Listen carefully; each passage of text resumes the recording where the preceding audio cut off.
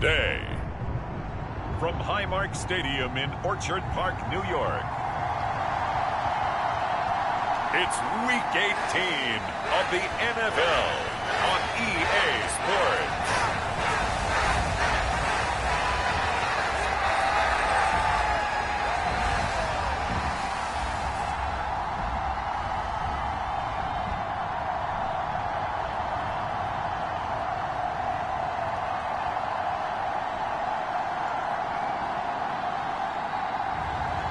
It's the Buffalo Bills taking on the Miami Dolphins.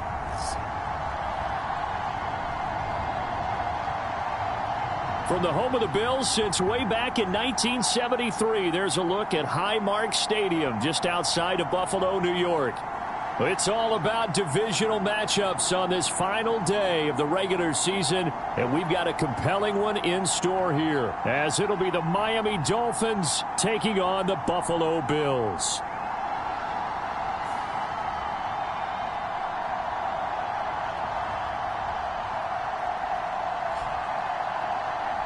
With Charles Davis, as always, I'm Brandon Gaudin. Charles, you talked about storylines in this one. I think it begins and ends with our two quarterbacks, certainly two of the best in the business. And nowadays, I don't think you can get by for long periods of time without a top-flight quarterback. The way the game is played.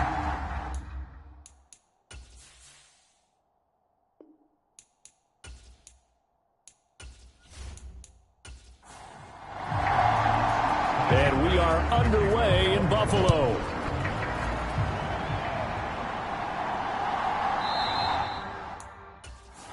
And we will not get a run back here to start. It's a touchback, and it will come out to the 25. So here come the Dolphins now as they get set to take over on offense. And they will be led out by their 6'3" quarterback. And I like his honesty, because when we sat down with him, I mean, he was the first one to say, that was on me last week, a really poor performance. Way too many interceptions, didn't find the end zone throwing the ball, put his defense and his special teams in some real jeopardy, but somehow they won the game. They won. Yeah, what I loved about is when he told us about the defense kind of corralling him in the locker room and said, all right, my man, we're not going to do that again this week, are we? And they'll get him down after a pickup of 8, 2nd and 2.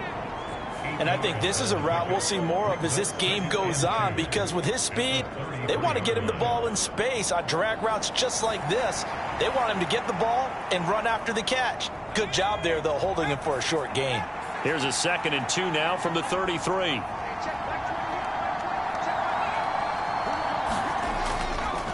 First carry here for Ken Walker.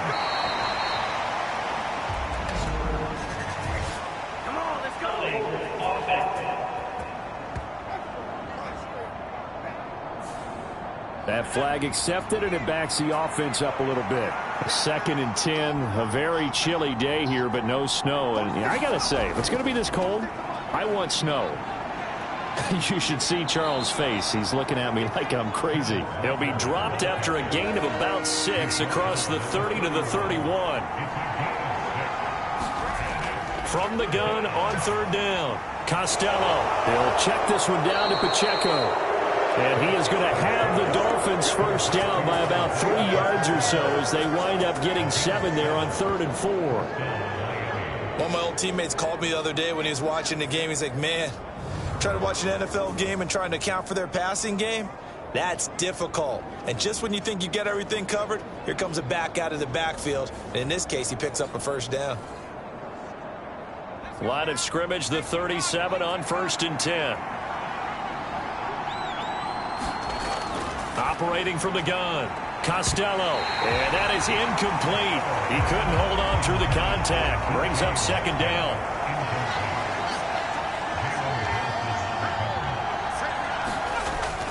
From the shotgun, he'll look to throw. He's going to loft this one deep left sideline. That's going to be knocked away and incomplete. Now they face a 3rd and 10 after back-to-back incompletions. Again, he'll drop to throw. Able to find the open man. That's complete. And out of bounds on the other side of midfield at the 45. Second catch for him today, and it'll wind up a first down. And he's already got 2 catches on the opening drive. They know he's going to be a handful. And sometimes you game plan for that offensively. You want to make sure that guy touches the ball, and sometimes it just happens naturally. And then you change your game plan. When he has the hot hand, you keep going back to him because he's running routes with confidence as the game goes on.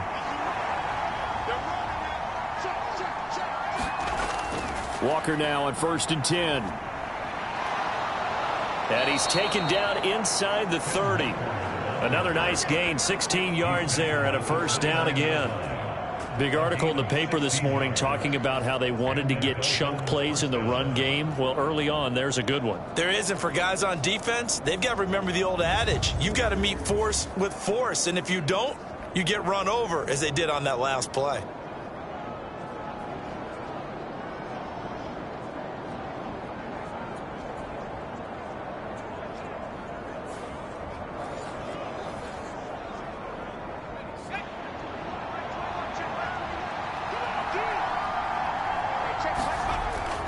Back to Walker on 1st down.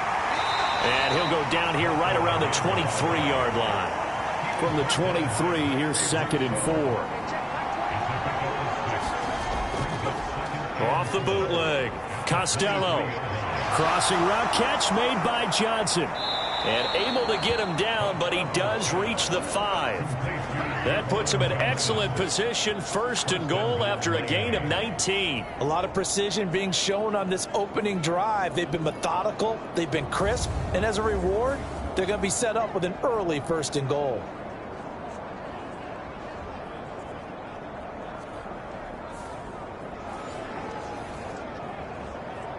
First and goal, a chance for an early statement here on the road.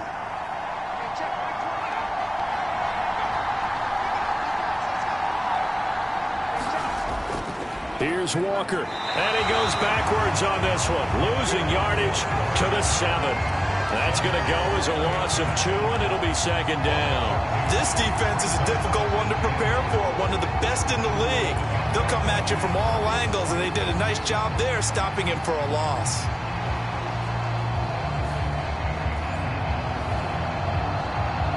Now from the 7, here's 2nd and goal. Back to throw. Costello. That's to the pylon and incomplete. Can this defense get the stop on the opening drive? Here's 3rd and goal. Looking to throw.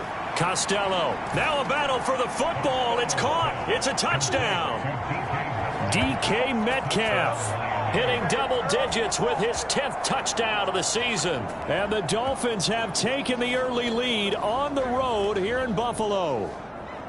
Well, these guys have won 3 straight ball games, and another good start to this one, out to the 6-0 lead. And I've talked with so many different coaches, as have you, along the way, and they always talk about winning streaks and the mood of a team and how much easier it is to actually prepare during that time. Guys are sharp, guys are focused, everyone's feeling good, and we're seeing it early in this one. Extra point by Carlson, up and good. And it's now a 7-0 game. So that drive, 12 plays in length. And it's DK Metcalf who finishes things off with a touchdown reception.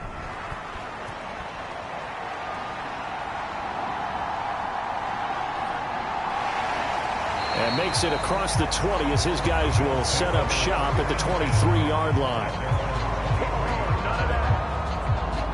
So here come the Bills on offense for the first time. And leading the charge, their lefty QB. And the guys on the other side of the ball know they'll have to be on their toes. And it's obviously not just the passing, but the running element that makes him dangerous. He ran for over 100 yards in that game last week. So keeping him contained will be a big emphasis for this defense.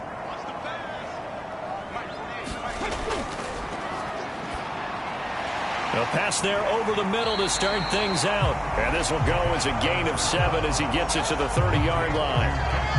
Brandon, to me, what's important right here on this drive is for them to get at least 2 first downs. They've got to give their defense a chance to settle down, catch their breath a little bit after they give up a touchdown on the opening drive. 2nd and 3. And his throw here is going to be incomplete. You talk about this Miami defense. They were quite formidable in the win over the Eagles a week ago. I don't know what the actual percentages are. I don't know the analytics on when you create 5 turnovers or takeaways in a game. But coaches have always told me, when you create a number that high, your chances of winning probably up over 98%. And he will slide to a stop. He does have the first down.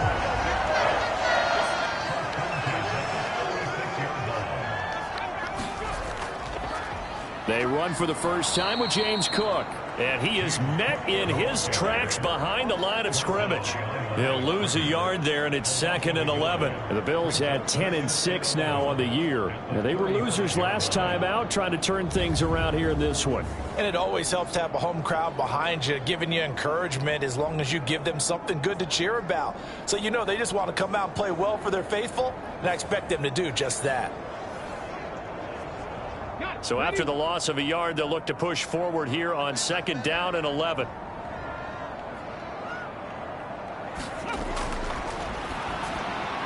The throw over the middle taken in. So the completion good for 6 yards.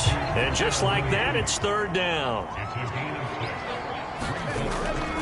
Now Cook, he's got it off the draw. And this won't do it. He needed 6. He only got halfway there. 4th and short, partner. I mean, this would be a really risky call. Here we are in the first quarter. On your own side of the field. Own side of the field. But, boy, what a tone setter that would be to go for it and get it, wouldn't it? You're gritty today. I like it. I'm feeling it.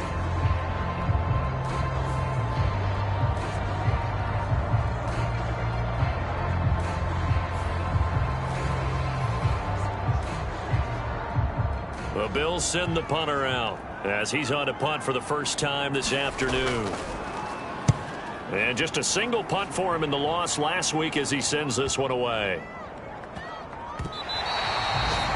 You rarely call your punter a weapon, but he certainly was there. How about that? Pinning him down at the 1-yard line and helping out the defense in a big way. I'm telling you what, if I'm a defensive coordinator, I might be thinking safety right now. So Miami coming out for their second drive. They'll be looking to duplicate that first drive, the one that got them that 7-0 lead. Of course they would. I mean, look, they're on the road. So getting the 7-0 lead was huge for them, right? Imagine getting up 2 touchdowns on the road, taking the crowd out of the game. It'd be ideal. And he's able to get this across the 10 before being taken down. Out from the shadows of their goal line. Here's 1st and 10 from the 11. Up the middle they run. It's Walker. And he'll take this one only up to about his 13-yard line. They work now on 2nd and 9. Operating from the gun.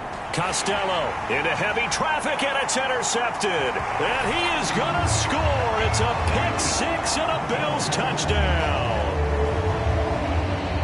An excellent play there, CD, on the pick 6. And I think were they a nickel? Did they have an extra DB out there?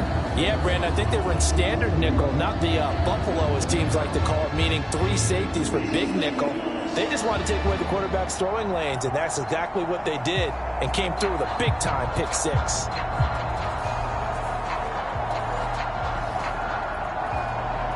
Tyler Bass on for the extra point attempt.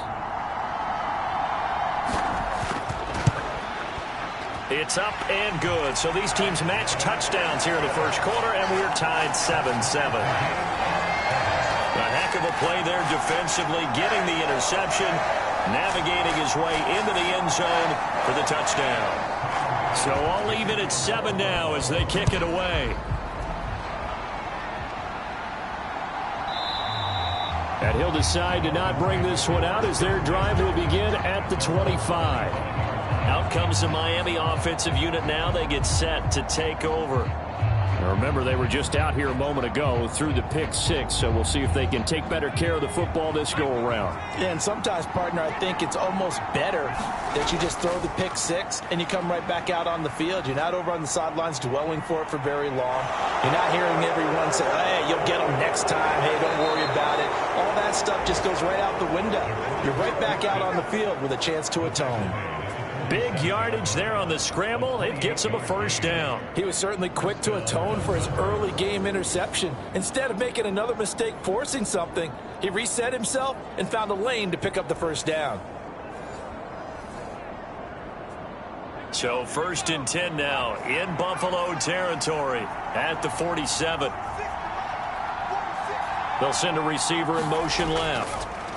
Well, they'll run it here on the jet sweep. And running room scarce here. He's going to be stopped in his tracks at the line of scrimmage. 2nd and 10. Back to throw. Costello. He'll find Metcalf. That'll leave them with a 3rd and 2 coming up. They got 8 yards there. They'll come to the line needing only 2 yards to gain the first here. On 3rd down, here's Walker. And he gets it to the 34. Good enough for the first. A gain of 4 that time as the drive continues. Well, these two teams met down in Miami earlier this year with the Dolphins winning that one. So they are gunning for the sweep here in Buffalo.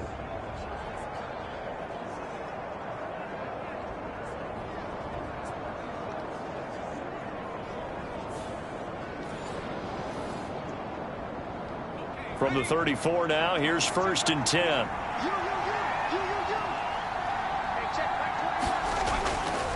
And Walker once more. Just a yard on the 1st down carry, so it's 2nd and 9.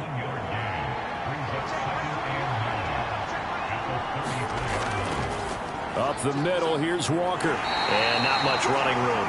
Down to the 32. They need to get this to the 24 on 3rd down.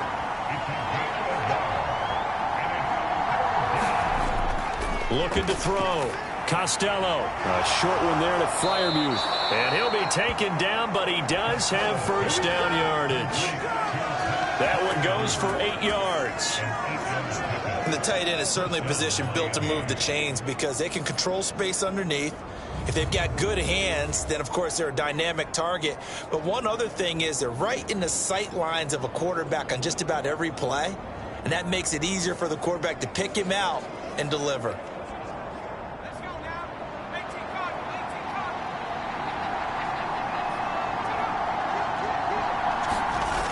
On 1st and 10, Costello. Now the result here, a pickup of 8. Leaves him with 2 to go on 2nd down. That was the 8th play of the drive, so a somewhat fitting pickup of 8 yards. 7-7, our score after 1. Now a 2nd and 2. Back to throw. Costello right back to Jalen Waddle for another catch. And the Dolphins are going to have a 1st and goal as he's taken down at about the 8-yard line. That's now 4 completions in a row. A good bounce back following the interception last drive. Certainly not letting it affect him, that's for sure. And we all know interceptions are going to happen.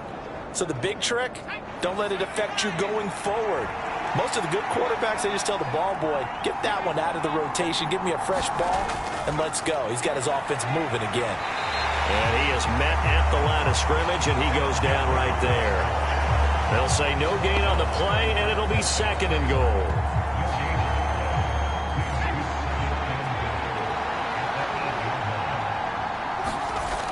Operating from the gun, Costello, and it's caught. Touchdown, Dolphins. From 8 yards out, and the Dolphins have taken the lead. Well executed there offensively. Defense looked a little confused, but he found his receiver, and that one good for 6 points. And the payoff we just saw there tells us how many times they ran this play in practice over the past few weeks, because they executed that flawlessly right here on game day when the situation arose.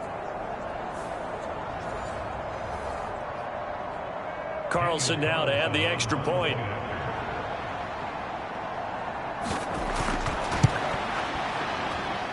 And he's got it. It's now a 14-7 ball game. A pretty long drive that time. 11 plays all told. And it ends with a touchdown for the Dolphins. Following the touchdown, ready to kick it away is Carlson. And they'll put up the stop sign there as his guys will get it at the 25. So here come the Bills out for their 2nd drive. They trail a 1-score deficit, 14-7, as they come up 1st and 10. Okay, ready? Touchdown. 48, come on. 48, come on. Ready? Back to throw here.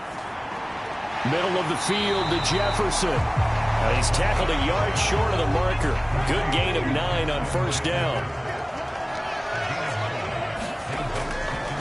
Off the play fake, he'll look to throw. And that'll be incomplete. Took a pretty good shot as he tried to pull that one in. Couldn't hang on, third down. On play action, they'll throw. And he gets this one to midfield before he's brought down. Defense was expecting run, and they're dealt a pass of over 15 yards. Normally on third down and short yardage, you're thinking of throwing to your tight end. It's just going to be a simple chain mover.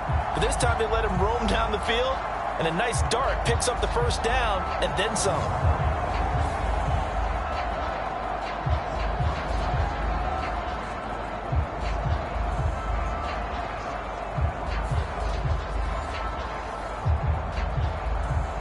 Two minutes gone by, second quarter.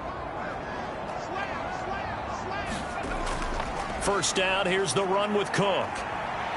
He'll work his way up the middle for a gain of about 4, second down.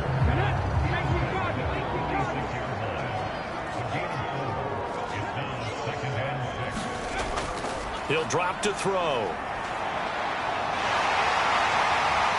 And he will slide to a stop. He does have the first down. And that one good for 16, and the drive will continue. No surprise to see him running again here. It's something he's done throughout this season. And that run puts him over 500 yards on the ground for the year. He's got to be thinking to himself, if I'm already at 500, what's to stop me from going for 1,000? So first and 10 now from the 30.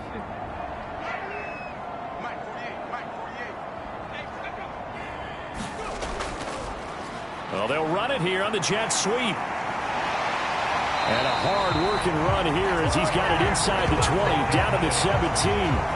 Another nice gain, 13 yards that time, and another first down. How about that there?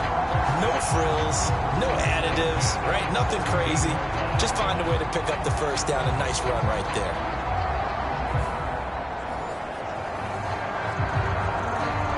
So from the 17 now, here's a first and 10. Cook up the gut. And able to break one tackle, but then quickly brought down. But a nice little gain.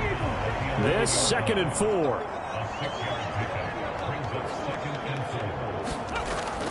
They'll look to throw here. And he will slide to a stop. He does have the first down.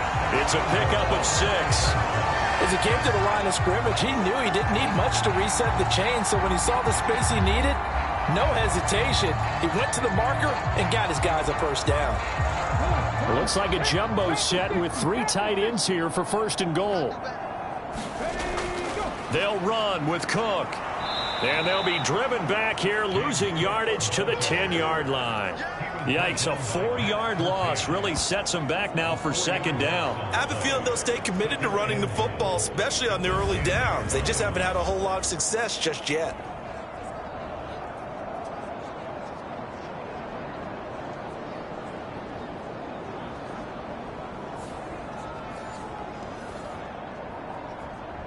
Moved back to the 10. They'll try on second and goal here. Out of the gun. They'll look to throw. Now he'll dump it underneath to his running back. Complete. They've been denied touchdowns in the red zone twice already. Here comes third and goal. Now they'll throw here. Out of the gun. Touchdown, Bills!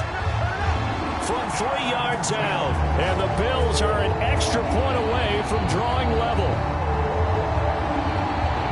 Well, that's just how they drew it up, CD. His first read was there, got it to him quickly, and into the end zone. Absolutely excellent execution by all involved. And the coordinator, got to give him credit, found the perfect play call. Quarterback let it fly as soon as the target came free, and his guy made a nice catch. Just how you draw it up in practice and then execute it in the game. An extra point by Bass, up and good. And we are tied at 14. So that one a long 11-play drive. And it ends in a Buffalo touchdown. This one tied at 14 now as he sends this one away. From a yard or two deep, here comes a return. And they'll get him down right at the 25-yard line, so the same result, and he opted for the touchback. Their quarterback in this offense heading back out to the field. He had the touchdown pass on the last drive, his second of this first half, as he'll try again on first down here.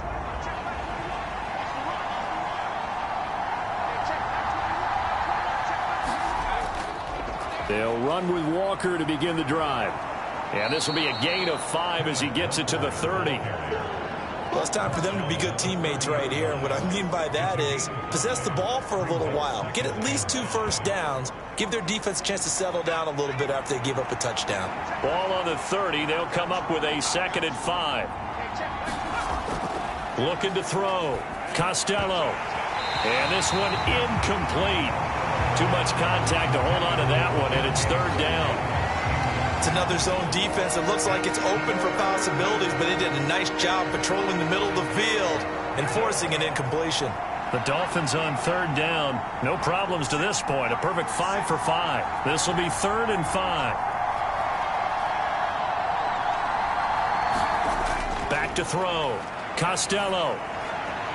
Got a man. It's Waddle, complete. And he'll be taken down, but not before they work it across midfield. Give them 22 there on the 3rd down conversion. Going old reliable there to the slot on 3rd down. And the slot position has become the bane of just about every defense's existence, because how do you cover? Do you go with a bigger guy to try and use size? Got to try and go with a quicker guy, and sometimes you even get out quick there. Very difficult to match up with that slot receiver. That's why they keep going back to him. And he's had the hot hand. So 1st and 10 now in Buffalo territory at the 47. Metcalf motions left. He'll get an opportunity with it on the touch pass. Oh, that is well read defensively. A great job of setting the edge, and that little touch pass is going to turn into a loss. This defense not fooled one bit on that touch pass. And this has become one of those kind of in vogue plays, you know, kind of like the shuffle pass was a few years ago. This one never got off the ground, but you understand why a lot of teams are running it. These wide receivers, a lot of them, they run like running backs with the ball in their hands. They'll stick with the passing game as he looks to throw. Throw left side, complete. That's Walker. And that's good for a gain of 6. 3rd and 7 now. Now a draw play. It's Walker. And some good tackling there as he's stopped up at about the 41. 3 yards won't be enough here as that'll bring up 4th down. Some of the most unselfish players on any football team, defensive tackles, because we ask them to just eat up blocks and allow other people to make tackles. And when he can make a play himself, as we just saw there, that's a big day.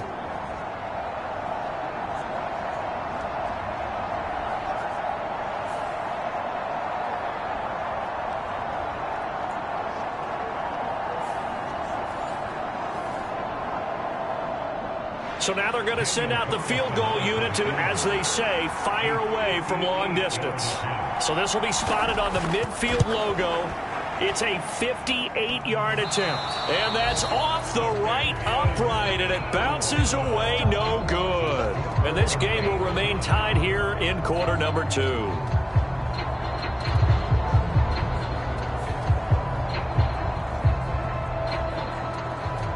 The Bills going to take over again on offense. That last drive, it was a good mix. Run, pass, defense on their toes. And what really helps out in a big way is when you're doing the run-pass mix and everything's working, that means that they're guessing wrong every time on defense. They think you're going to pass when you run and vice versa. I would continue that, and when they finally draw a bead on you, maybe you mix it up a little bit, a little play action and throw the ball. And will they maintain that balance? Time to find out. On 2nd down, Cook. And he'll get it down on the play to the 37. That one, a first down pickup of 8. That was a good, nice, crisp run for a first down. I wonder if the defense might have been loosened up a little bit, maybe anticipating a pass instead of the run that they got.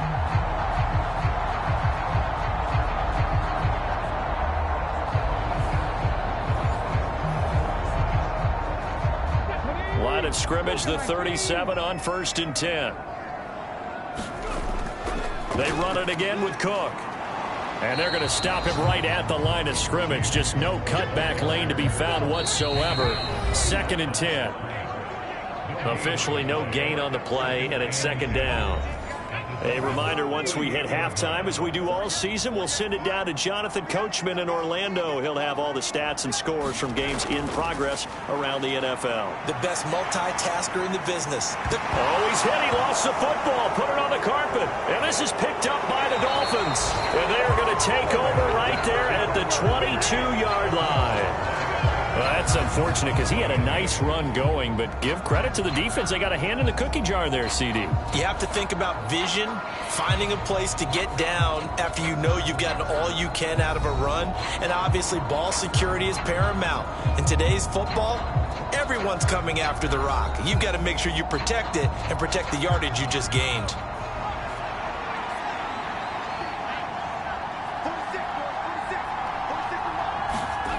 Following the fumble recovery, Costello. Oh, he tried to fit it in on the slant, and it's intercepted. And he is going to score. It's a pick six and a Bills touchdown. Charles, you can just see the frustration on the sideline. Safe to say that's not how they expected this series to go. The ball only went one way, and it was backward into their own end zone, courtesy of the pick six. And, Brandon, how often do we hear offenses tell us before a game they want to end every series with a kick, right? A punt, a PAT, or a field goal. In case of a defense, they want to end with a punt or a takeaway. And we saw the takeaway right there, and it turned out to be a takeaway that turned into 6 points. Extra point by Bass, up and good. And the lead is now 21-14. So the defense creating some points, not only getting the interception, but then returning it to the end zone for the pick six. So they throw the pick six. They'll get another shot at it now as this one's in the air.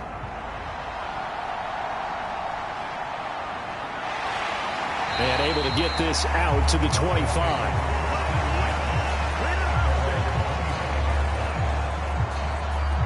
The Dolphins offense now working their way back onto the field.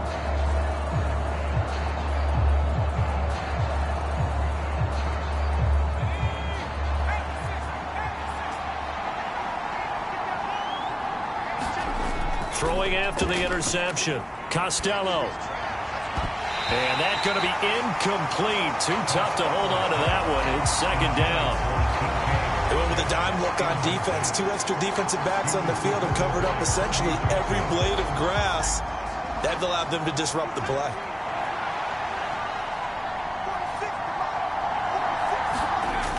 And 2nd and 10, he'll look to throw again. And this will be a gain of 5 as he gets it to the 30. They'll get to the line here, but remember, it's also 3rd down. And Walker with it over the middle. And this won't be enough. Stopped a yard short after a gain of 3, 4th down. Now the Bills are going to use the first of their timeouts as they'll head to the sideline and talk over what to do next. On is the punter Townsend as he gets this one away.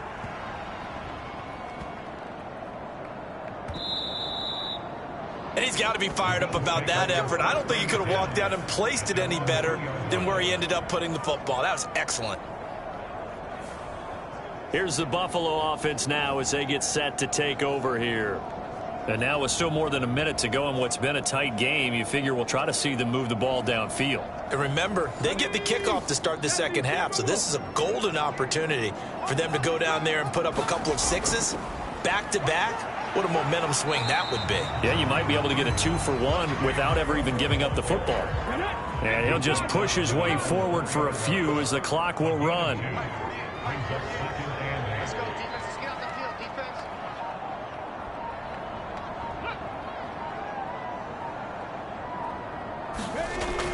A 10th carry in the game for Cook. And he'll push forward here for a good little run as the clock continues to run.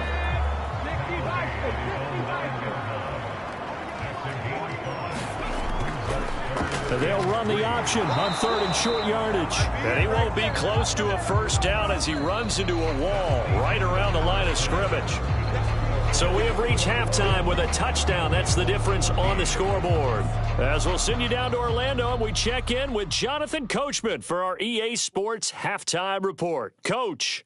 All right, Brandon, thanks very much. It's all down to this. Week 18 of the NFL regular season. Lots to be decided, so let's get right to it. We'll get started up at FedEx Field in our nation's capital, and it's the Patriots with the lead in that one. 3 touchdown passes there for Mac Jones. Next, we head off to check out another game. And you can see, currently, they trail in that ball game. Christian McCaffrey, 2 touchdown runs on the afternoon. Finally, we finish at MetLife Stadium to see what's going on with the Jets. And that one's gone to halftime with the visiting Jags out in front. A couple of touchdown strikes there from Justin Fields.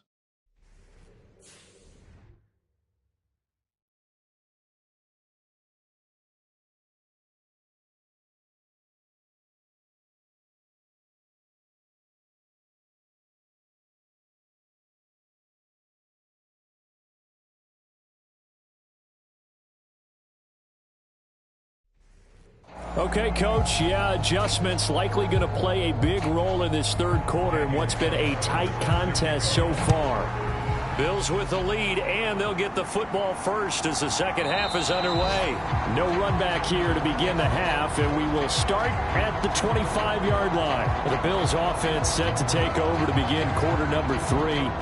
And they've got the lead, CD. What do you expect from them in this second half? Well, I like what they were able to do on the ground in the first half because they had a lot of success running the ball, and I certainly think we'll see more of that. But I'd keep an eye on that defense, and I think their coaches up in the box will do the exact same thing. If they start to see 1 or 2 guys start to creep towards the line of scrimmage, that'll be license to take some shots downfield.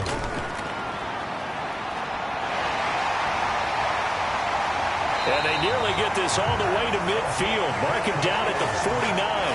Turns out to be a great idea to tuck that one. Good for 24 yards. I am willing to bet that he got a monster grin on his face when he saw what was happening.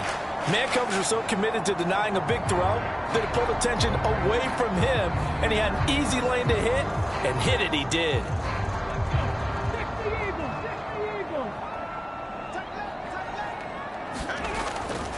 From the pistol, they run it with Cook. Ooh, with a juke. And this will leave him a yard short. Nice pickup of 9 yards on first down. From the 42-yard line, here's second down and a yard. Now this is going to be a quarterback draw. And he's swallowed up right near the line of scrimmage. So 3rd and 2. This quite possibly 4-down territory, though, if they're stopped. They'll look to throw. He's got his target. That's complete. And he's got another first down as he's brought down at the Dolphins' 30. 12 yards there as they move the chains.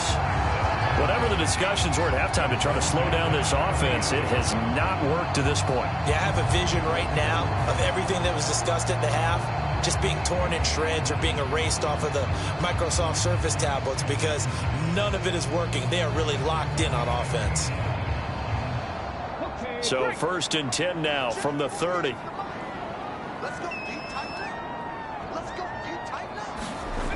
They're going to look to throw. Complete. Jefferson the target. This will be stopped about 2 yards shy of the marker. 8-yard gain, 2nd and 2.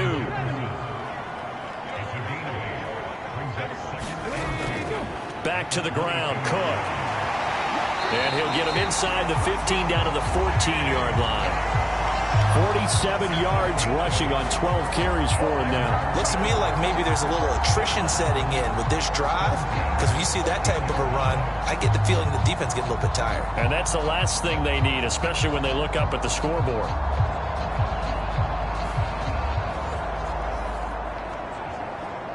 Here's a 1st and 10 at the 14-yard line. Here's Cook again. And able to surge forward for about 5 yards down to the 10. Ball sits on the 10, 2nd and 5. Now they'll try and set up the quarterback draw here. And a short pickup there down to about the 9. Now a stoppage here as we've got a Bill shaken up on the play. This is just the last thing you want to see in the final week of the regular season. I hope he's okay. We'll step aside and be right back.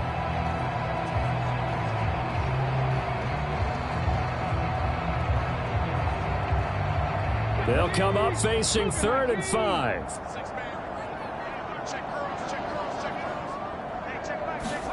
They'll drop to throw. And they're going to get him. They bring him down to the sack back at the 16-yard line. And now that brings up 4th down there, a loss of 6 yards on the sack. We've seen him escape similar situations earlier in the game and get away for pretty good yardage. At that time, they get him down. Yeah, they've had enough evidence that he can get away and run for good yardage, haven't they? That time it felt like, okay, enough of this. Let's play it the right way and get him on the ground before he does any damage. So on 4th down, out is Tyler Bass in the Buffalo field goal unit. A 33-yarder from the left hash. The kick by Bass is good. And a lead works its way up to 10, 24-14.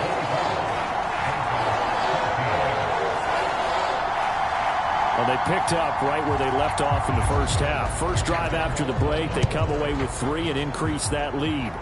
Yeah, and you just want to keep building on that lead, don't you? Whether it's 6 points or 3 points, take everything you can get, keep maneuvering, keep adding to it, keep making it difficult for them to come back.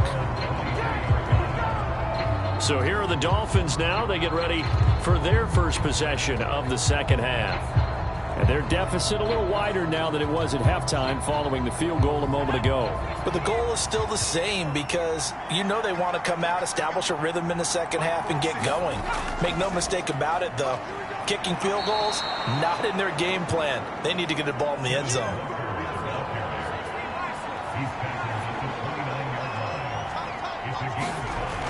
Sticking with Walker on 2nd down. And he works his way forward for a couple up past the 30. This offense in desperate need of a conversion as they come up on 3rd down. Looking to throw. Costello. And it's going to be incomplete. He was able to catch it there on the right sideline, but out of bounds, says the line judge. And it's going to bring up 4th down. And those two just haven't been in sync thus far. They've done a nice job against him, but still, with his talent, you would expect them to have more completions to him in this game.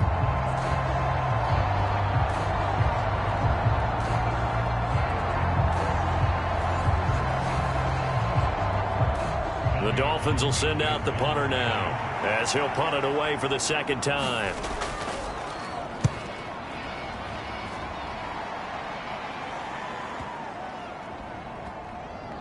And great special teams work here. This is knocking on the door of the 5. They'll spot it at the 6-yard line.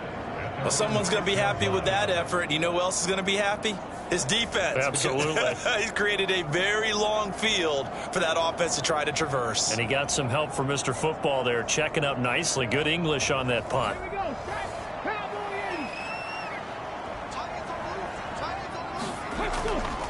They go play action here on 1st down. A fight for it, and this is caught. What a catch. It's a gain of 34.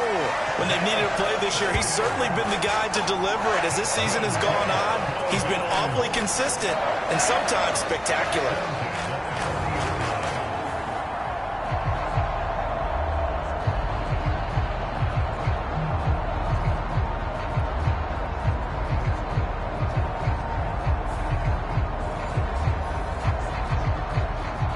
Big play pushes him all the way out to the 40 now for 1st down.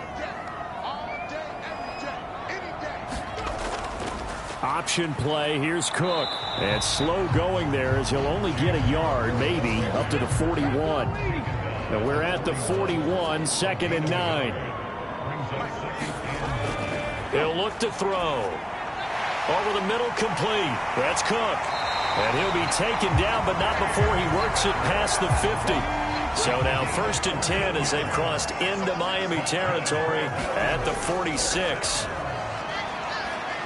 And they'll get him down after a pickup of 8, 2nd and 2. And that looked like some pretty easy yardage there right up the gut. And he's a guy that has some height to him. So when you don't have to drop a shoulder or create or get through contact or trash, Makes it a lot easier to stay upright, see the field, and make a run as we just saw there.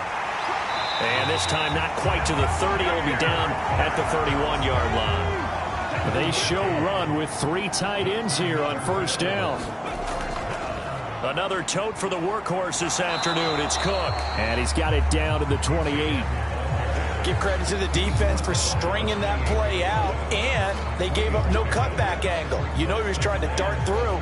No place for him to go. A nice job there, only giving up a 3-yard gain. Ball on the 28-yard line. Here's second down and 7. Here's a play fake as they set up to throw. Wide open receiver complete. And he'll take it into the end zone for a Buffalo touchdown.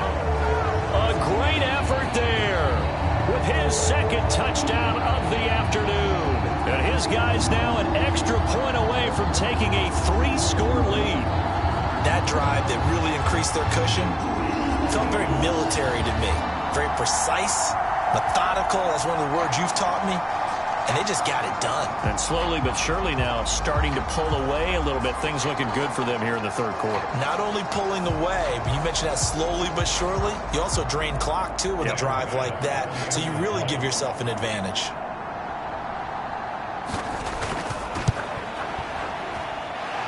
An extra point by Bass, up and good. And that'll make this a 3-score game now. The lead moves to 17.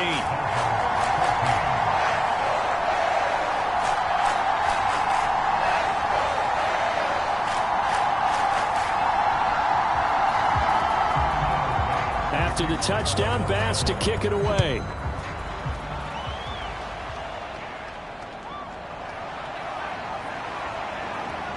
And the tackle going to be made right there at the 25-yard line.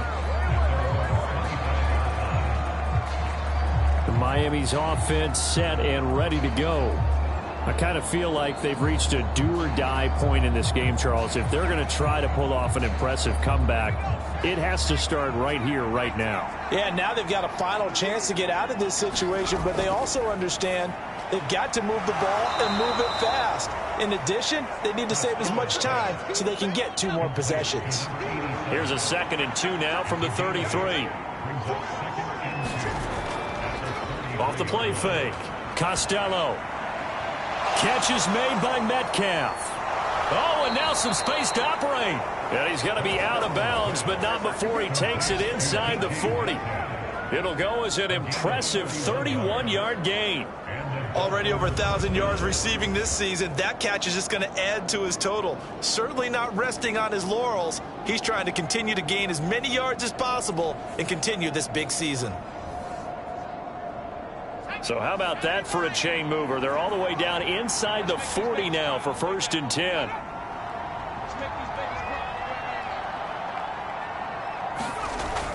Back to throw. Costello. And down right around the 32-yard line. 4 yards on the pickup.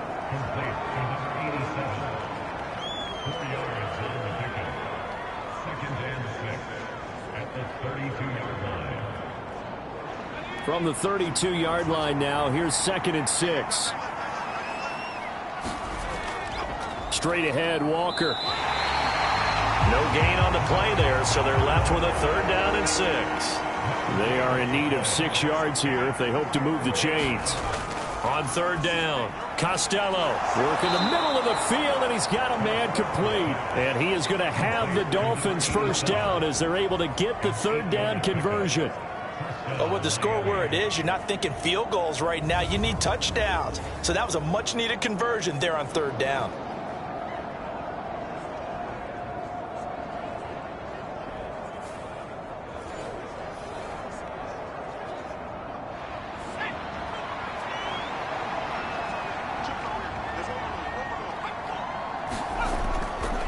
Now a play fake here on 1st down. Looking left side, and it's complete. And they do get him down, but not before he's able to slip it inside the 5-yard line. An excellent pickup of 20 yards. Well, we talk all the time about playing situational football. Right now, I think the scoreboard is dictating what they need to do. Where they are in this game, they've got to push the ball downfield, take their shots, try and get big chunks of yardage in a short amount of time. That was a nice play there. 1st and goal, and they got to be thinking a chance to get right back into this football game. Walker is not going to advance very far. He'll be stopped right at the line of scrimmage.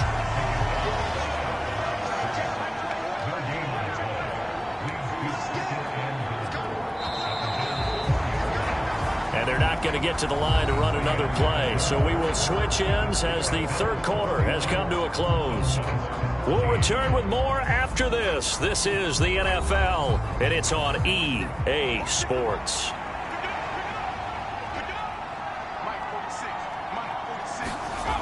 To throw on 2nd down, Costello. And that is caught. Touchdown, Miami. A great play there. His 2nd touchdown of the afternoon. And the Dolphins have got it back to a 2-score game here in the 4th. So a little bit of a letdown there defensively. I mean, look, you're still 2 scores to the good, CD, but things may be a little more uncomfortable than they had hoped. Yeah, if you'd kept them out of the end zone there, this game's over. You've locked the door on them. Instead, it's still open a little bit, and they've got a puncher's chance. Carlson on for the PAT.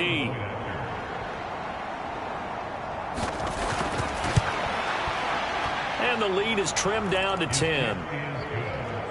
So that one, an 8-play drive. It spans 75 yards. And it winds up in 6 points for the Dolphins.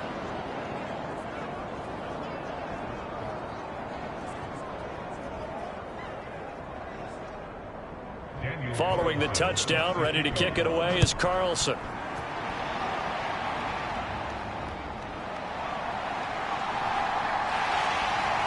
A solid return, pretty good field position. They'll start at the 32.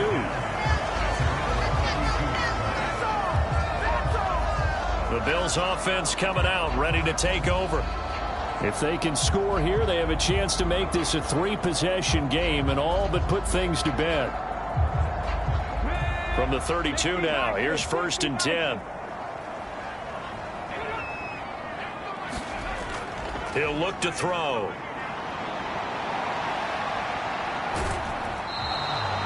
It won't be a sack, but it's no gain, and it brings up 2nd down.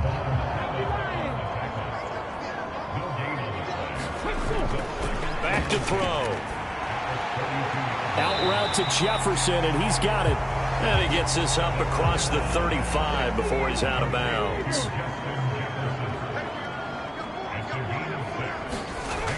Out of the gun now on 3rd down. Dancing to his left, and he can't get rid of it. He's taken down. It'll go as a sack, a loss of 3, and in turn, it takes us to a 4th down. You know, on these types of plays, we're always looking to assess blame. Okay, where did it break down? Sometimes it's just a great play.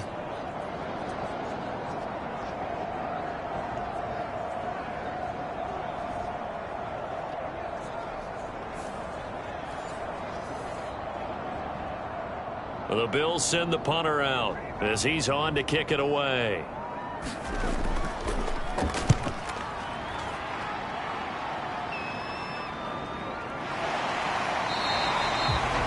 It's a 46-yard punt, 2 on the return, and it'll be Dolphin football. And now this offense comes back out onto the field. Well, still a long way to go, but trending upward. They scored the last force the punt. Now they try to inch closer, but still ultimately down 2 scores in the final quarter. Throwing to start the drive. Costello. This one into the hands of Metcalf.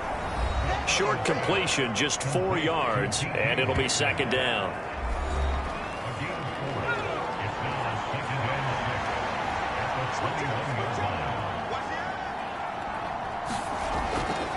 Looking to throw. Costello. A short one there to Freiermuth. Give him a gain of 5 on the completion, and that'll leave him with a 3rd and just a yard. Let's not quibble about the gain there on 2nd down. That was a positive play because that was a take-what-you-can-get situation. Got out to the tight end. Now it gives them much better opportunity to convert on 3rd down. They'll try for the first with Walker, and he'll be brought down right at the 30 here. Just 4 yards on the pickup, but that's good enough to extend the drive. Now, yes, a two-possession game, but a good chunk of time on the clock, so they have the ability still there to run it on second and short, but maybe they need to pick it up a bit. You're right. They did pick up the first down there, but as you mentioned, they have to pick up the pace now because it's a two-possession game. They've got to get there twice to make sure they have a chance to win.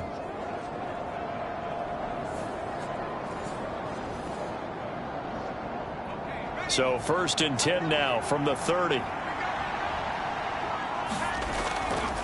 Toss left side for Walker. Calling no gain on the play, and it'll be 2nd down.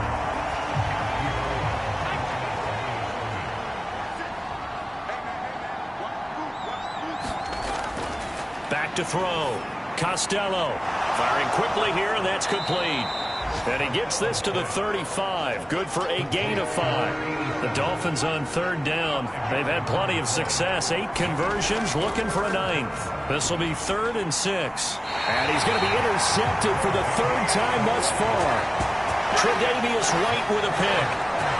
But here in the 4th quarter, defensively, you know that you're just going to blanket the field with defensive backs and say, okay, take your best shot. And that time, it's intercepted.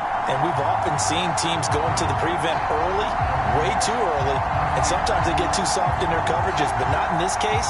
They understood the situation and played it with the proper aggression. 1st down, here's the run with Cook. And he can only manage to get a couple. 2nd and 8 coming up.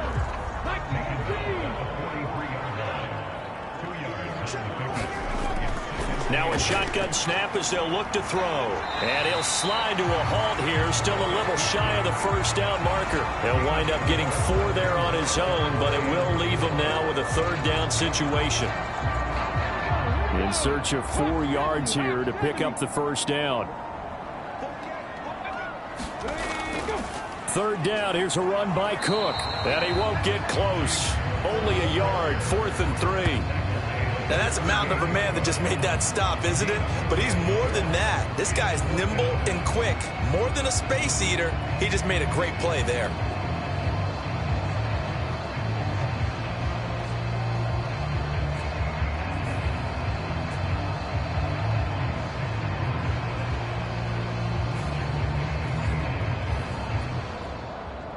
Bit of a pressure spot here for Tyler Bass.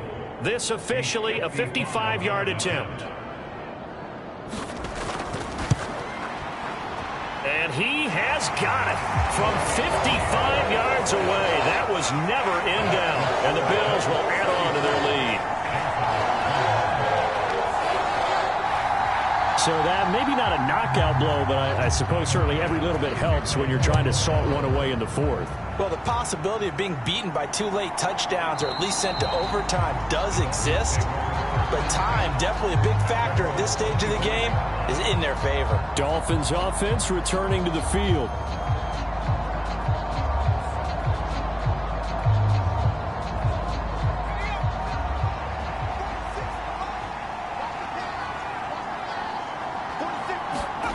Trying to shake off the interception from the last drive. He'll look to throw.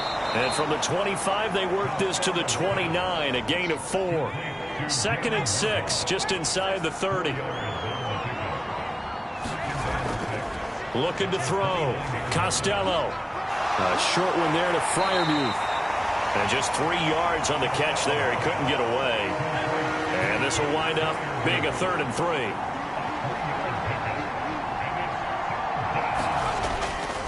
Up the middle they run. It's Walker. And he is going to have the Dolphins 1st down. It won't be by much. He needed 3, and he got 3, barely. But the mark shows 1st down. Most of their damage has been done through the air. I mean, they've rung the bell 3 times with passing touchdowns. But guess what? Ground game has not been neglected. Nice little burst right there.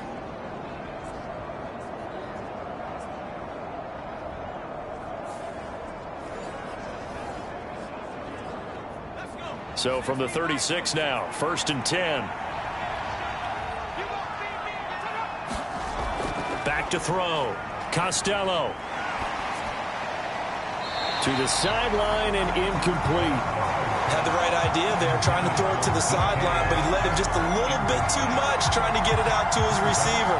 Ends up falling to the ground, incomplete.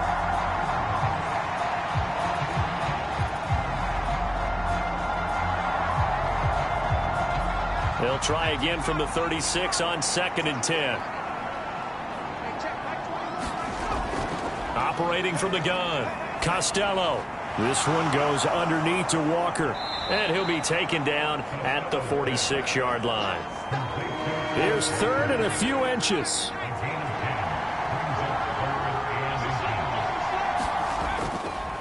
Off play action. Costello. Pass taken in by his big tight end. And he is going to have the Dolphins first down, and he'll have it by plenty as they're able to keep the drive alive on 3rd and inches. But correct me if I'm wrong, you're down 2 scores. I don't think you need to rush just yet, but you can't take your time either. Yeah, even if you don't want to commit to full 2-minute offense, you have to up the tempo, up the urgency. Maybe you're starting to call 2 plays in a huddle each time you snap the ball. So 1st and 10 now in Buffalo territory at the 49-yard line. Up the middle, here's Walker. And that play goes nowhere. Taken down, losing yardage at the 50, right at midfield. Officially, it's a 1-yard loss. That's going to bring up 2nd and 11. I know that speed is the hallmark of today's NFL game, but the key to good rushing defense is still having your linebackers set the edge.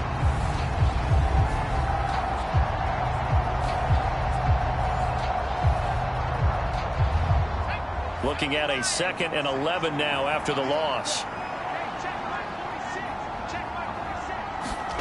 From the midfield stripe, they'll look to throw. Throwing left side, it's complete. And he's got a first down as the tackle made at the Bills' 32-yard line. 18 big yards on that one, and a Miami first. And that was good protection there. No, that was great protection there because it allowed him to lock in on his receiver, although I think he was looking for his tight end on the corner route all the way. Nice connection there for a really nice gain.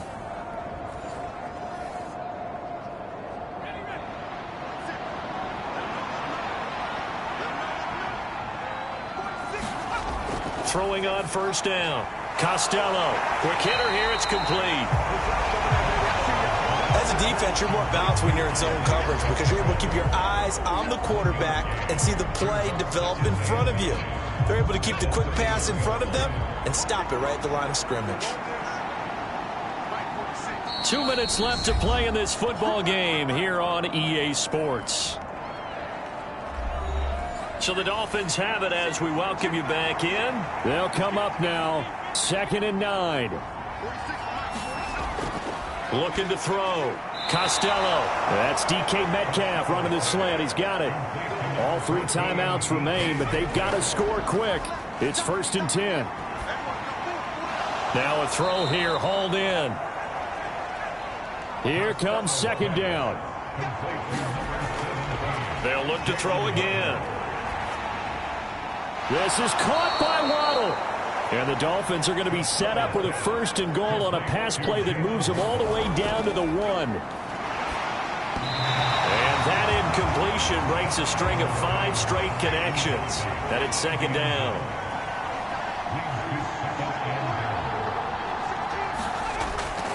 Back to throw again. And this is intercepted. And that should do it. And the Bills are going to get the football here as the ball will come out to the 20. Well, when you start thinking of guys that are in the mix for Defensive Player of the Year, I think you use him as Exhibit A. Maybe he's not the leading guy right now, but he's at least on the periphery and deserves to be in the discussion. And because of that, he's looking at a game today where in order to make that big move and maybe become the guy, he needs multiple takeaways, multiple big plays, things that get our attention and reverberate for weeks to come. We've got to have 2 hands on the football here as they run on 1st down. And he is brought down at the 22 after a gain of 2, and it brings up 2nd down.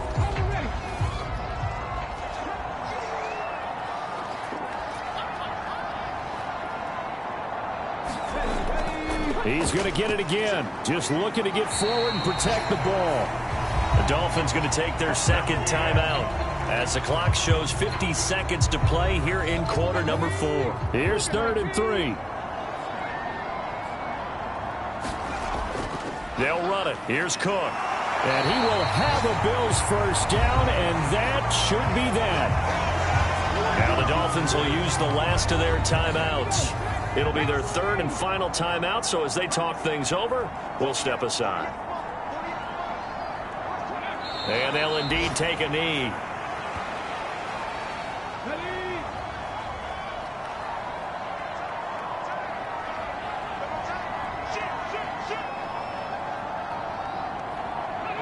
The Bills on their way to victory now as they take the knee.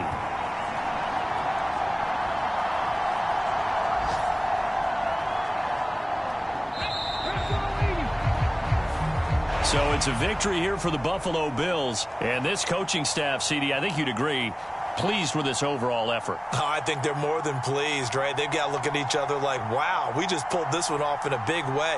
Great job of motivating. Even better job of game planning. They were facing a top 10 defense, so they had to make sure that everything was buttoned down, and they had it ready to go, and their guys executed. Yeah, they were concerned not only about moving the ball through the air, but also on the ground, but both really started to come in sync. So for the Bills, the win here in Week 18 gives them a pivotal 11th win on the year, running their final mark to 11-6. And now they'll await the final seeding for the playoffs ahead. Meanwhile, for Miami, this was basically just an exhibition game for them as they'd already clinched home field advantage. And the playoffs will run through their house as they'll get the week off and get set to host a divisional round game in 2 weeks' time. So for our entire crew, alongside Charles Davis, I'm Brandon Gaudin. Thanks for watching, everybody. We'll see you next time.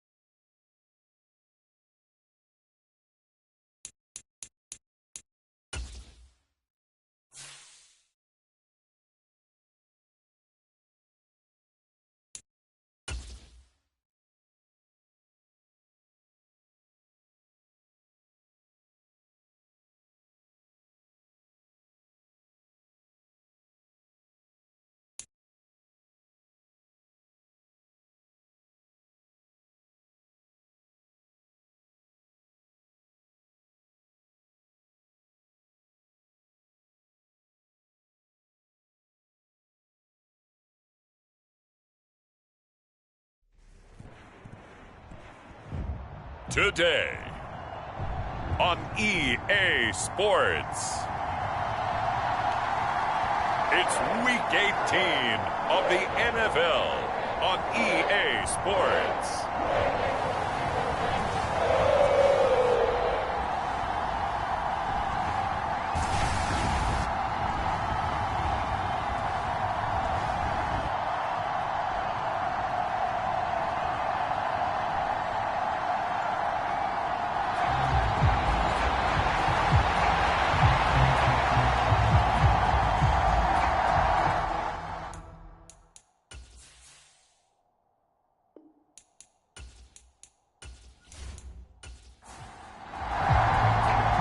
We are set to go. Evan McPherson to do the honors, and we are underway from Cincinnati. And no run back here, so they'll bring it out to the 25. So here come the Chiefs for their opening drive. And they will be led out by their second-year quarterback. And I thought in last week's game, he found a way to win like a good pitcher without his best stuff. I mean, he did throw 2 interceptions, offset by 1 touchdown pass. Not the ratio, not the numbers you're really looking for as a QB.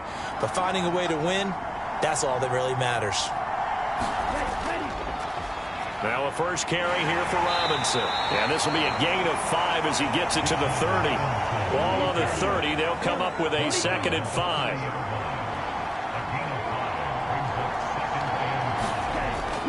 They'll set up a throw. Oh, his first throw of the game going to be intercepted. And it's a tremendous return as they finally get him at about the 10-yard line. Brand, I wonder if someone's down there checking on the head coach right now because he might be a little bit of shock after what just transpired. Instead of a lengthy opening drive to deal with, his guy stepped up and stole that drive away.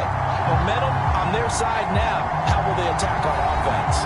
So now the Bengals offense, they'll start with great field position. And leading them out is their 5th-year quarterback. And he's had a great season so far throwing the football. Very likely could go over 4,000 yards with a good performance here. And even in an age of passing first, that is no small accomplishment. They'll come out throwing here to start the drive. Touchdown, Bengals. T.J. Hockenson. His 4th touchdown on the year. And the Bengals take the early turnover and convert it into an opening touchdown. Well, that's how you take advantage of an early turnover. A sudden change situation, meaning ball's turned over. How's both sides going to handle it? One side handled it way better. They went right out on the field and put the ball in the end zone. One play, that just added insult to injury. Yeah, that just tells you on the defensive side, they didn't come out ready to go, still reeling from the fact that the ball got turned over. Evan McPherson for the extra point. And he's got it to make it 7-0 Bengals. Well, they got the ball in great field position. One play later, boom, end zone. After the touchdown, McPherson on to kick this one away. And it'll come out to the 25 as he will not attempt a return. Kansas City taking the field for their 2nd drive. And the interception on that opening drive winds up leading to the touchdown, so now it's kind of time to start over. Yeah, it certainly is, and his first throw of the game. But I like the way his guys rallied around him. Oftentimes, the quarterback is the leader, right? He tells everyone what to do. In this case, I noticed his linemen around him kind of patting him, saying, let's go, big boy. You're still our leader. And they work this well upfield across the 45. 23 yards on the play. Well, maybe that'll help him settle back into a groove after the interception on the first drive here, picking up the first to start drive number 2. And it is just starting over, isn't it? Sometimes it's just how you have to do it. You have to erase things from your mind. Don't worry about what happened before, because over the course of a game, the good players, things turn out pretty well for them, and that's what he's trying to do here.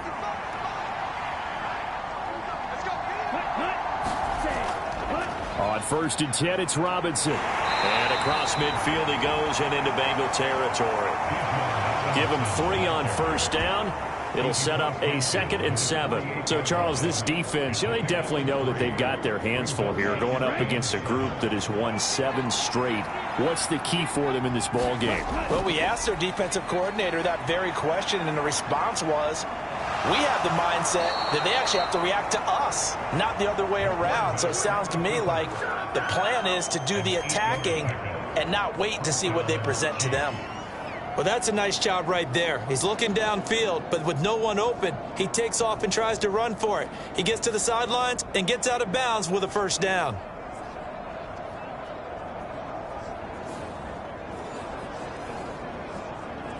Down, 45, right.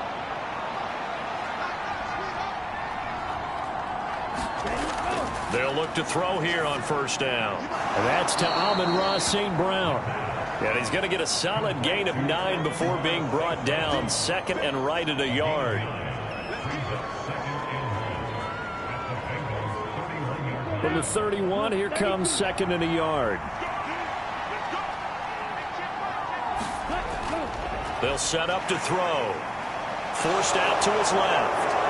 And he's got another first down as the tackle's going to be made at the Bengals 16. A solid gain of 15 yards and the sticks move. Facing 2nd and short, that gives you a chance to go for a bigger play through the air. But I think he said to himself, why not just handle this one? Got all the yards he needed and then some, and made that snap a huge success. So the ball down to the 16 here for 1st and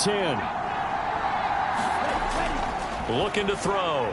Got St. Brown running the quick slant here. And he's tackled a yard short of the marker. Good gain of 9 on first down. 2nd down and a run by Robinson. And he's going to be brought down just shy of the 5 at the 6.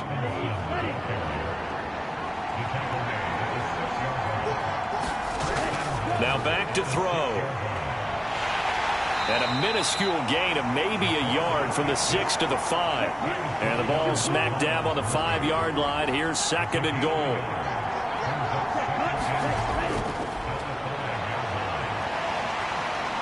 Oh, now a strip. He loses the football. We hear them discuss red zone efficiency a lot, CD, and they almost gave that one up in the red zone. Luckily, they'll have another shot. And you and I both know that every offensive coordinator, play caller in the league, they take particular delight in their red zone calls because those are the payoff ones. But you can't call a play if your team doesn't have the ball. Got to secure it. So crisis averted, but now facing 3rd and goal. This is the tight end fan. A great job to hold him to just a yard there. Now it's 4th and goal. Brandon, a good idea there on 3rd down. Run a little clear out and hope you can get your receiver the ball coming across the formation.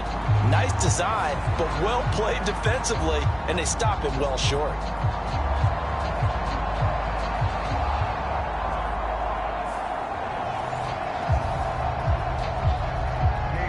Cade York on now for the field goal from the right hash, and this one just a chippy. York able to send this one through, and they are on the board, but still trailing. It's 7-3.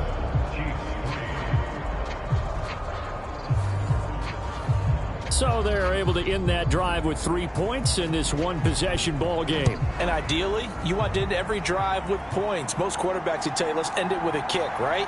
A PAT, that's number 1. Field goal you'll take.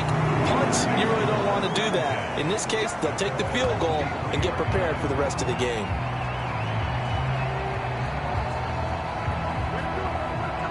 The Bengal offense on their way out as we look at the playoff race in the AFC. And you can see they're in 2nd place in the division, but they have clinched postseason football. That's the important thing. They currently have the best record among the wild card contenders, but they want to make sure they finish this season strong. And isn't that the case each and every year about one division that ends up being the top-loaded division? And unfortunately this year, it's theirs. But you could spin it and say, hey, they've been tested, and they've beaten a lot of good teams already. They will be prepared for the playoffs.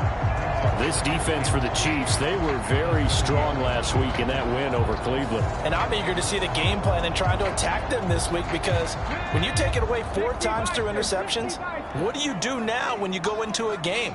Do you decide you can't throw the ball? Do you try and run it more? Or do you tell your quarterback, make sure you see your guys open before you deliver? First catch of the game for Adams, and he's got a first down.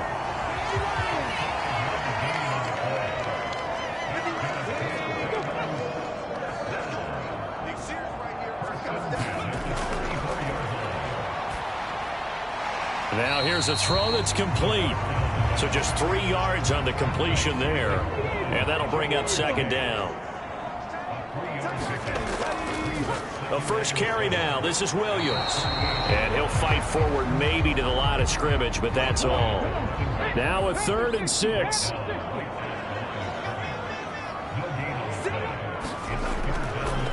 The play action fake. They'll look to throw. And he will slide to a stop.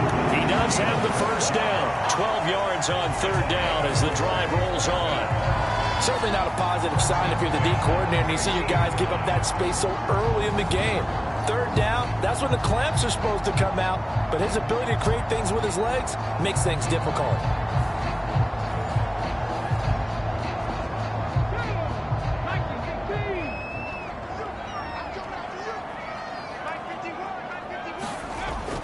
They'll look to throw now on 1st down. This one swung out to Williams. So the completion good for just 3. And that will bring up 2nd down.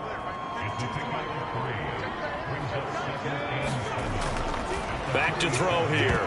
That ball nearly intercepted. The rookie had his hands on it but couldn't pull it in. On 3rd down, he'll drop to throw. Steps away to his left. And he'll be brought down with a first down as the tackle's made at the Chiefs' 28. 18 yards, a big pickup there on 3rd down. He's a talented runner, and that means he's always looking for bigger and bigger gains when he takes off. Certainly found some bonus yards there beyond the first down marker, and his early drive will continue with that extra jolt from his legs.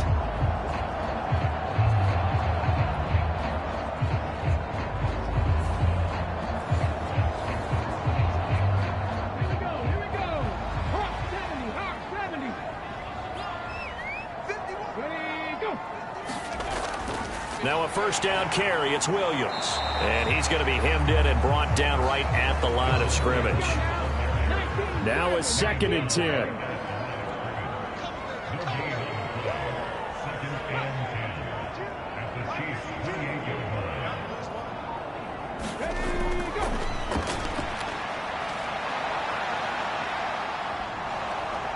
Oh, now he's stripped. He lost the football.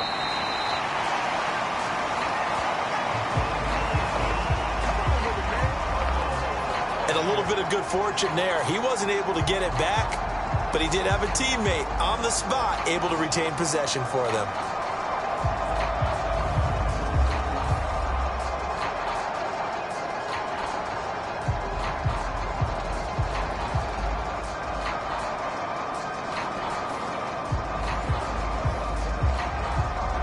So possession still theirs, but now they face a 3rd down.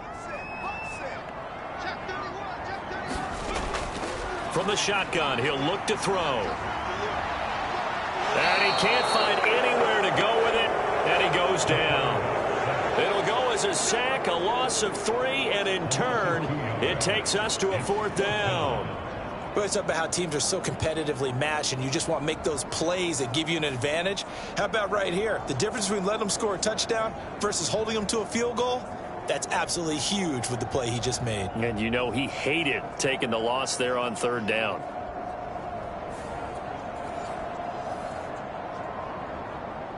So on 4th down, on is Evan McPherson and the Bengal field goal unit. On the right hash, it's a 43-yard attempt. McPherson's kick is good. And they push the lead up to a touchdown now at 10-3.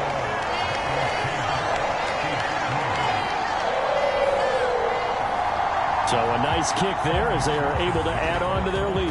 And that's exactly what you're looking to do. Maneuver yourself into range. That way, if your drive stalls out, you're able to get something out of it. And they do so right there.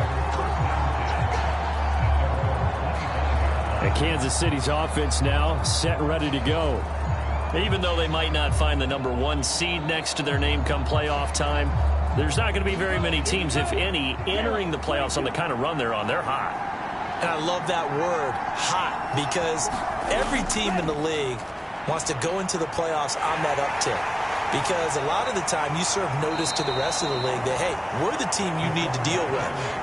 We're the team that's going to be a real problem for you. And if they can continue this streak, they can very well be that team and gain that confidence that they're seeking as they head to the playoffs. And confidence, that's the word I would use from our meetings with them. They said we're playing our best football right now. It is showing.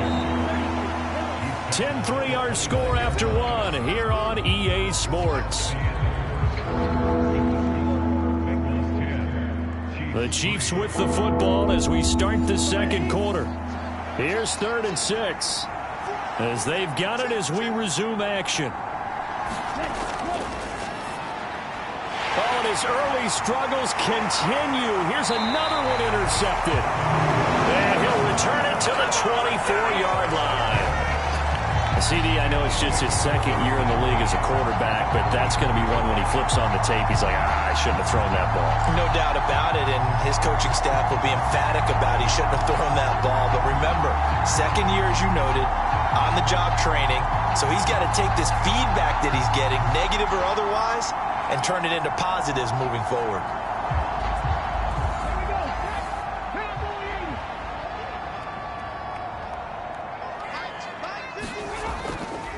Now a give up the middle to Williams. They get him to the ground right on the cusp of the red zone after a pickup of 5 or 6. And that's exactly what you want on a first down run. Pick up 5 yards, bring up 2nd and 5. The defensive line, though, they've got to figure out a way to out-leverage the guys up front because the offensive line is winning at the point of attack. Williams going to get it again on 2nd down. Yeah, he'll work free from 1 tackle, but that's about all as he's taken down. Now, Bengals on 3rd down. They've been okay, 2 for 3 thus far. Here it's 3rd and 3. Able to find the open man. That's complete. And the Bengals are going to have 1st and goal as they try to finish off this drive with 6 points. That catch a pretty big one, Charles. Now 1,200 career catches. The numbers that pile up, sometimes we get numb, sometimes we get immune, but 1,200, that gets your attention fully. Congratulations, phenomenal job, and I don't think he's slowing down yet. I don't think so either. He makes it look easy, but this one not to be taken lightly. He'll drop to throw. And this will be incomplete. Physical play on the football there, and it's 2nd down.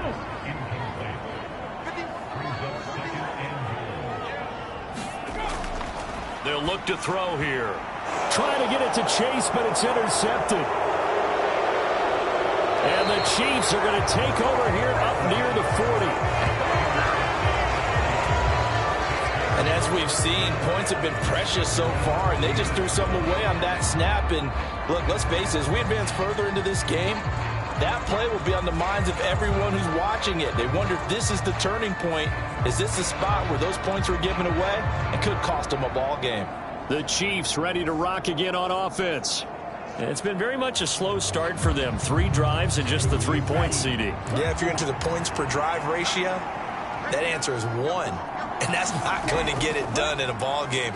They've got to find a way to finish these drives in end zones, not having balls go through goalposts.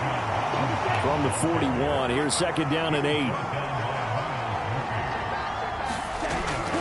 They'll run again here with Robinson. It'll be a gain of 5, but still about 3 yards shy of the 1st down marker, and now it's 3rd down.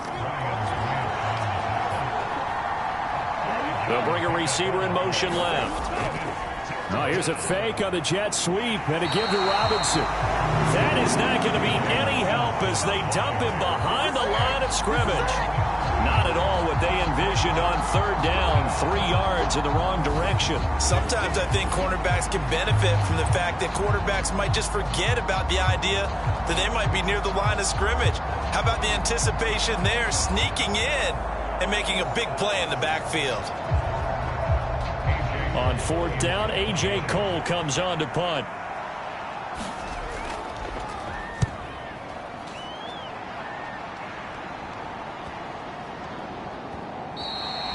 And that hits at the 6 and carries into the end zone for a touchback.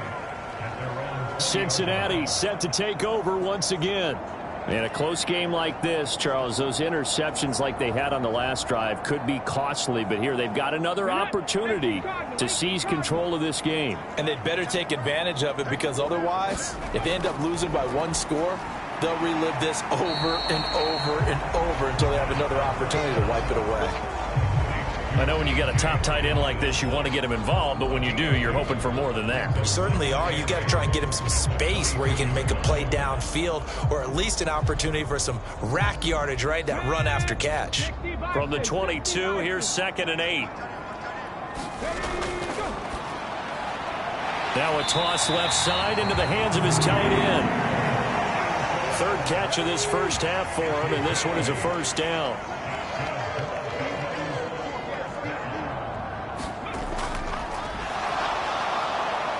And the Chiefs are going to get him. Kwity Paye. Credit him with a sack, and it goes as a loss of 6. And this is a quarterback who's already had success on the ground in this first half, but this time they're able to hem him in. And it's always different when you rush a mobile quarterback as opposed to a guy you know will be right back in the pocket. In this case, you got to make sure the inside pressure and the outside pressure match, and maybe even a second wave to make sure if he squirts free, you've got someone to tackle him. Protection certainly going to need to be a bit better here on 2nd and 16. Up the middle, it's Williams. Give him 3 yards on the run. Now they'll need to drop something good here on 3rd and 13. Not an easy spot here. They'll be in search of 13 yards to try to pick up the first. It's caught here by Adams. And he'll be brought down at the 34, well short of the first down marker.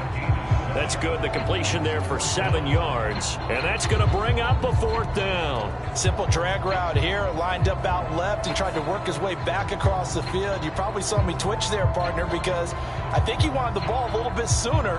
By the time he looked it in, defender was right on him. Blake Gillikin on to punt now on 4th down. And he punted 3 times in the loss last week as he sends this one away. So a change of possession here on the punt. And the Chiefs are going to take over with a long field ahead and a 1st and 10. KC's offense ready to take over. The crowd may be losing just a little bit of the edge after back-to-back punts. They want some big plays. They want to see some offense. They want to see somebody break away, whether it's through the air or on the ground. Now it'll be interesting to see where the patience is on both sides. Each head coach, can you hang in there and not try and force something that could put your team in some jeopardy? 19 yards there on the catch and run. Oh, that was a nice job there. Quarterback and receiver reading the pressure that was brought. They both knew it was going to open up the middle of the field. Nice little shake and bake at the line of scrimmage, got right into his route, and the quarterback hit him in stride, and he was able to run free after the catch. Ball up to the 35 now as they come up on 1st and 10. Robinson up the middle, and nothing much materializing there on the first down run. He'll get a couple, and that's it. Defensively, we always know that he is tough in run support, and I think the way that he gets there is he understands what an offense is going to do before the ball's even snapped. A great job of scouting prior to the game, then reading, reacting, and taking the right path to the ball carrier.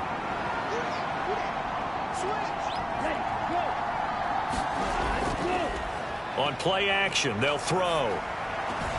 He finds his man, complete. It's Peterson. Now 3rd down is looming, a pickup of 2 on 1st down and just 1 yard there. This is Fant on the short completion. And he can only manage to take the football to the 40, and that is well shy of the first down marker. So give him 2 yards there on the completion, and it'll be 4th down. Oh, it's time to give a little credit there to the defense. They played that very well because it was a drag route, and he ran a little shallower than normal as he worked straight across the field. He was hoping he'd get lost behind the defensive line, but once he made the catch, nowhere to turn upfield and gain any yardage. Here's A.J. Cole now to punt this one away.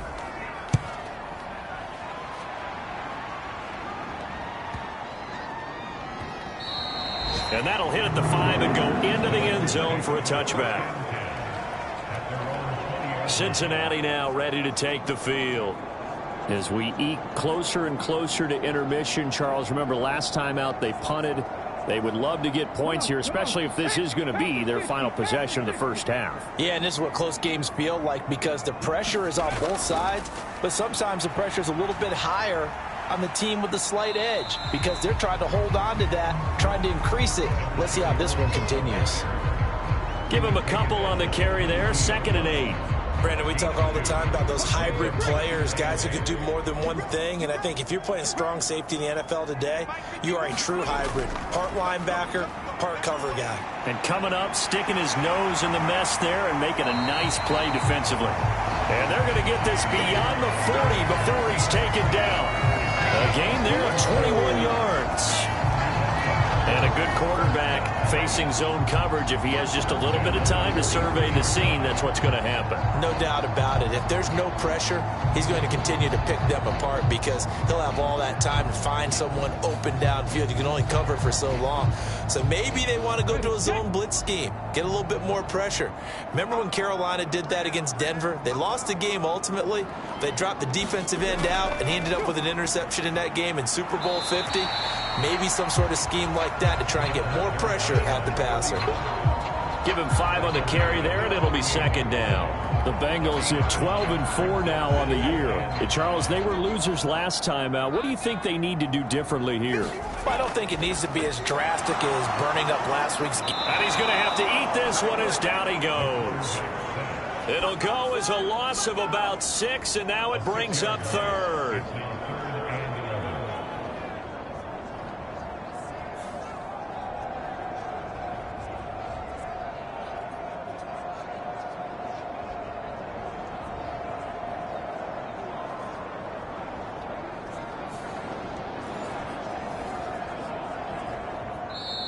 Our score 10-3 with 2 minutes remaining in quarter number 2.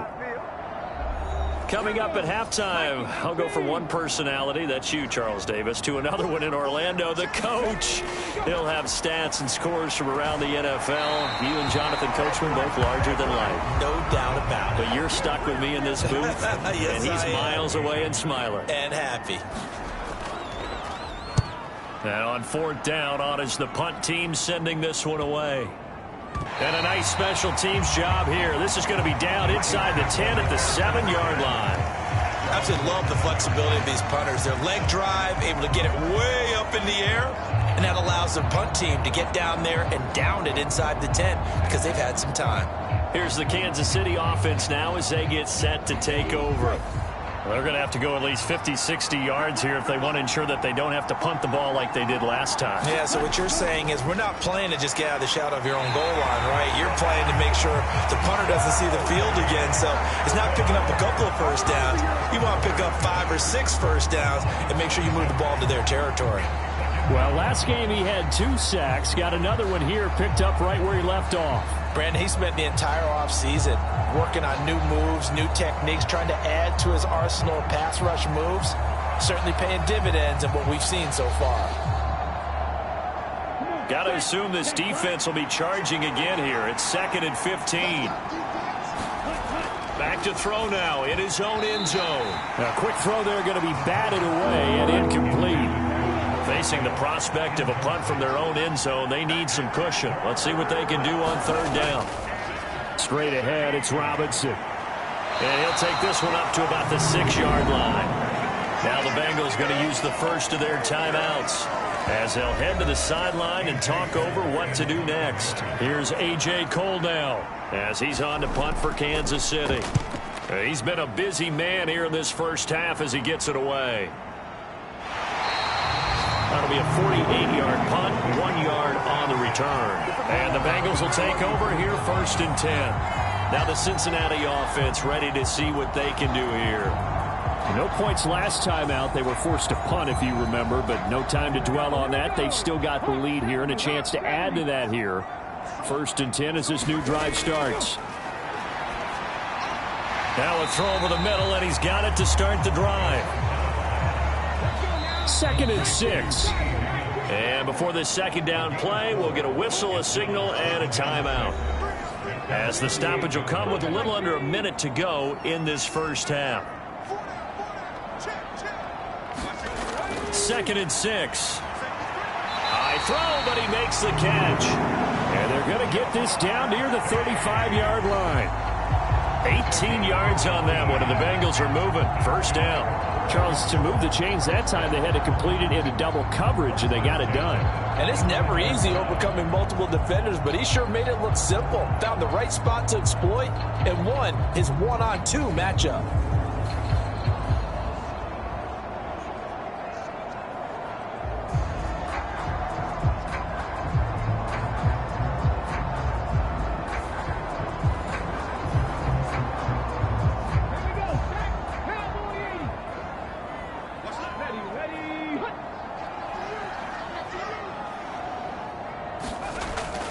To throw now on 1st down. And he'll go right back to Chase. That's caught again. And he's going to get 7 out of this before being taken down at the 27. Certainly worth noting he's now 1 catch away from 600. He's at 599 in his career. Here's 2nd and 3. Off the play fake, he'll look to throw. And he will slide to a stop. He does have the 1st down. And with just 4 seconds left in this first half, a timeout call. So with 4 seconds to go in the half, here's the field goal unit onto the field. From the right hash, it's a 35-yard attempt. McPherson's kick is good. And that will do it for this first half. So we've reached halftime here in the Queen City, and it's the Bengals leading this one. As we'll head down to Orlando, that's where we find our man Jonathan Coachman at our EA Sports Halftime Report. Coach. All right, Brandon, thanks very much. It's all down to this. Week 18 of the NFL regular season. Lots to be decided, so let's get right to it. We'll begin up at legendary Lambeau Field in Green Bay. And that one so far deadlocked at 17 in the second quarter. From there, we're off to check out another game. And they currently trail in that game against the visiting Patriots. 3 touchdown passes there for Mac Jones.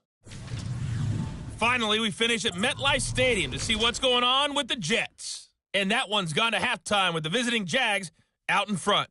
A couple of touchdown strikes there from Justin Fields.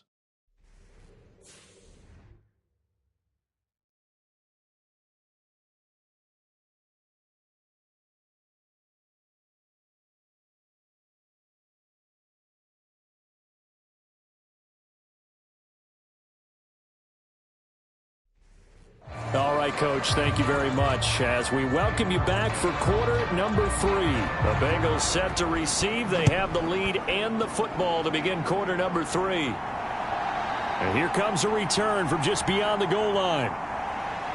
And he returns this to the 22.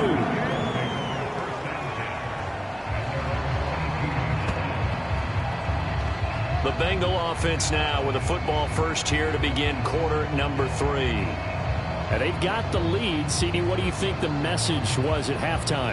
I don't think the message was too drastic, I think, at the half, or that they need to change things too much.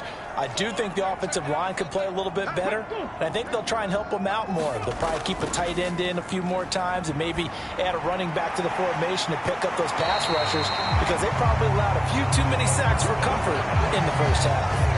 So they'll get 8 out of that completion, and that'll bring up a second down in just a couple. Nice play call, a little bit of play action right there. If you can get those linebackers to freeze for just a split second, that's usually all the room you need in order to get it to your tight end. Ball on the 30 now. Here's second and a couple. Out of the pistol, here's Williams. And he'll get it up near the 35, right at the 34 here. From the 34 now, here's 1st and 10. They're going to look to throw. And that's going to be caught. T. Higgins. And he'll be taken down, but not before he gets into enemy territory. It's a 1st down, his 4th catch of the game after having 3 in the first half. And now we get into the psychology of the whole thing, because a lot of teams with a 2-score lead in the 3rd quarter, they almost become defensive with their offense, just playing not to lose. I think with this team, you got to figure at this point, this is a great spot for them to go into attack mode, really try and put the hammer down and finish this one off. Now a handoff. Here's Williams. And he can only manage to get a couple. 2nd and 8 coming up.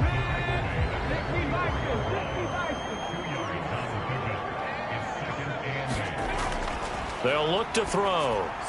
Quick slant caught by Chase. And Chase going to pick up a Bengals 1st down as he'll get this down to the 35-yard line. Here's a play fake as they set up to throw. And that's brought in by Knight.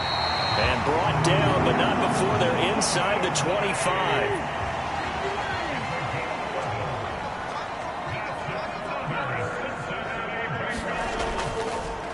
They go play action here on 1st down.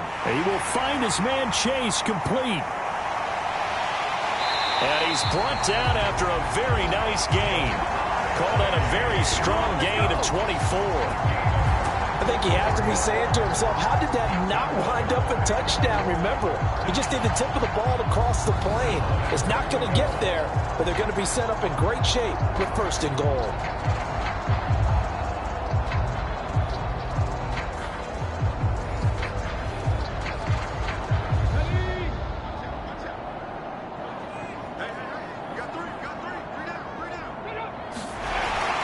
Williams. Oh, he's going absolutely nowhere as he is hit behind the line.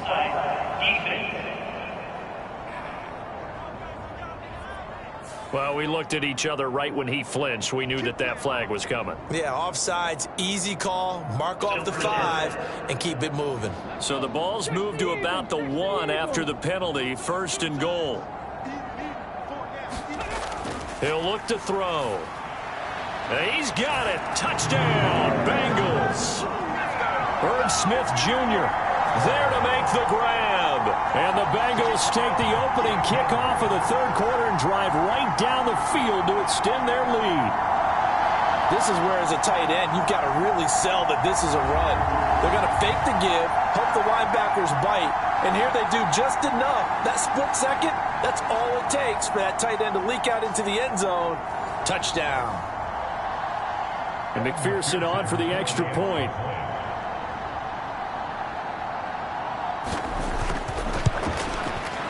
And that'll make this a 3-score game as the lead moves to 17. So that drive in total 8 plays. And it's finished off with a Cincinnati touchdown.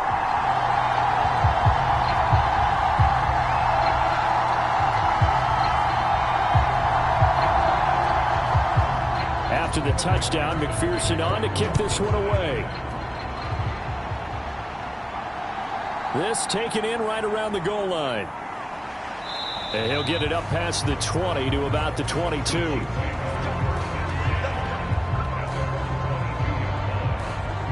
So here's the Chiefs offense ready for their first reps in half number 2. And their halftime hole now even deeper, and they need a big drive here just to answer the first touchdown of the second half scored against them. They were down at the half.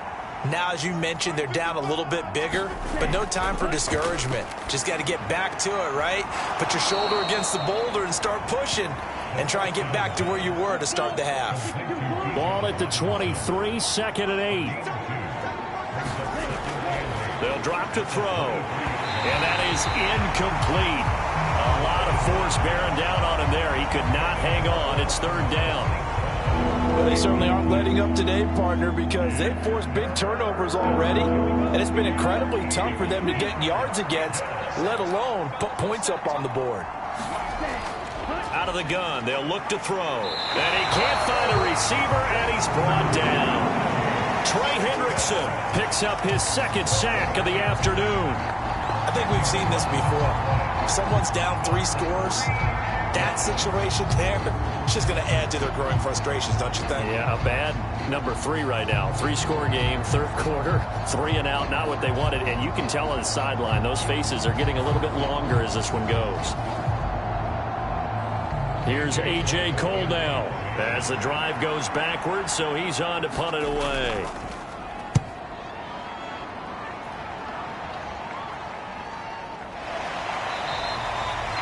We'll call that a 47-yard punt, a return of just 3. And the Bengals take over 1st and 10. He had the touchdown pass on that previous drive, number 25 for him on the year. And he'll look to keep it rolling, 1st down. So good starting field position for him here as they come up 1st and 10 at the 40. They'll try and start this drive in the air. Now the result here, a pickup of 8. Leaves him with 2 to go on 2nd down. That catch for his career is number 589, so 11 away from 600, but it also right now ties him with Hall of Famer Fred Biletnikoff. And we remember Fred Biletnikoff well because of the way he went about his business in catching the football. And we're seeing something similar here. Someone who runs precise routes, has excellent hands, and knows how to get the ball to the end zone.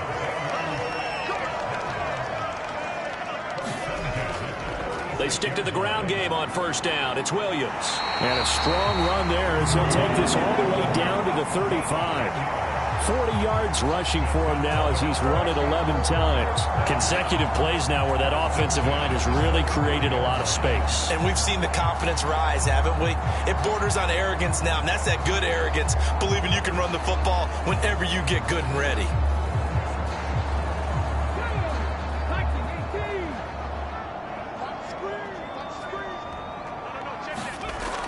Now on 1st down, he'll drop to throw it. Got a man open. It's Chase. And that's good for a pickup of 10 yards. And that'll leave him with a 2nd and just a few inches left. Well, coaches always talk about finding balance on offense. I don't think you get much more balance than this. Big-time run, big-time pass. A 1-2 combination. Looked pretty good. How about that? Let's see if they can continue to take that kind of a punch, though. And he's able to get it down to the 25-yard line. A gritty play there. Put his nose down and got his guys a 1st.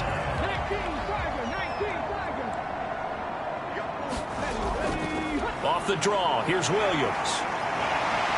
And they're knocking on the door now. As a good run there, going to take this to about the 10-yard line. That gain of 15 gets him on the doorstep, 1st and goal. A lot to praise on this drive, obviously. I know you're seeing what I'm seeing. Those guys up front, they're getting it done. Doesn't matter what play is called. They are handling their business at the line of scrimmage and dominating right now on this drive.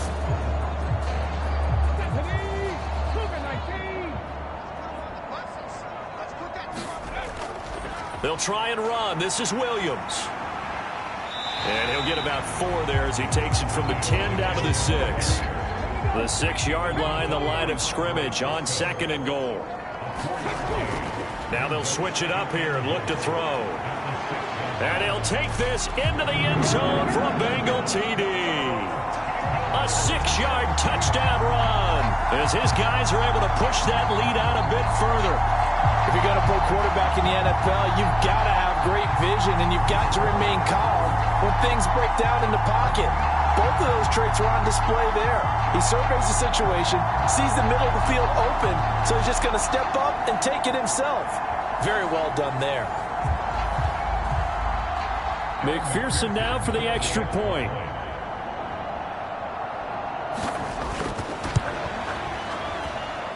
And the lead is now 24. So that drive goes 8 plays. And it's capped off by a touchdown run of 6 yards. After the touchdown, McPherson on to kick this one away.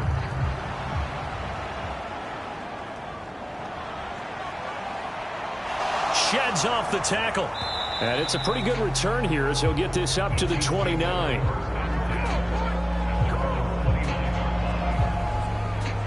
So now here are the Chiefs as their offense makes their way back out onto the field. They trail here by 24 points. Got to get going soon, you'd have to think, as they come up 1st and 10.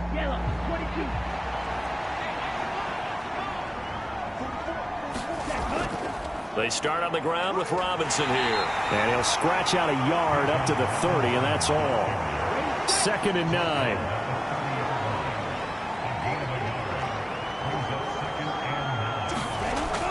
Now a shotgun snap as they'll look to throw. A quick throw there is incomplete. And there's another stop. One of the league's best defenses is certainly bringing it again this week. These guys have punted 4 times already, and they're staring at a 5th, barring a conversion here on 3rd down. Back to throw. He's got his target. That's complete. And he'll be taken down, but not before they work it across midfield. Give him 22 there on the 3rd down conversion. I don't care how many times we see it. I still get a kick out of watching quarterbacks and receivers do the pass tree in pregame warm-up. But I always remember that when we go to practices, we see that after practices as well. They really tune it up, don't they? They tune it up. They know why they do it for these situations. 1st down. And they build that trust, and that's why they're able to find him in this type of a situation. Here's a throw right side taken in by his tight end. Only able to gain a couple there, and that's going to bring up 2nd down. And he's the epitome of what we call the move tight end, a guy that you can line up anywhere, in the slot, out wide, in tight, doesn't really matter because he has such great skills. You want to utilize him in all aspects of your passing offense. And there he was in the slot for the catch. They'll stick with the passing game as he looks to throw. And that'll be caught by St. Brown. And he's got another 1st down as the tackle's going to be made at the Bengals' 34-yard line. Again, he'll drop to throw.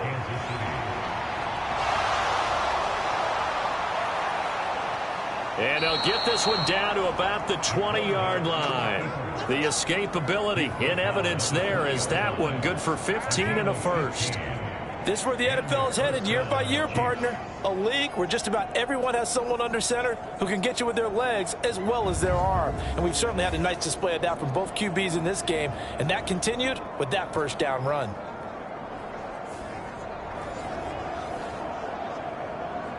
Still in search of their 1st touchdown of the game, but they're on the move. 1st and 10.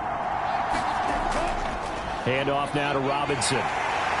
And he'll take this inside the 20 and down to the 18. Here's a 2nd and 8.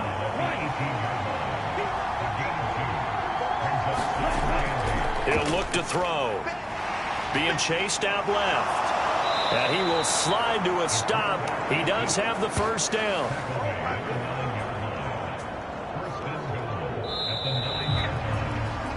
And as they come to the line, they will not be able to get off another play as time has run out on this 3rd quarter. We'll return with more after this. You're watching the NFL on EA Sports.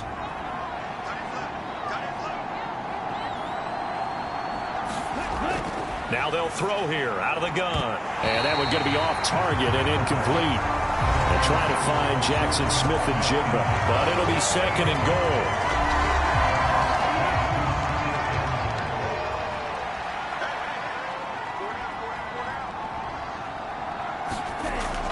Out of the gun, they give to Robinson. Only about a yard there as he takes it from the 9 to the 8. This likely a must-have. 3rd and goal. They'll set up a throw. And that is incomplete, but a penalty flag coming in. This could be a 1st down.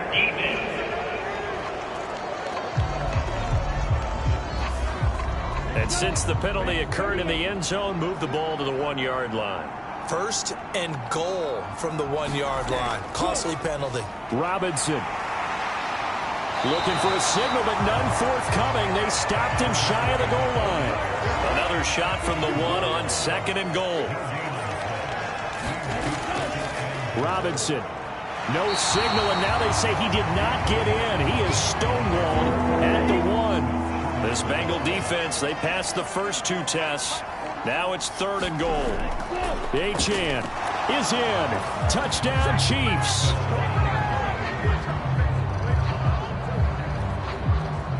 So the second down run didn't work. They run it again on third down and get in. I wasn't sure if they might pass it, Charles. We know that they like to mix it up down here around the goal line. Yeah, almost felt like the offensive line said, forget mixing it up. Let's call our favorite running play over our best blockers, and let's get this one in.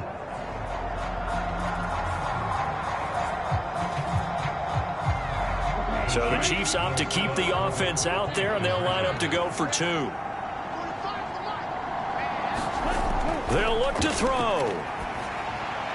He's got it. So they convert the 2. That keeps their slim hopes alive as we're back to a 2-score game. Well, it's still an uphill battle from here, that's for sure, but that makes it a 2-score game. And now we see why teams practice so much on the 2-point conversion, why you have more than one play ready, because you may need multiples to throw out a ball game. There's a great example right there.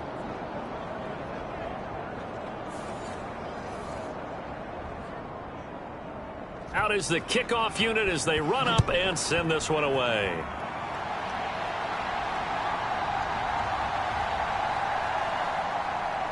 And not much happening on the return as he'll get this to about the 23.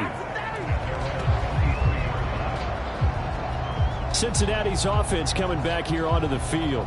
This game was really a tussle, seemed like just a moment ago, and now they've got the momentum. A couple of scores on their last pair of drives and a 2-score lead. I think here now you go conservative, right? Run the football, work the clock.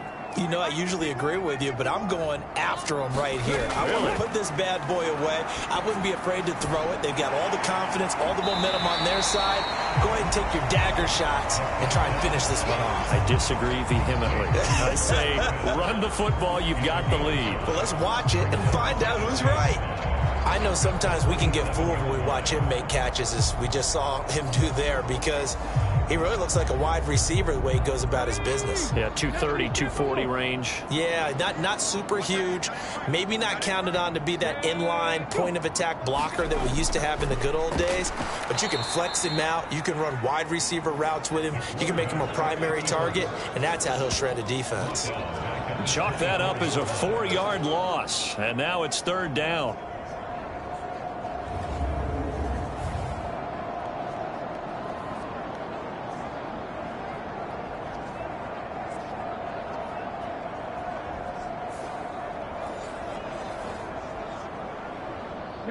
They'll come to the line here needing 9 yards to pick up the first. He'll drop this down to Williams, and he'll be brought down at the 28, and that is well short of the first. He did his best to just get 4 out of that, but not enough, and now fourth down. How about that strategy there, Brandon? Third down, they just said, we've got faith in our tacklers. We'll give you the short stuff, and just decided to protect the sticks. So every time I hear fans telling me tackling's not a part of the game anymore, plays like that, I can clip and save and show them you have to tackle well if you want to be a good defense.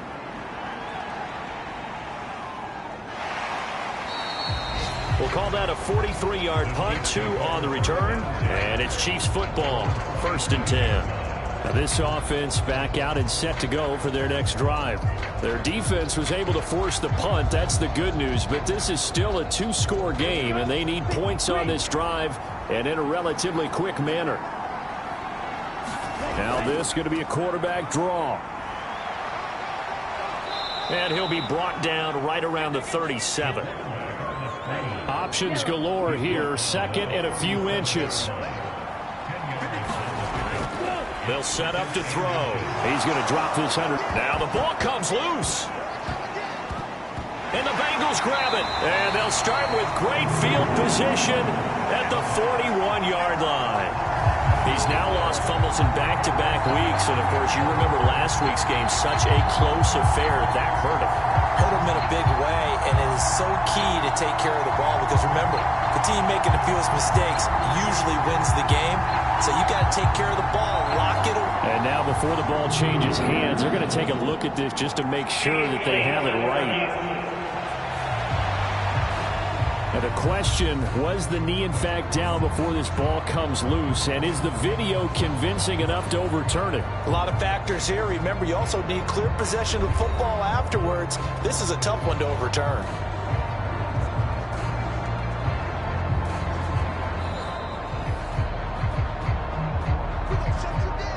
So that one overturned. They say the knee was down, and that will not be ruled a fumble. On first down, he'll drop to throw. Hit as he throws. He lost the football. It's loose. Oh, and one of the linemen on the other side has got it. And his guys are going to get the football at the 28-yard line. Well, let's see now, Charles. That's 7 turnovers between last week and this week. 3 here in this game, 4 in last week's game. You know I do my research, right? And I go all the way back to the best coaches that have ever been in this game, and all of them started with ball security in some form or another, understanding that taking care of the ball was the key to winning games. They can't believe what they're seeing right now because they spend all this time on it with the fundamentals, taking care of it, tucking it away, and they're not doing it. And that one drops down, incomplete. Good coverage there, forced the ball free, and it's second down.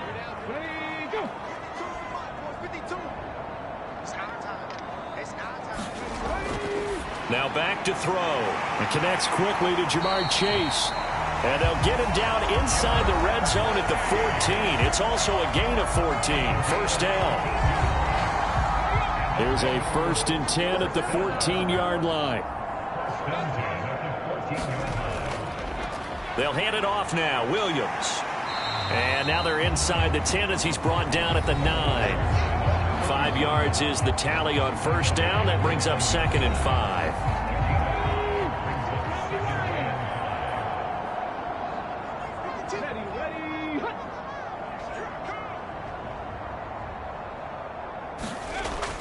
Looking to throw. He's got his tight end over the middle, T.J. Hockenson. And the Bengals are looking at 1st and goal as he's tackled all the way down at the 2-yard line. A good chance now to put this game on ice. This is 1st and goal. Williams. Williams loses the football.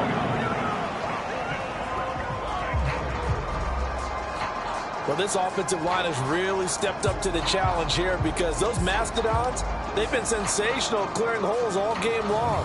And this is great work down here near the goal line to get their back the space he needs to work his way into the end zone.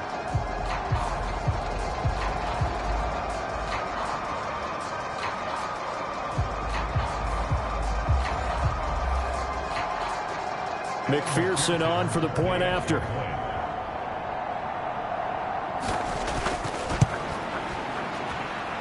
And that PAT pushes the lead up to 23 now. 5 plays there on that drive. And it's culminated by a 2-yard touchdown run. After the touchdown, McPherson on to kick this one away.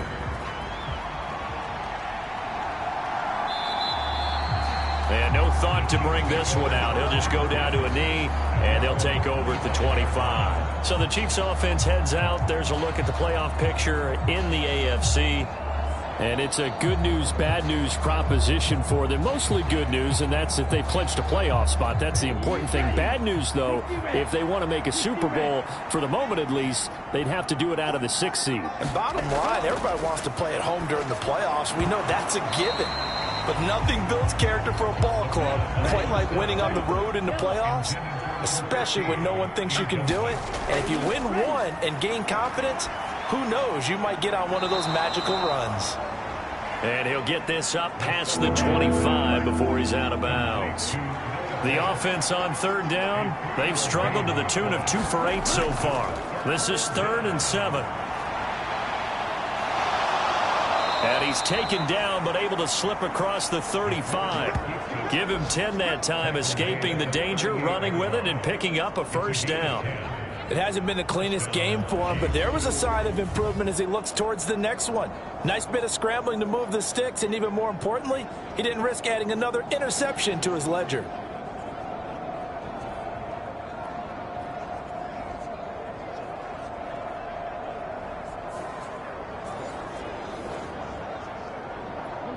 So here's a 1st and 10 at the 38.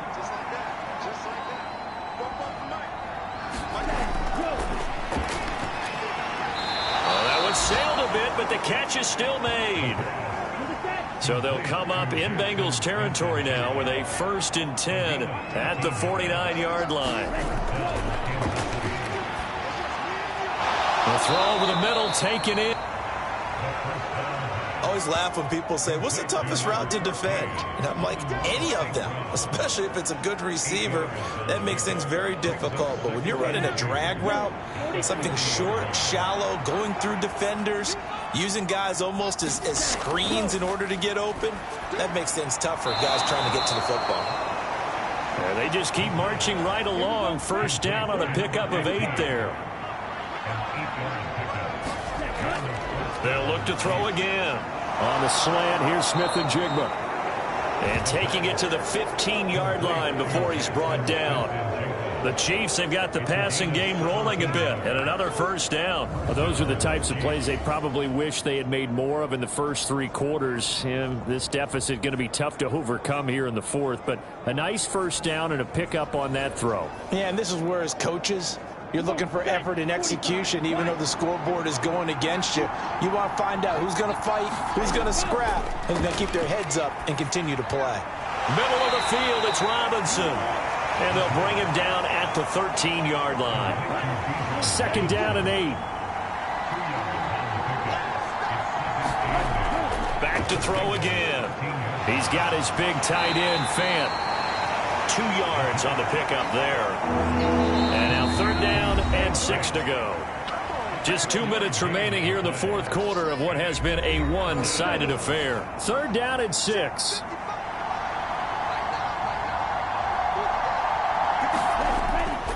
He'll drop to throw. And he's going to be intercepted a third time.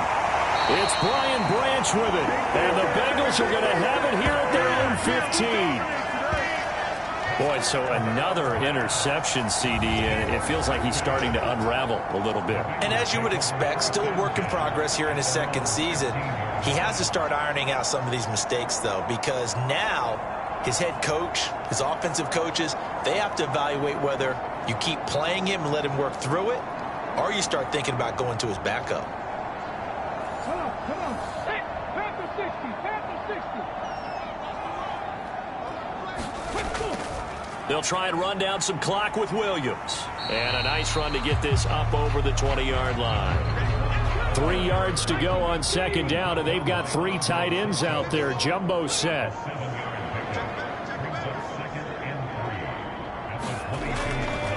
Now a man who's been busy this afternoon, it's Williams. And he is going to be stopped cold behind the line of scrimmage. 2 yards the loss, and now they go from 2nd and 2 to a tough 3rd and 4. Now that's a nice play. Got me fired up, partner. But can they do it back-to-back plays? All the training that you go through as a defense for these situations when you have to get the ball back, everything you go through, holding up the runner, raking at the football, getting to the passer, knocking it out of his hands, whatever way, they have to get the ball back. Now can they stand tall again for a huge fourth quarter stop? Here is 3rd down and 4.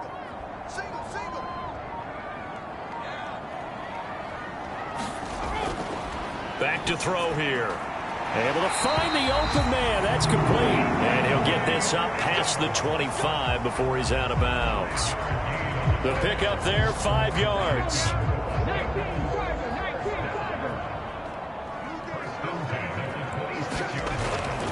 Now a give up the middle to Williams. And he's got a Bengals first down as the tackle made at about the 38. Well, that's a carry they have to be satisfied with. And throughout this game, they've been satisfied with what he's given them. Whenever they've needed a big run, a first down, he's the guy they've turned to. And it doesn't matter what the defense thinks. They feel like they've got the confidence to keep handing it to him and keep picking up good yardage. So this one in the win column now for the Cincinnati Bengals. And they were buoyed, Charles, by a big second half to put this one on ice.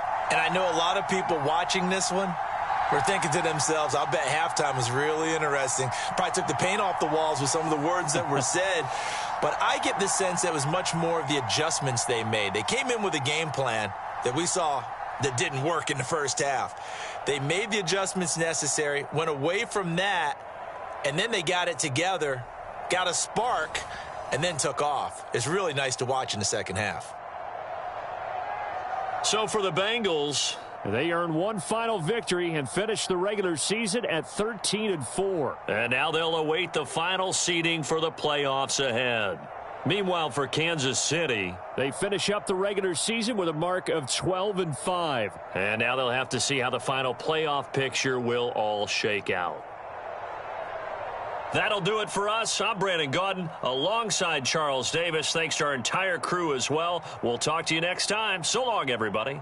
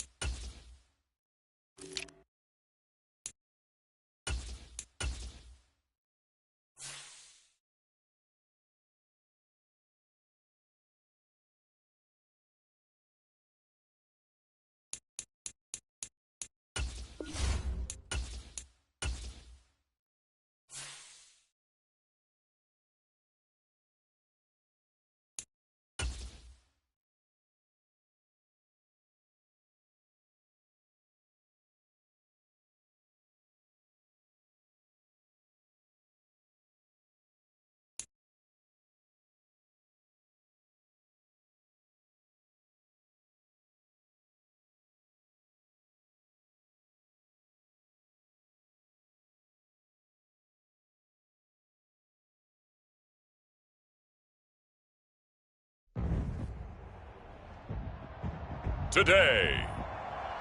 From Lincoln Financial Field in Philadelphia, it's Week 18 of the NFL on EA Sports.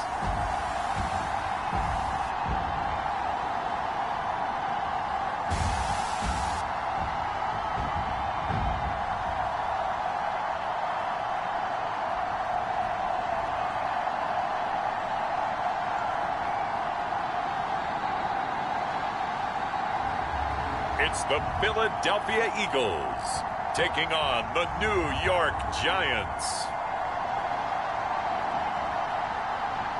It's the NFL on EA Sports as you take a look there at Lincoln Financial Field in Philadelphia, PA. It's all about divisional matchups on this final day of the regular season, and we've got a compelling one in store here, as it'll be the New York Giants taking on the Philadelphia Eagles.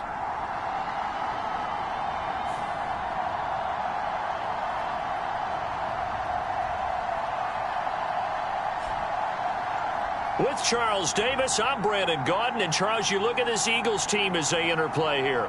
They come off a disappointment last time out that put an end to their modest 3-game win streak. On the other side of the field for the visiting Giants, things haven't gone exactly according to plan to this point. But boy, you and I down there with them before the game, they were fired up. And they understand how important this game is.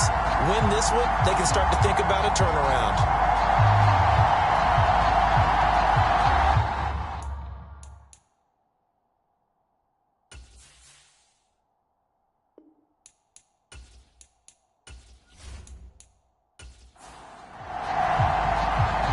Here's the kicker, Jake Elliott, ready to get this one started. And off we go from Lincoln Financial Field.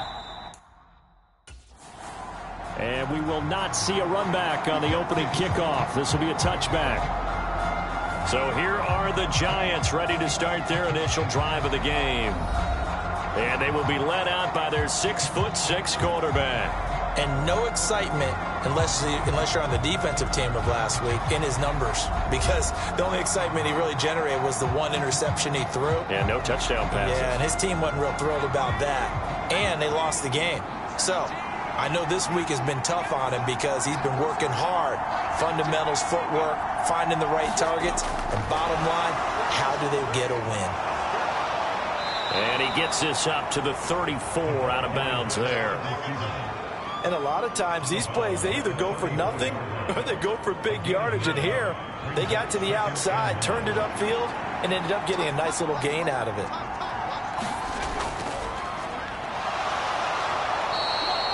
Two yards on the pickup, and that's all they needed to move the sticks.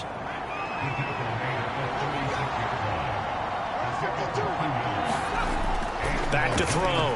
Cox. That's complete to Peoples-Jones. Second down and 4.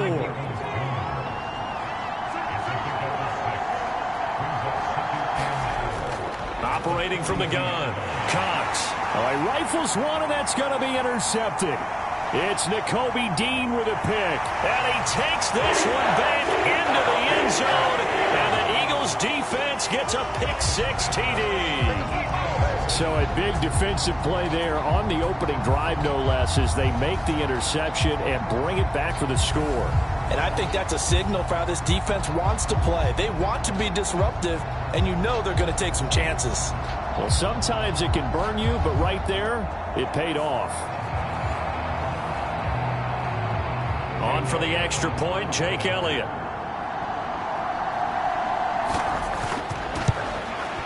He's got it, and the Eagles lead at 7-0. A heck of a play there defensively, getting the interception, navigating his way into the end zone for the touchdown. So they'll get another shot on offense following that pick-6, and now the kick is away. And this will be a touchback as that sails over the end line. So the Giants getting the football back here for their second drive.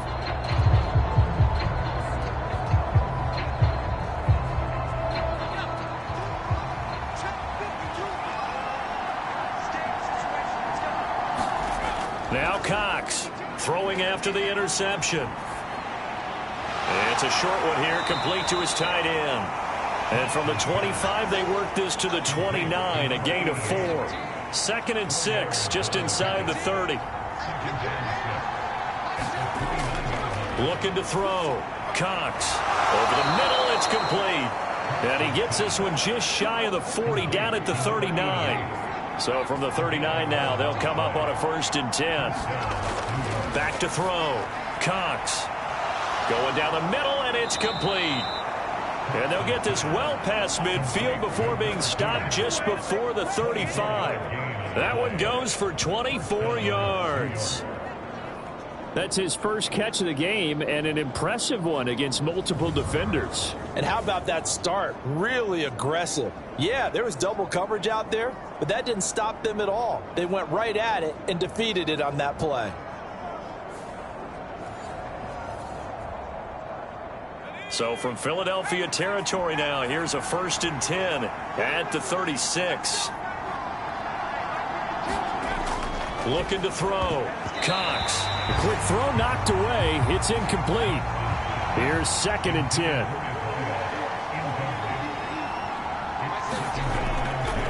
Back to throw. Cox. Open man left side is Wallace, complete. And they'll get 8 out of this before being stopped at the 28.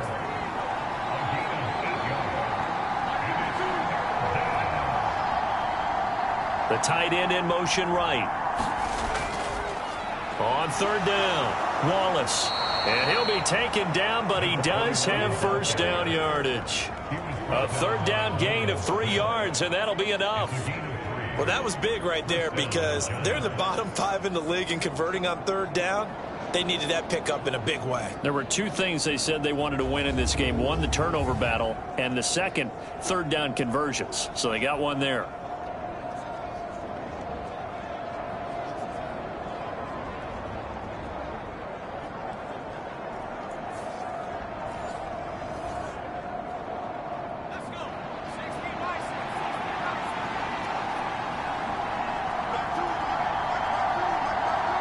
Hyatt goes in motion left. And they're going to give it to him on the jet sweep. And just no chance of turning the corner. He can only get back to the line of scrimmage. 2nd and 10 coming up. Let's just make this one succinct. Nice job there. All 11 guys on defense diagnosing the jet sweep and putting it down. Now he'll look to throw here on 2nd and 10. Got his man there. It's Wallace, complete. And they'll bring him down at the 18-yard line. Here comes play number 9 now as they come up on a 3rd and 3. Now a handoff up the middle.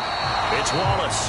And he'll be tackled about 2 yards shy of the line to gain. A 1-yard pickup leads to 4th down. Well, they certainly had success throwing the ball on this drive and not as much running it as we just saw once again on that last play. Stopped after a very short gain. But I wouldn't abandon the run totally because otherwise, pass rushers just tee off on your quarterback. Makes it very, very difficult for him in that situation. The offense staying out. They're going to go on 4th and 2. Operating from the gun. Cox. That is caught. And the Giants are going to have 1st and goal as they try to finish off this drive with 6 points.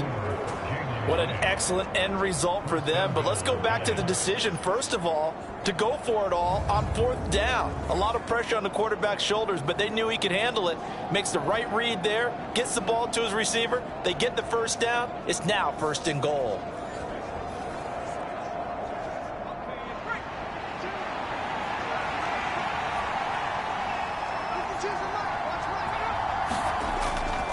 Mixon. No gain on the play, and it's going to be 2nd and goal.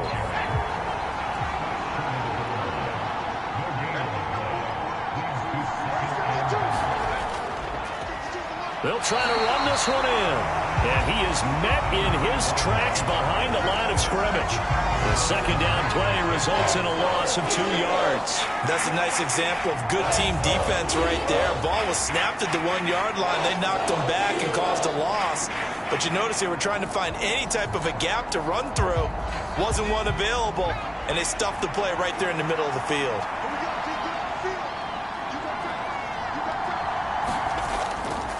They'll try again, but he will lose yardage here as they knock him back to the 3. Nothing doing there as the 13th play of the drive proves to be unlucky. One word comes to mind to me after that last play, and that's alert. That defense took a chance guessing the snap count, and they were so right. Got great push up front, and that forces 4th and goal.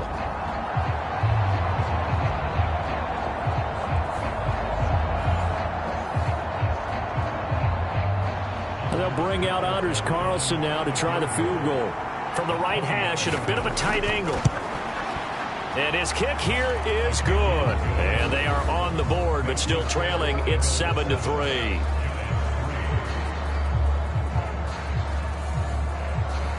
So a long drive gets them down inside the 5, but ultimately they settle for just the field goal. And I have to think that if maybe they were a yard closer, that would have made their decision tougher, and I think they likely would have gone for it. But in this situation, they just decided to take the 3, and I think it was a smart move. Philly's offense getting ready, and Jalen Hurts ready to lead them. The second-round pick who started his career at Alabama, then finished with an electric senior season at Oklahoma. I loved his quote during the week. If I were a defensive back, I would have wanted to play against me last week as well. He's trying to eliminate those turnovers, those interceptions, and get back on the positive side of the ledger, throwing touchdown passes. Yeah, had 4 of those picks, led to the loss. They'll start on the ground, Etienne. And he'll take it forward for about 5 up to the 28-yard line. From the 28, it's 2nd and 5. Etienne once more. He'll be hit down at the 33, 5 yards on the play. 5 in the secondary now for the Giants here on 3rd. And they'll try and run the option to pick it up. Shoves him away.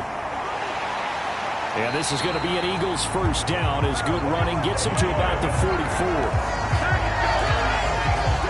Well, he is certainly dangerous when he spots a lane, and he keeps it himself there. Worked out well. And how about the moving parts on a play like this? You know you have to practice it over and over because it's almost like a ballet that has to be choreographed. But how about once he made the decision to go, he committed to it and went. Let's face it. Most teams are going to defend the running back much more than the quarterback on that type of a play.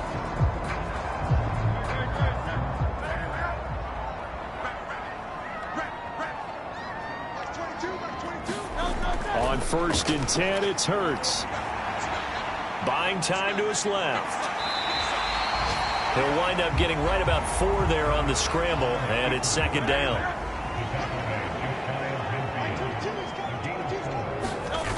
Throwing from the gun, it's Hurts. Open man, that's Devontae Smith. And Devontae going to pick up the Eagles first down as he's going to get this down to the 45-yard line. Running out of the gun with Etienne. And he'll maneuver his way forward for about 4. 2nd and 6.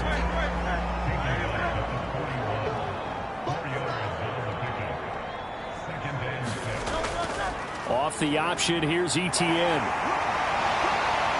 And a very determined run there as he'll take this all the way down to the 27. Good effort. Philadelphia picking up the first on a gain of 15.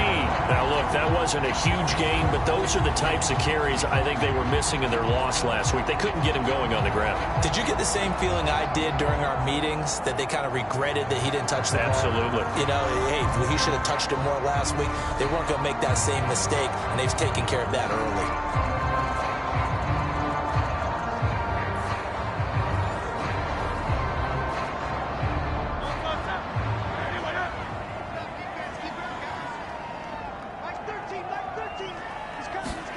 On 1st down, Hurts. And time finally runs out. He can't get rid of the football, and he's taken down. After 1, 7-3 the score on EA Sports.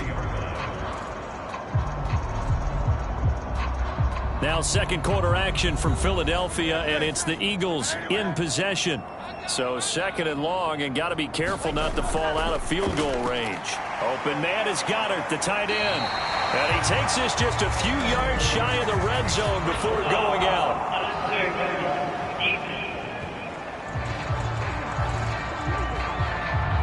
I know it's an emotional game, Charles. You can't do that. And when you get into your film sessions and you argue your case with your coaches, that's exactly what they say at the end. You just can't do it. It costs your team. So the yellow flag came out, and that leads to a new set of downs for this offense. 1st and 10. From the gun, it's Hurts. Dancing to his left. And he'll be brought down this time at the 5-yard line. 2nd and 3 with the ball sitting on the 5. It'll be Hurts on the option. And the hole closes quickly here. He can fight only to about the 4. They need 2. Here's 3rd down. Hurts. And this is caught. Touchdown, Philadelphia. Jerry Jeudy with touchdown number 7 on the year, as his guys are able to extend their lead. And down near the goal line here, they're able to throw it in. And the key word, quick. Quick hitter. Out of his hands fast, into the receiver's hands even faster.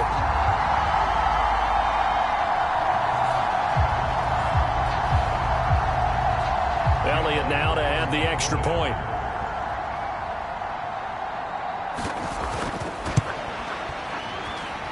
And this one's right through to make it a 14-3 ball game. Pretty long drive that time. 11 plays all told. The result, Philadelphia in the end zone. Now after the touchdown, here's Elliott on to kick it away.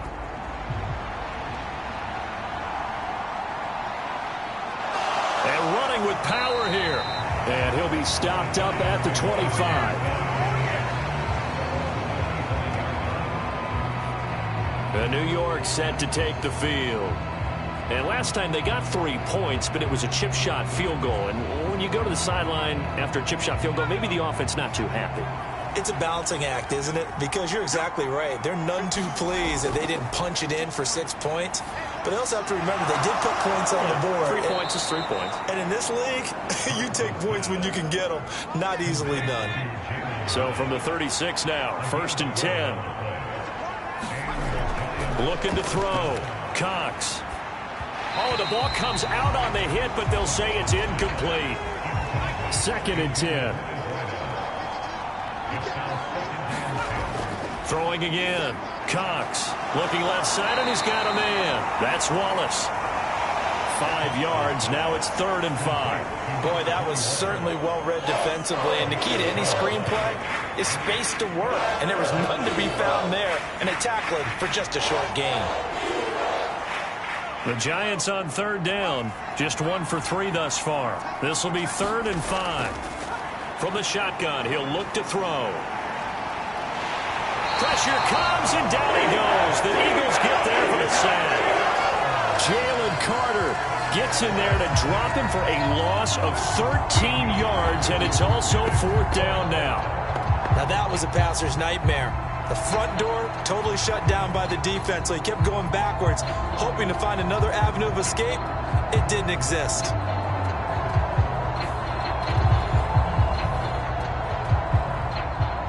Fourth down, so Jake Camarda is out there. And he'll get this away into the icy winter air. This is brought in at the 21. It's a net of 40 there, a punt of 48, and a return of 8. And the Eagles will have it, taking over 1st and 10. So back onto the field, here come the Eagles for their 2nd drive. And that last drive, it was all about the ground game, ground and pound. And I don't care how we're playing the game these days, offensive linemen still want to fire out and smack the guy opposite them and move the football on the ground. They feel better about that. That's what they want to do. That's how they want to play, and that's how they got it done. Yeah, they got it for a touchdown last drive. Let's see what happens here. Hurts going to keep it again. And he'll get this one up to about the 39 here. Here comes 3rd and about a foot.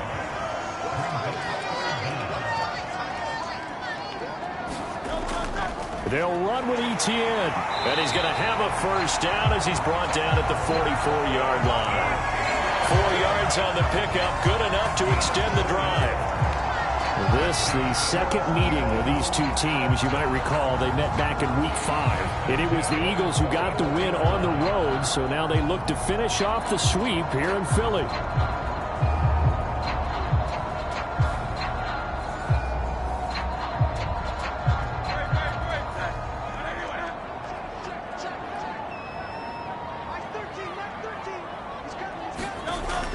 On first down, right back to Etienne. And a lane slow and materializing there as he'll get maybe a yard up to the 45. Throwing is Hurts. Hit as he throws there, incomplete. Really good coverage all over the field. It took away his intended read and almost dared him to try for his guy out of the backfield. No surprise on that one. It doesn't connect. After an incomplete pass on second down, that'll leave him trying to convert on 3rd and 9. Here's Hurts to throw. And he comes back with one complete.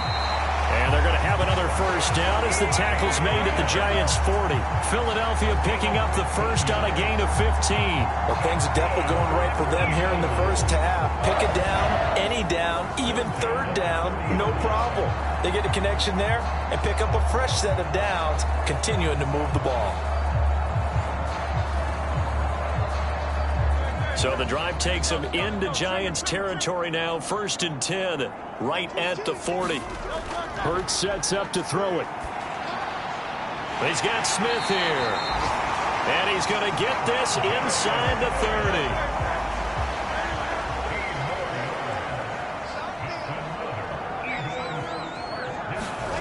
30. They'll throw on first down with Hurts. This will be caught by Brown. And he's brought down at the 24 after a gain of 4. Now that's a catch of some significance. It's number 631 of his career, and why that's significant, it ties him with Hall of Famer Raymond Berry. He was one of the most precise route runners at any position during his time in his career. So I think that we're seeing something very similar here. He may not have known Raymond Berry, but he goes about his business the same way. Understands how defenses are going to play, understands where the leverage is, and goes away from it to the tune of 631 catches. Seems as if the passing attack's starting to heat up a little bit here in the second quarter. You can sense and you can see the momentum because now they're reading their patterns downfield, they're understanding the coverages, and they're finding the open holes in the defense.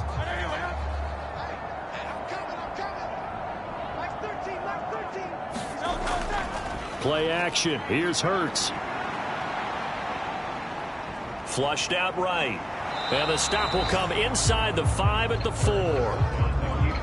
2 of their 3 red zone trips so far they've come up empty on. They'll look to reverse that trend on 2nd and goal. And they'll let the fullback try and take him home. And he will take this one in for an Eagle touchdown. It's the fullback. His 2nd rushing touchdown on the year as his guys have opened up a very comfortable lead. Well, it was 2nd and goal. You're in there close. That's the fullback's comfort zone. Not only is it his comfort zone, it's an expectation. That's what he's supposed to do. Turn and hand it to him. Big guys fire out. Find your way into the end zone. Elliott on for the extra point.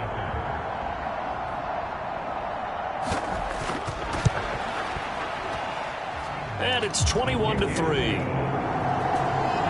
So that one a long 11-play drive. And it results in a 4-yard touchdown run.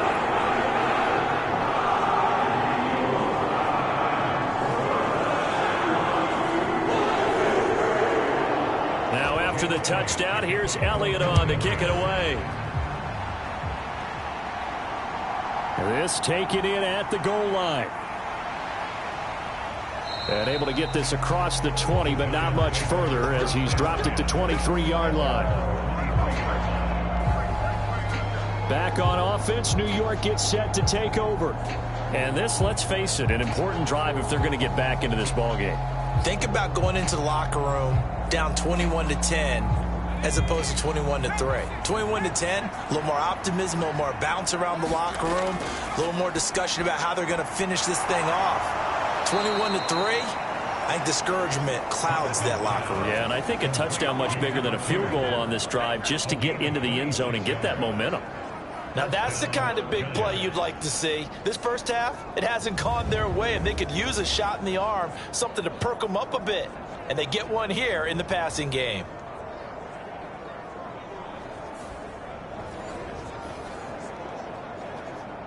This offense finding its legs now. Here's another 1st and 10. Back to throw. Cox. He's able to find Wallace. And he'll go down shy of the 40 at the 41. A good position to be in here, 2nd and inches.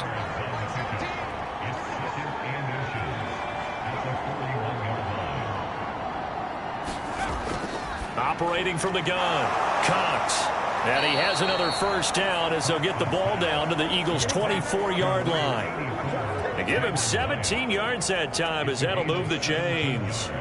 Well, these guys have definitely been outplayed in the first half, but I like their countenance. I like the way that they haven't panicked out there, the way they're carrying themselves. They're starting to move the ball, and what you have to do, maintain your poise and start to put together some drives.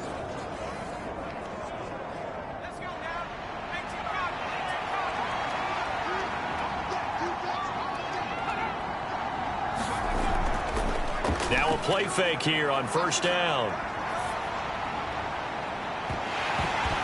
And incomplete on the deep ball. Now a 2nd and 10.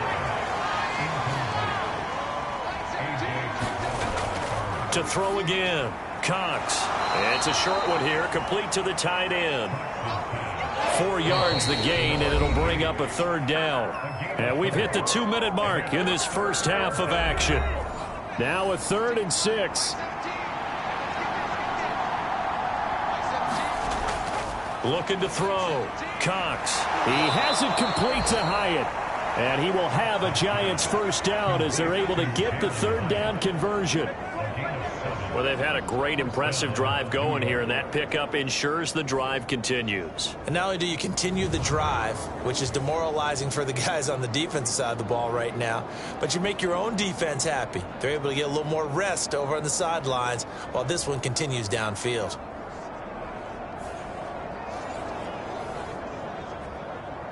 From the 13 now, they work on 1st and 10. Back to throw. Cox. Now they go screen. It's complete. And he'll get it here to the 10-yard line. 7 yards left for 2nd down. Ball at the 10. Out of the gun. They'll look to throw. That's into the hands of Wallace over the middle. Yeah, the Giants are going to have a 1st and goal coming up as the tackle made at the 3-yard line.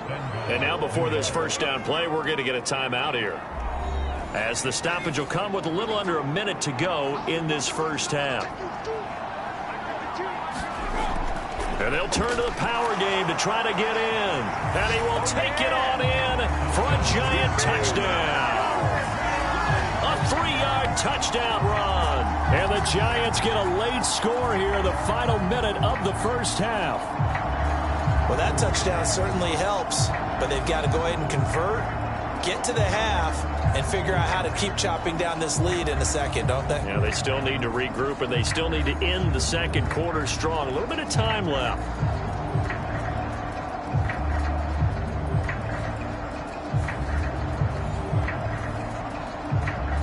Anders Carlson now for the point after. It's up and good, and the lead is down now at 11. It's 21-10. That time, a 9-play drive, and it ends with a 3-yard scoring run.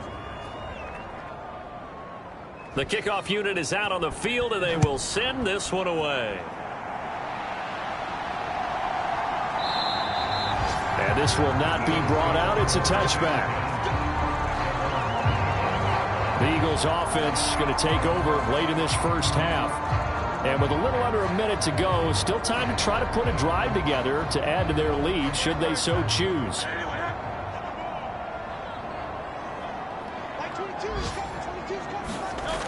They'll come out throwing here on first down. Screenplay, here's Etienne. And not much to speak of. Call it a 1-yard gain up to the 26. The Eagles going to take the first of their timeouts as they get the stoppage with just under 50 seconds remaining in half number 1. Second down, here's Jalen Hurts. It's caught, Smith.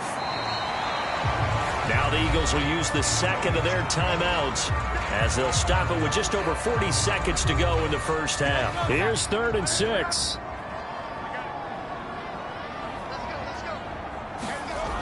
Back to throw. He's got his target. That's complete. He's to the 15. Touchdown, Philadelphia. Jerry Jeudy with his second touchdown here in this first half. And the Eagles will extend their lead in the final minute of the half. That's a pretty quick response to that last touchdown drive. And it seemed like they had maybe given up momentum. Not so fast. No, not at all, because they ended up pushing the lead up once again, and you're exactly right. Thought momentum might have been shifting. Instead, they grabbed old Mo, didn't let him get to the opposite sideline.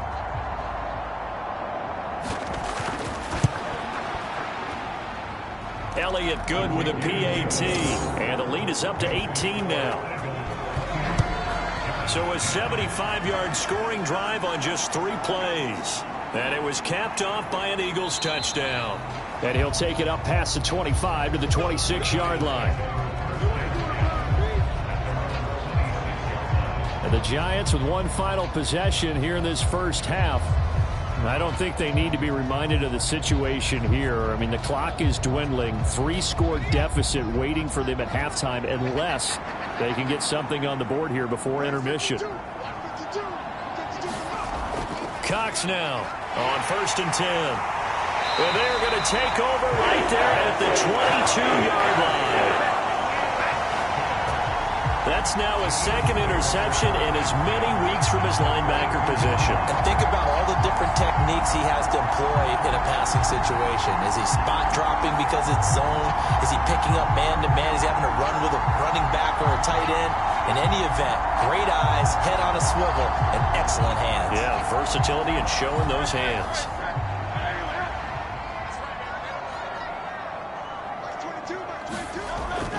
They'll try and start this drive in the air. Got a man, it's Brown. And down inside the 15, shy of the 10. Now here's a timeout as they're going to get it with 8 seconds remaining here in the first half. Good strong throw and catch right there. And so far in this game, the alleys have been open for them to get completions, and they're taking advantage of it. He'll get that underneath Etienne. Oh, he's going to be brought down there in the field of play, and the clock will run, no timeouts. They will not have the chance to bring out the field goal unit.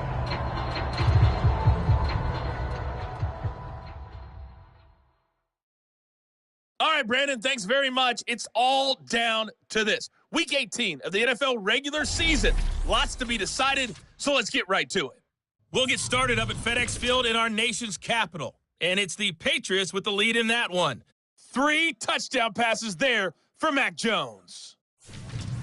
From there, let's head off and check out a second game. And you can see, currently they trail in that ball game. Christian McCaffrey, 2 touchdown runs on the afternoon. Finally, let's get up to the place they call Titletown, Green Bay, Wisconsin, to see what's happening with the Packers. And that one all tied. The Eagles were led in the first half by their dynamic quarterback, Jalen Hurts. He came on after a slow start to fire 2 second-quarter touchdown passes and give his guys the lead at the intermission. All right, Coach, thanks very much. Fine work as always as we welcome you back for quarter number 3. So the Eagles with the lead, and they're going to get this football first as the third quarter gets underway. And they will not get a chance to return this one as it's through the end zone for a touchback. Out come the Eagles now as he'll go on offense first here in the third quarter. Hurts and the Eagles come up here 1st and 10 at their own 25-yard line. They'll come out throwing here to start the drive. And this one complete to Smith. And they get him down, but not before he takes it across the 40-yard line.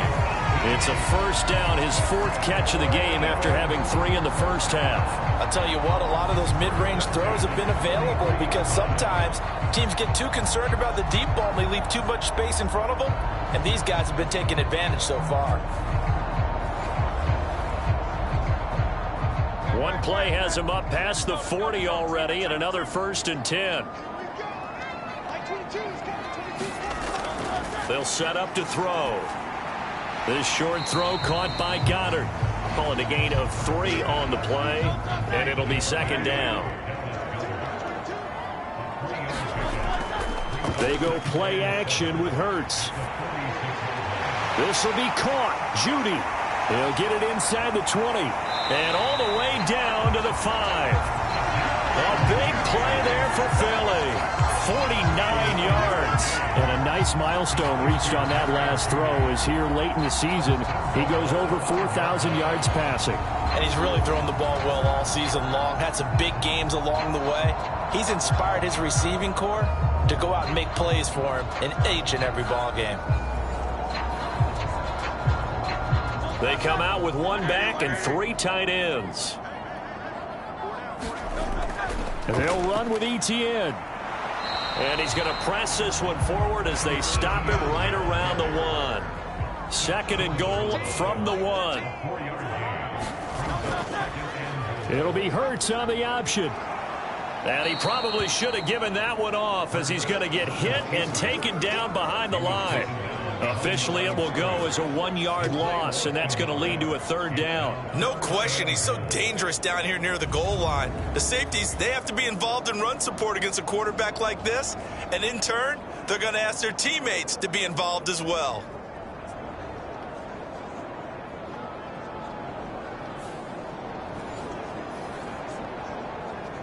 A chance to really put this game out of reach. Here's 3rd and goal.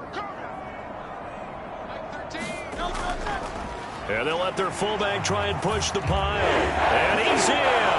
Touchdown, Eagles. A great effort there. His 2nd touchdown of the game, his 3rd on the year. And the Eagles take the opening kickoff of the 3rd quarter and drive right down the field to extend their lead. So another touchdown there, and even though we're still just here in the 3rd quarter, kind of hard now to see them giving up this lead. And this is just an offense that's imposing its will right now. You name it, they're able to do it. If you're the play caller, whatever you want to select is there. You want to run it, you want to throw it, pick a play, any play. They're rocking and rolling right now.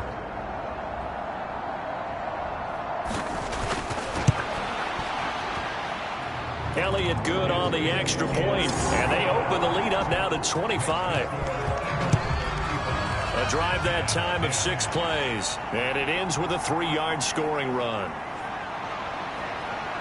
And able to take it past the 25 and up to the 28-yard line. As the Giants head back out there, let's take a look at the playoff picture in the NFC. Well, here we sit, Week 17, just one more week in the regular season after this one. So if you're one of these teams trying to make a move and improve your spot or jump in from the outside, Charles, you better make that move now. And these final games are often a good barometer for all those teams fighting for position or a wild card spot. They have to be able to get the job done these last 2 weeks before things get even tougher when the playoffs officially begin.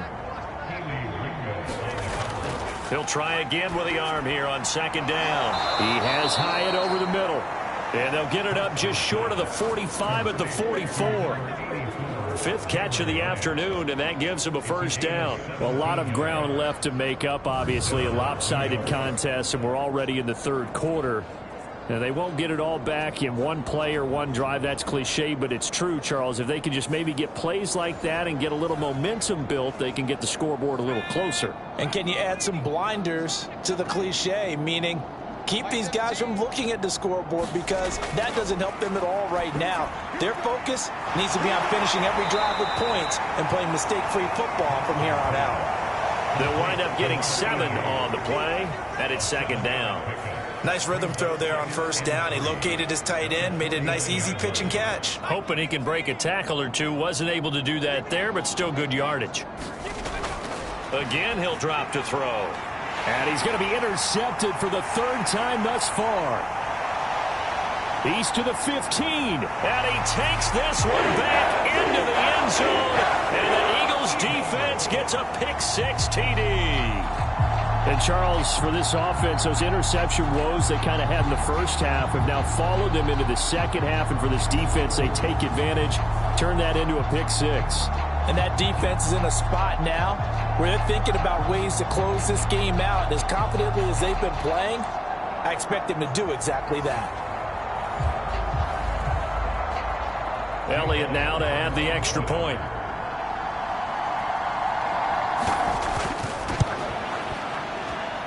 And the lead grows even larger here in the 3rd quarter.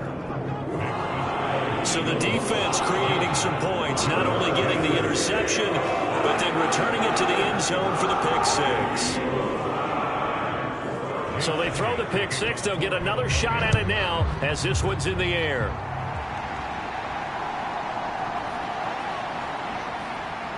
And he'll go down as this drive will start at the 25-yard line. And New York set to take the field. Well, we haven't exactly been treated to a nail-biter in this one, CD, and if they cannot score here, this one's pretty much all but over. Are you saying that you feel like people are starting to think about getting out of here, maybe beating the traffic in order to get home or to their final destination? Yeah, I don't think there's a whole lot of reason to hang around, especially if they can't score here. Yeah, you're right about that because it has been pretty clear who the better team has been in this one. And in a league that we talk about every game being a one-score game as we go into it, watching this blowout, let's just say it's been unusual. Taken down at the 42. Now that ground game just continues to struggle to really get any momentum in this ball game, Charles. And I mean, you're at the point here, 3rd quarter, down 4 scores, probably going to have to put it in the air. Oh, no question about it. So that's your only chance, your only opportunity. But think of the pressure you just put on your offensive line, because if you're a pass rusher, you're not even thinking about them running the football. All you're doing is getting into that sprinter stance and going after the quarterback. And he'll be taken down across the 50 at the 45 in enemy territory. They call his number again. It's his 6th catch and a 1st down. There's a nice pickup right there. And after watching that play, I'm thinking about all the lost opportunities that they've had so far in this game. But right now, just focus on continuing to move the ball the way they did on the last play. So from Philadelphia territory now, here's a 1st and 10 at the 45-yard line. Looking to throw. Cox. And this is going to fall to the ground, incomplete. That very nearly their 4th pick of the game. Instead, 2nd down. Throwing again. Cox. And that one too far in front. He couldn't reel it in. It's incomplete. But when the running game's not working, sometimes you just got to take a few more chances down the field. That's a good effort, but it winds up incomplete. Here comes the 7th play now of this drive as this is 3rd and 10.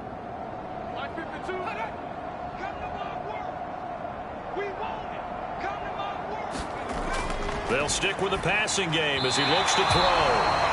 He had a man open, but he missed him, and it's incomplete.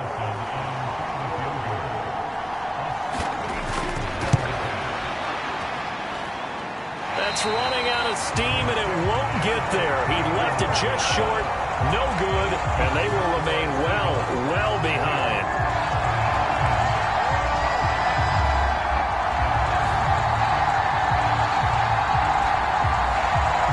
Here's the Philadelphia offensive unit now as they head out to take over possession.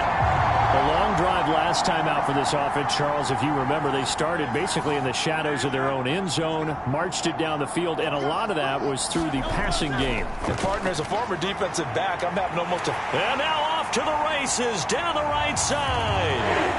Touchdown, Philadelphia.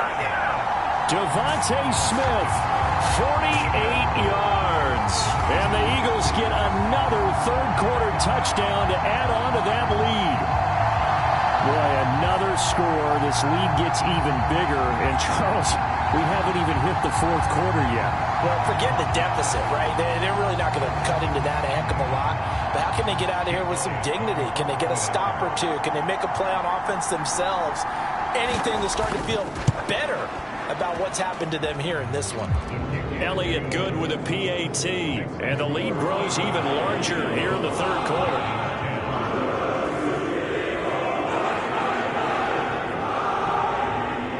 Now after the touchdown, here's Elliott on to kick it away. This fielded right at the goal line. And he had no room to run as he's tackled down inside the 20. New York's offense back out there and set to go.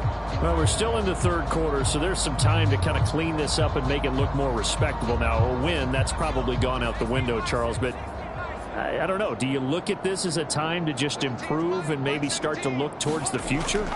I think you have to find something to play for, something to grasp onto until the clock runs out. But, Brandon, we've been around this game a long time. This is an outlier. You don't get many blowouts like this no matter how the game looks on paper going in. This one has turned out to be everyone's worst nightmare realized.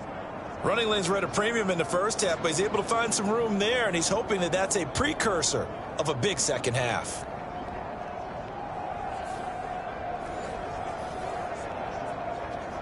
So 1st and 10 now from the 30.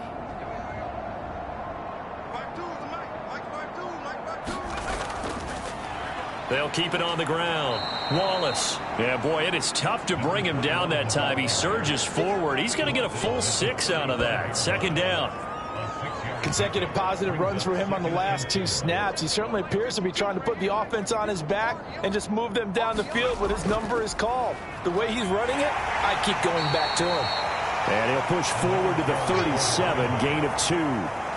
We're just looking at the scoreboard and where we're at in the third quarter. I don't know that it's going to matter much at this point, CD, but these small runs on the ground, they're not going to get it done. No, they're not. And right now, the guys stopping the run have been superior in this ball game, giving them no openings, no seams, and now they've got this game well in hand. And he will have a Giants first down. It won't be by much. He needed 3, and he got 3, barely. But the mark shows first down. I haven't met a football team yet that runs the ball successfully that doesn't talk about having an attitude to be a running football team, right? You got to be able to put your nose in there, smell where the first down sticks are, and get there.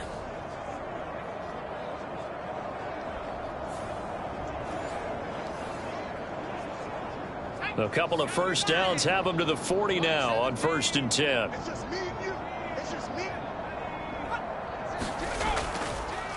Up the middle they go. It's Wallace. And he maneuvers up the middle for 3. And it's 2nd down.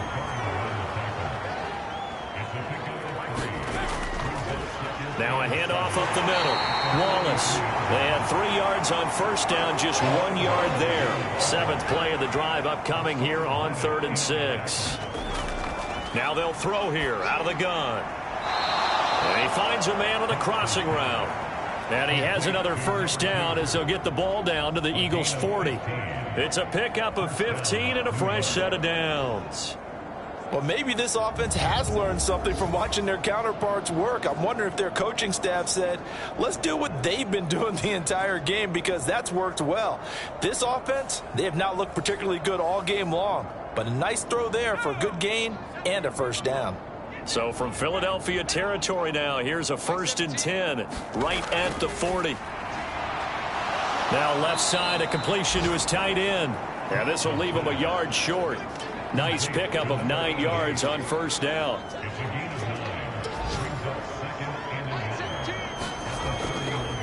On 2nd down now, it's Wallace. And he is going to be stopped cold behind the line of scrimmage. He winds up giving a yard back there, and now it's 3rd and 2. You got to figure the further they fall behind, the more you think that they'll get away from the run. They're trying to stick with it, but the results, they just aren't there.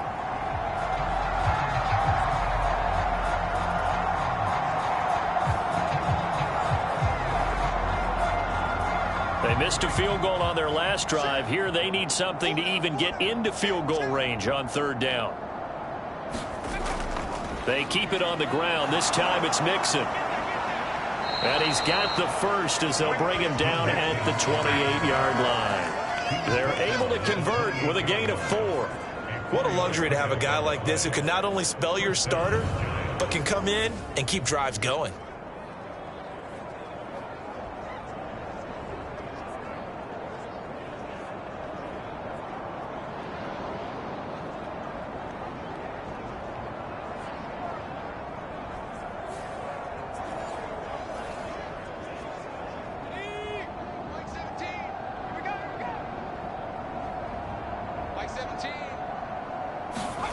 Here's Cox on first down. Oh, he dropped it. And that's pretty indicative of the way this one's gone. 2nd and 10 now. Third quarter action from Philadelphia, PA. Back to throw. Cox. And this time he's got the hookup. It's complete. So from the 17 now, here's a 1st and 10.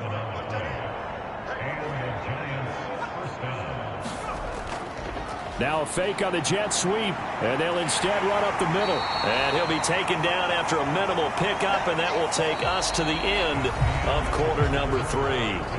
1 quarter remains here as the regular season starts to wind down. You're watching the NFL on EA Sports. This is 2nd and 8.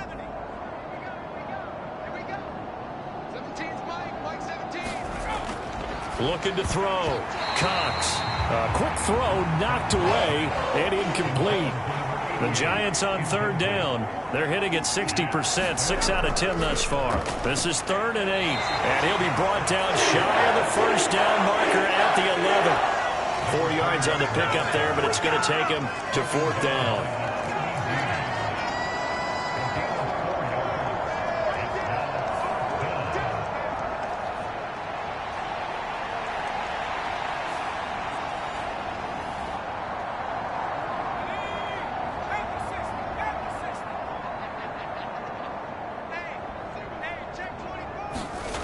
As expected, they're going for it to keep the drive alive. And it's incomplete. They cannot convert, and they turn it over. The Giants go on 4th, but come up empty. And this long drive is going to wind up yielding nothing. Well, their first 4th down attempt earlier was successful. This one backfires for a turnover on downs. I like their aggressiveness. I like what they're doing. They got it the first time they went for it. Why not a second time? I don't think they'll be daunted from attempting it again. If you're on the defensive side of the ball, though, any 4th down stop is a big momentum play. And a short gain here across the 10 to the 12.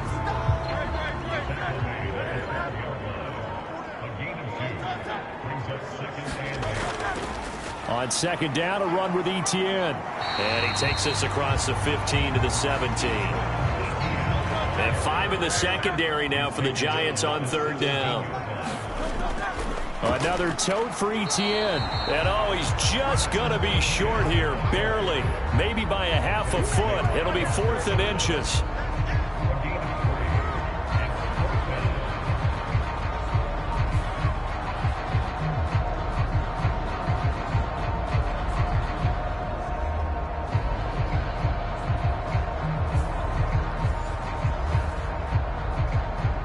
The Eagles send out their punter now. Always a good sign when your first punt comes in the 4th quarter.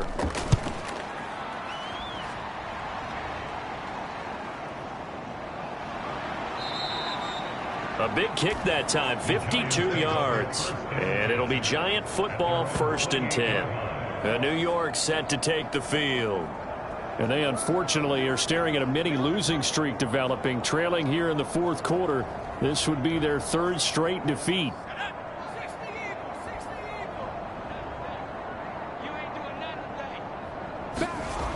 Cox throwing on 1st down. And that's going to be caught by Peoples-Jones. And they'll wind up getting this to the 37. Gain of 9. When you see zone defense and you know you've got a drag route on as your primary call, you've got to be really careful as a passer about how far you let your guy go because he might wander into some tough coverage.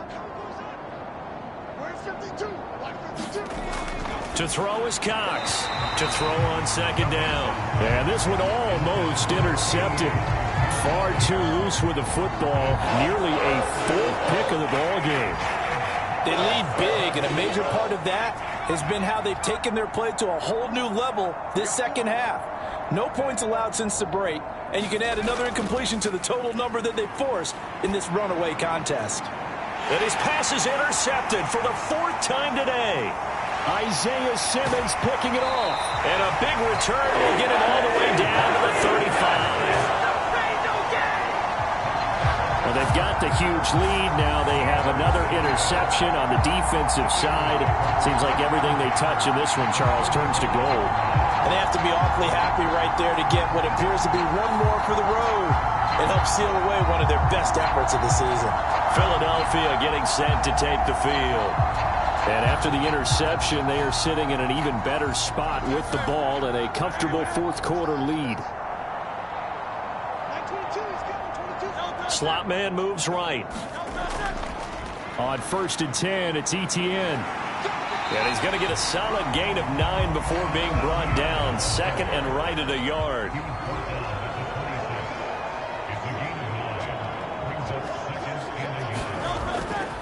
Straight ahead, Etienne.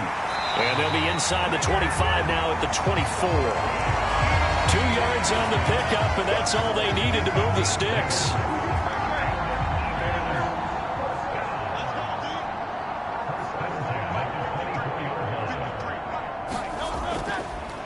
On the option left, it's Hurts. And he's going to lose yards. They take him down at the 26.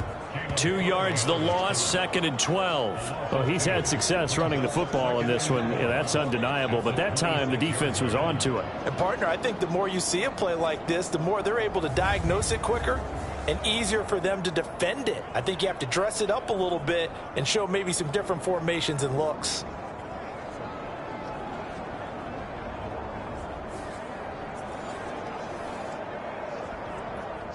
So the first down run lost a couple. Now they come up 2nd and 12. A shotgun snap and a give to Etienne. And he is met in his tracks behind the line of scrimmage. 3rd down, now even tougher. 3rd and 13 after that loss of a yard. Run blitz there defensively, something we might see more of here in the fourth quarter. I think we'll see a lot of it, and the difference between that and a pass blitz, you're just trying to get to the quarterback. You're trying to scheme someone open who will get to the QB and make sure he gets on the ground. In a run blitz, you're actually trying to cover up gaps, trying to cover up holes so they can't run the football. Now on 3rd and long, they'll look to throw. And he knocks the ball away, and it falls incomplete. Now Jake Elliott, earlier in his career, he beat these Giants with a 61-yarder. This from 44 yards away. The kick by Elliott is good. And that will extend their lead even further.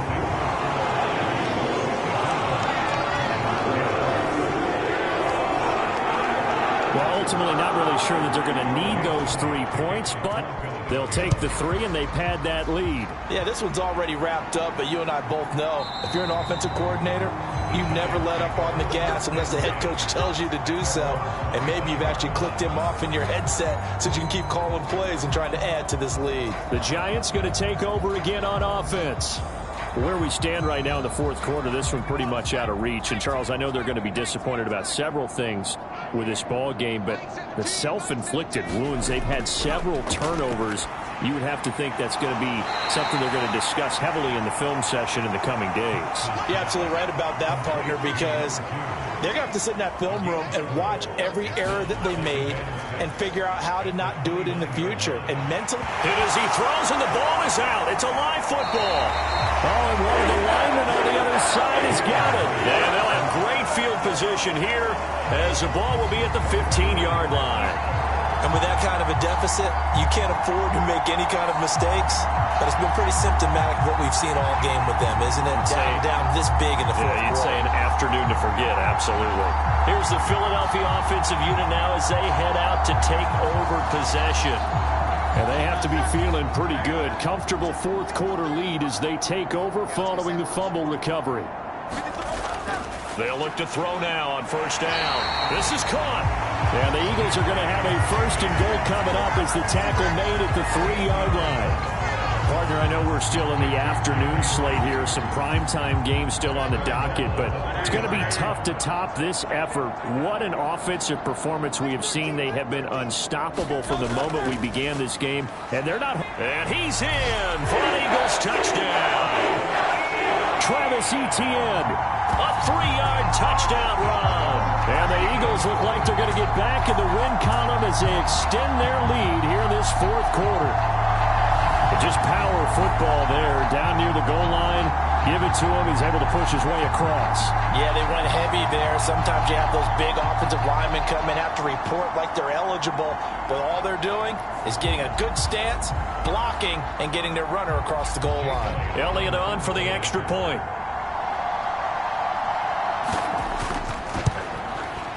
Now this one was over a while ago as they just add on to their big lead. They had the short field, and they made quick work of it. Just 2 plays to get into the end zone. Now after the touchdown, here's Elliott on to kick it away. And they'll put up the stop sign there as his guys will get it at the 25. Possession of the football going back over to the Giants.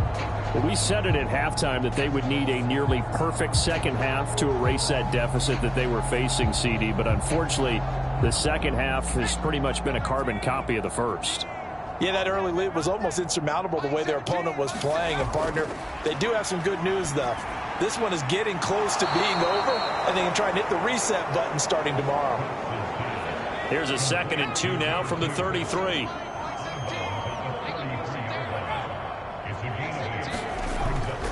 Back to throw. Cox. And he drops it incomplete. And their struggles continue here. After the incompletion, here now, 3rd and 2. Looking to throw. Cox. And they'll get it up just short of the 45 at the 44. Now we've got a Giant player here slow to get up after that last play. And this is certainly not what you want to see in the final week of the year. We'll be back.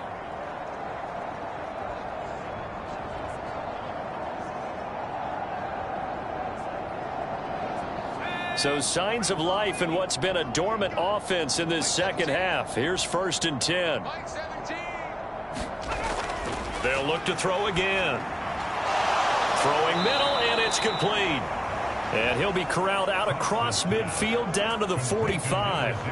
11 more yards that go around, a 1st down as well. Well, a touchdown here on this drive, it wouldn't really put much of a dent in the score, the deficit right now, but as you mentioned in the past, CD, their coach is probably just hoping to see something executed correctly on this drive before we close out the ball game. Yeah, and I think that every guy who's on the field has to feel exactly the same way, because if not, they might be looking for replacements. Treat every drive as if it's your last and make it a successful one in some small way.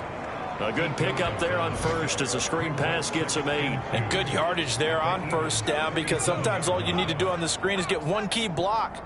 That might set your man free, and that was pretty good pursuit to the football defensively, or it could have gone for more.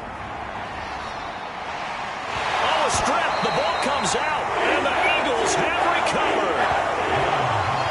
Hey, I'm all about defense forcing plays and getting takeaways.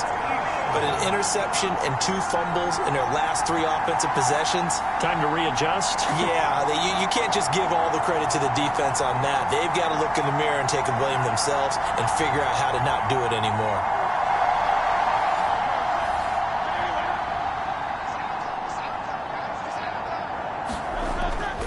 Etienne up the middle.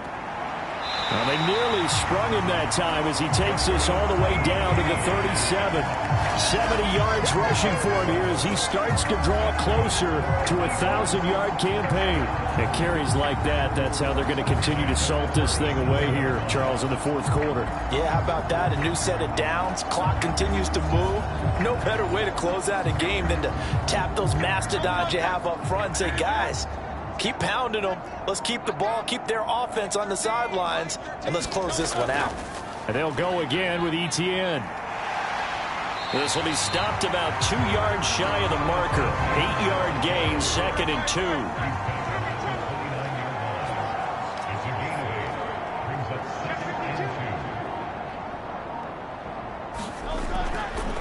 Here's a give to Etienne. And he'll be a little shy of the 25 here at the 26-yard line. Just 2 minutes remaining here in the fourth quarter of what has been a one-sided affair. They'll get 3 as the drive continues. It's a first down.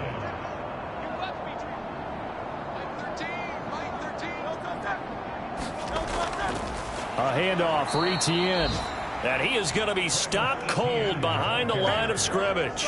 He'll lose a yard there, and it's 2nd and 11. Hey, a lot of points have been scored in this game against them, but tally that one on the side of the defense. Do you think maybe, possibly, it can be a little bit of a changer for them? Maybe not a game changer, but a little bit of a momentum one that maybe they can string together some pretty good plays and slow them down. So after the loss of a yard, they'll look to push forward here on 2nd down and 11.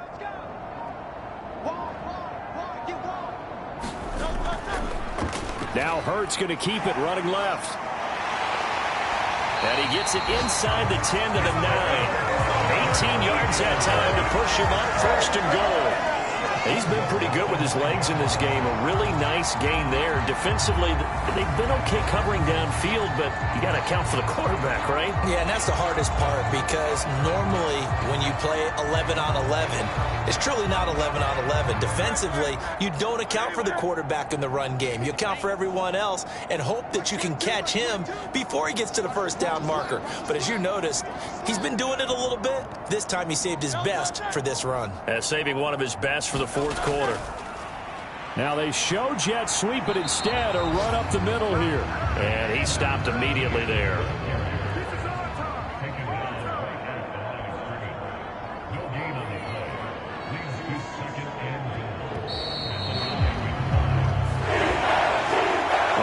Usually love to see scoring, and there was no shortage of it today. What a dominant showing from an offense that was truly playing at an elite level in this contest. Partner, this game was over a long time ago, and you noticed they did not want to slow down anything. Absolutely a dream scenario for everyone on that offense, and they took advantage of every second. Guaranteed popcorn for everyone in their film session. So for the Eagles, they get yet another victory to finish the year at 14-3 overall. And now they'll have the week off as they get set to go after a Super Bowl title. Meanwhile, for the Giants, it will indeed be a 10-loss season as they wrap up 7-10. And I think you have to say, ultimately, this was a team that really underachieved. So that's a wrap. For Charles Davis, I'm Brandon Gaudin. And this has been a presentation of the NFL on EA Sports. For more, check us out at easports.com. The Eagles are winners here as we say so long from Philadelphia.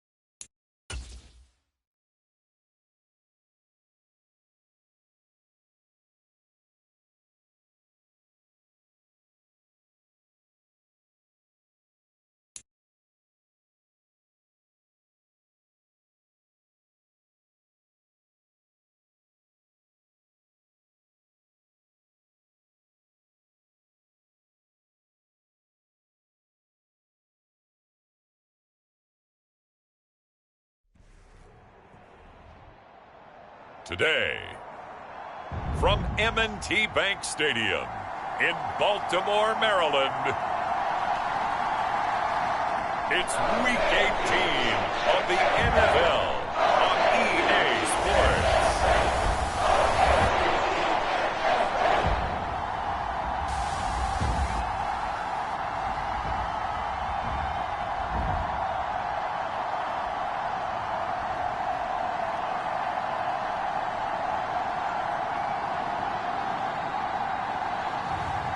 It's the Baltimore Ravens taking on the Los Angeles Rams. EA Sports coverage of the National Football League brings us to historic Baltimore, Maryland, and M&T Bank Stadium. It's all about divisional matchups on this final day of the regular season, and we've got a compelling one in store here, as it'll be the Los Angeles Rams taking on the Baltimore Ravens.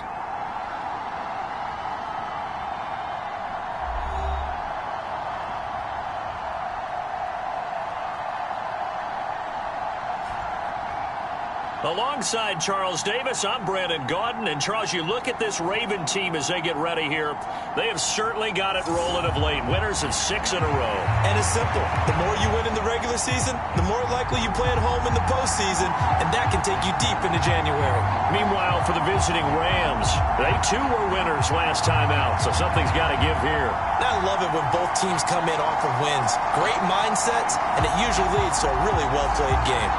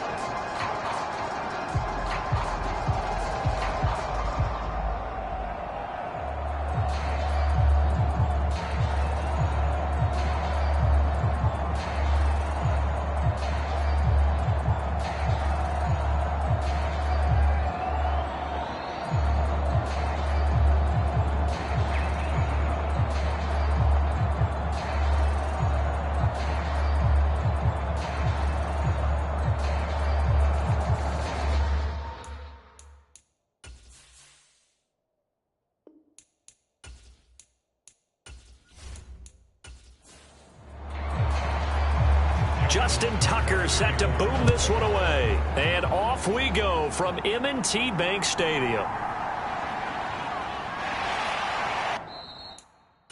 And makes it across the 20 as his guys will set up shop at the 23-yard line. So out come the Rams now for their first possession. As we get a peek at their dynamic signal caller hailing from Mississippi State, it's Dak Prescott. It's been a lot of fun watching him advance in his career. Many people question his ability to throw the football coming out of Mississippi State. He's conclusively answered that question. In addition, a very strong runner and an even better leader. They'll start on the ground with Swift. Takes this up just short of the 30, but he was able to avoid that earlier tackle. Nice move. Ball on the 28-yard line. Here's 2nd down and 5. Prescott from the gun. And the hook up to Brown. And they get him down, but not before he takes it across the 40-yard line. A first down throw for Prescott. Now a quick throw there, but it's going to be incomplete. He was trying to get it to Tutu Atwell there, but it'll be 2nd down. You look at this Baltimore defense. They're a top 5 unit right now against the pass in the league. In fact, they sit at number 5. And since this is such a good unit of covering passes downfield, I think that last play... Swift is hit, and he coughs it up. And it's picked up by the Ravens. And his crew will take over with a football at the 35-yard line. Not only a fumble loss there, but a fumble lost on your first drive in your own territory. Now you're dealing with a lot of stuff here because you feel bad going off the field because you gave up the football. How does your own defense feel now having to go out there and stop them when the momentum is clearly shifted in their favor? So here are the Ravens with great field position to start out. And a look here now at their fourth-year quarterback. And his stat line last week, that's not going to get him to the Pro Bowl. All right, no touchdowns, no interceptions, but they won. And so the bottom line for him is team won, managed the game effectively, led them to victory. He's doing all the right things.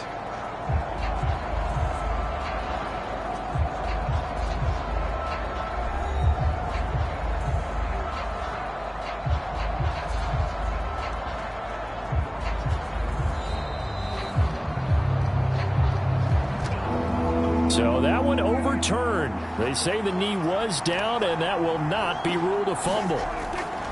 On third down, it's Prescott. Over the middle to Brown. And he is going to have a Rams first down as they're able to get the third down conversion. Even against double coverage, he found enough of an opening for a noticeable gain. Two guys on him, yet he finds a way to uncover downfield for the completion.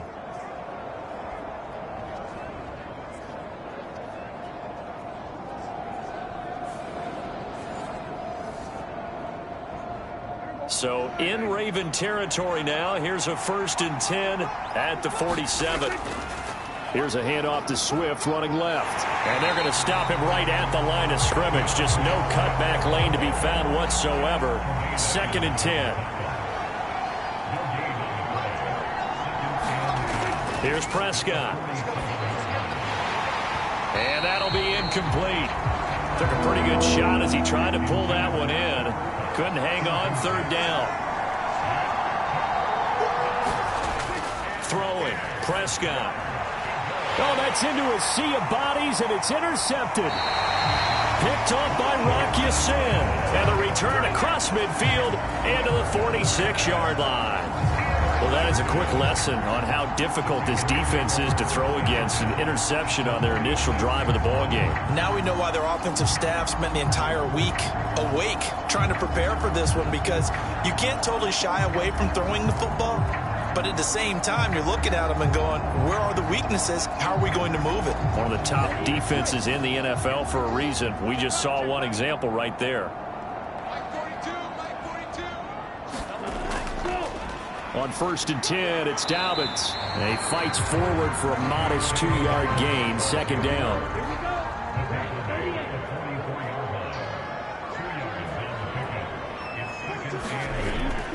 Another run here with Dobbins. And some nice running going to get him down close to a first down at the Rams 38. Another good carry there for the NFL's second leading rusher. And we've talked on air, off air about his MVP candidacy. Make a case for him. But I'm just going to tell you point blank, it doesn't matter whether he's first or second or even third in the league in rushing yardage. That's not the main deal. It's how he gets those yards and the impact he has on his ball club. They'll try to run for it with Dobbins. And he's able to get the first before he's taken down at the 36.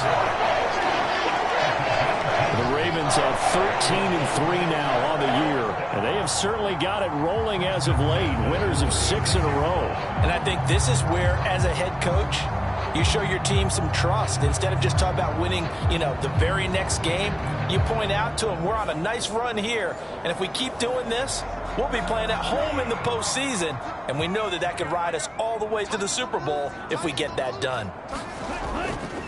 A give up the middle to Dobbins.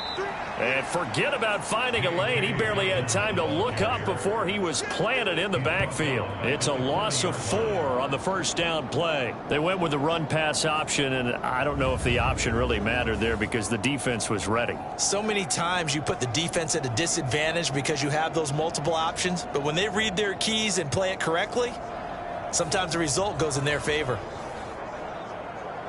So a step in the wrong direction. Now they'll look to make amends on 2nd and 14.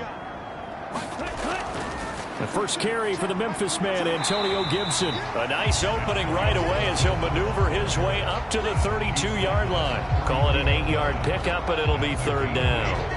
Well, this defense for the Rams, they were excellent a week ago in the victory over Arizona. It was a little bit enlightening talking with the defense coordinator about their performance last week, because the feeling was that it was a good, solid performance. They did what they needed to do to get the job done and get the win, but definitely a few lapses that they're looking to correct. This throw taken in by Isaiah Likely. And a pretty nice tackle there, ranging up from his free safety spot as he'll stop him about a yard short. So give him 5 yards there on the pitch and catch. And that'll bring up 4th down. I thought maybe when he caught, he'd have a good chance of getting that first down, but that's a nice job of holding him up and preventing him from getting to the sticks.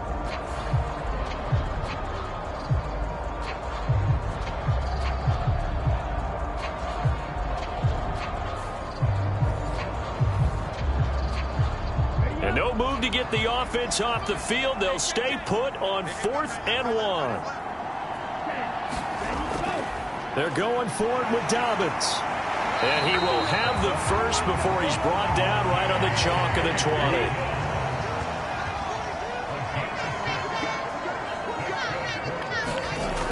They'll look to throw here. And the timing a bit off that time as that one falls to the ground. After the incompletion, here's 2nd and 10 from the 20. A shotgun snap and a give to Dobbins. And he takes it down to the 10-yard line. It's a good gain of 11. Sets him up 1st and goal. This running game's so important for them, and they know that. It helped lead him to a victory last week when he was over 100 yards. Let's face it, it's their identity, and that's what they want to play to. They want to be that team that runs the ball really well each and every week, and right now we're seeing a pretty good pattern of that happening. 1st and goal, a chance to convert that early turnover into points. He'll look to throw. Looking left side, Andrews with it complete. Nice job defensively to hold him to 4, and now it's 2nd and goal. And there's a completion to the tight end, and look at the size of these players nowadays. At that spot, 6'4", 6'5", and up. A lot of guys used to be basketball players, somehow came back to football. That's really good for the game of football. You're getting better athleticism, great hand-eye coordination, guys who know how to control their bodies when they run their routes.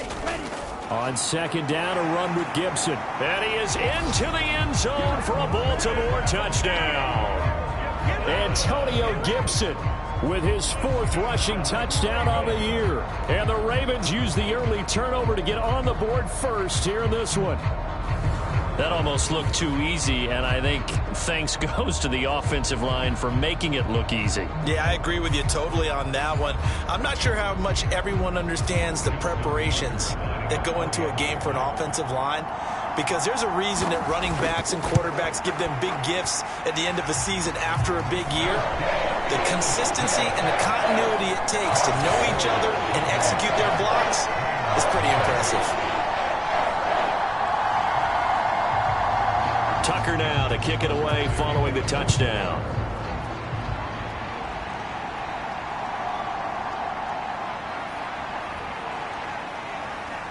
And a good return as he'll be stopped just shy of the 30-yard line.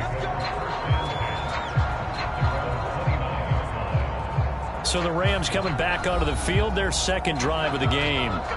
They threw an interception the first time they had the football, wound up leading to a touchdown the other way. How do you approach drive number 2? Going back to your game plan coming in, everyone has matchups that they like better than others, where they think they have an advantage. Dial up some of those plays. Try and go to those spots and get your offense moving. They go over the middle, and it's complete to start the drive. And he'll be tackled right on the chalk of the 45. They may want to go back to that one. First play of the drive, good for 15 and a 1st down. Well, no matter your experience level as a quarterback, you throw an interception on that first drive, maybe a little shaken up. Nice response there to get their first down. I think you make an excellent point. I don't care who you are. You throw an interception, it's going to get to you a little bit.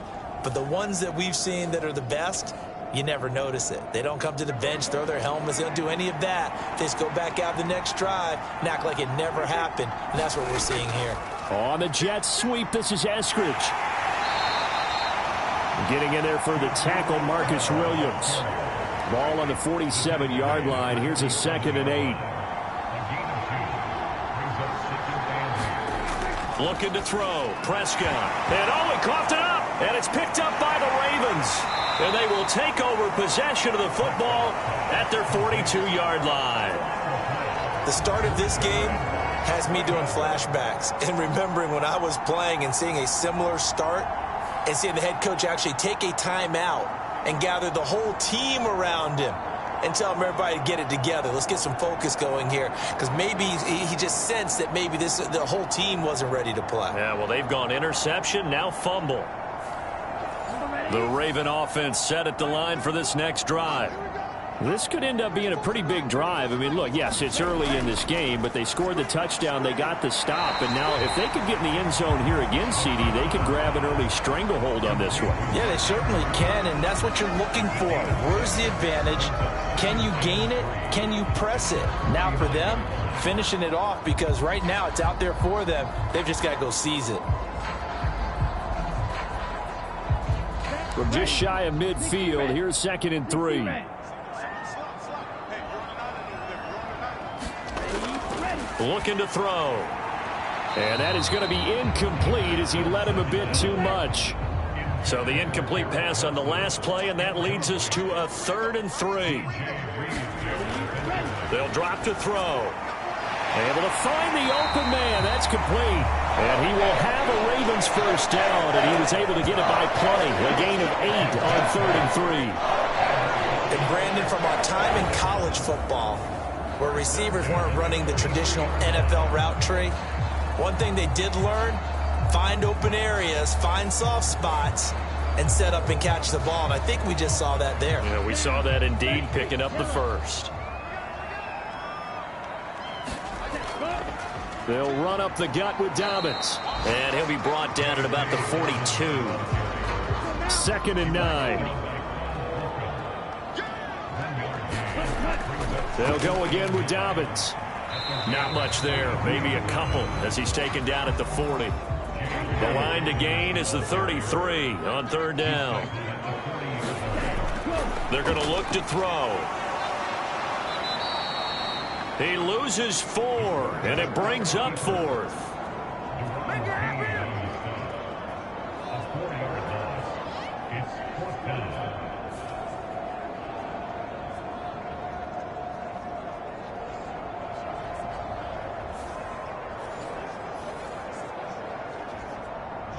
Here's Jordan Stout now. He was called on 3 times in the win last week as his first one here's away. The Rams ready to go on offense. And job one here, Charles, just keep possession of the football. 2 drives, 2 turnovers to this point. You're exactly right, Doctor. Hippocratic oath. First, do no harm. And right now, they're harming themselves on offense. I like that. No one is mistaking me for a doctor, though. But thank you, Dr. Davis. Now it's a bootleg with Prescott. To the right side, and complete to Atwell. And he'll be out right at the 35. 16 yards right off the bat and a first down. And that's a nice catch there. Remember, he had the fumble earlier. No way he was giving up the ball in that situation. Secured it tight to his body and picks up the first down.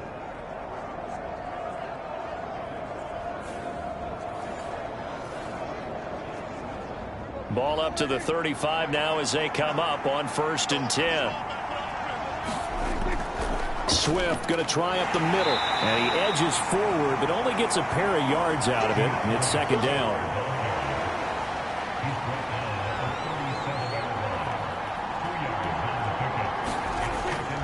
Right back to Swift again on 2nd down. And it'll be a minimum pickup here as it will take us to the end of the first quarter. After 7-0 on EA Sports. Now 3rd down and 7. Play fake. Here's Prescott. Forced out to his left. And he can only manage to take the football to the 40, and that is well shy of the first down marker. He opted to go with the scramble, gets 2 yards, and now it's 4th. And, partner, I would guess that in his headset he was hearing from his coach, it's 3rd down, don't take a sack. And in this case, he's able to avoid the pressure and get out of there. He doesn't get the 1st down, but he does turn a possible loss into positive yardage.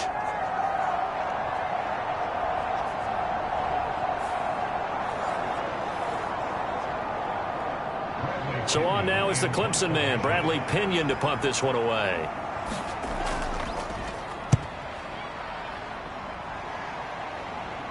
And a fair catch signaled for and taken at about the 18-yard line. 37 yards on the punt with no return. And the Ravens will take over. Now the Baltimore offense heading back out onto the field. Obviously not the intended goal last drive. They had to punt the football, but still they've got the lead here, and now a chance to add on to that lead if they can get points on this drive. 1st and 10 upcoming. The drive will commence with a run by J.K. Dobbins. And he'll get this up to the 30-yard line.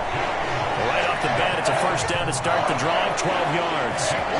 We use the word relentless a lot with guys who are aggressive on the field. In this case, it really fits, doesn't it? How about his ability to break tackles and his feet never stop moving?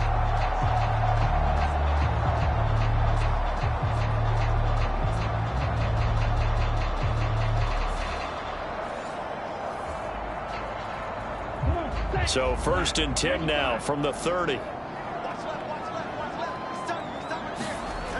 They'll look to throw. That's complete. It's Zay Flowers with it. And down he goes, but he takes it up to the 40. 10 yards there, good enough for a Raven 1st down.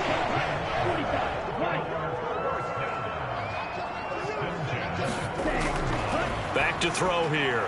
A short throw caught by Andrews. So 5 yards here, 5 on the play, and that'll make it 2nd down.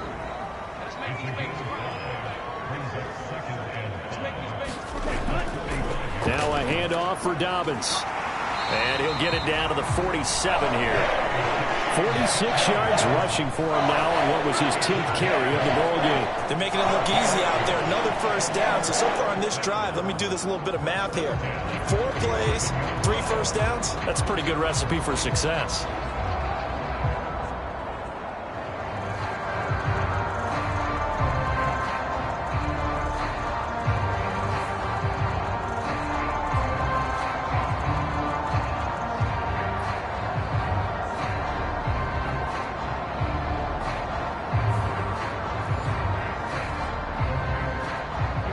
So from Rams territory now, it's 1st and 10 at the 47.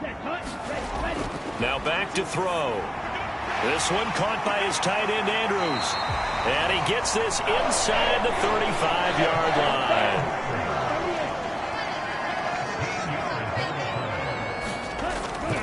Here's a give to Dobbins. And a short gain down to about the 33. Ball at the 33, 2nd and 9.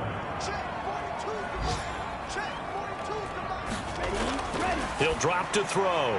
Out to the right here to Wilson. It'll be a gain of 5.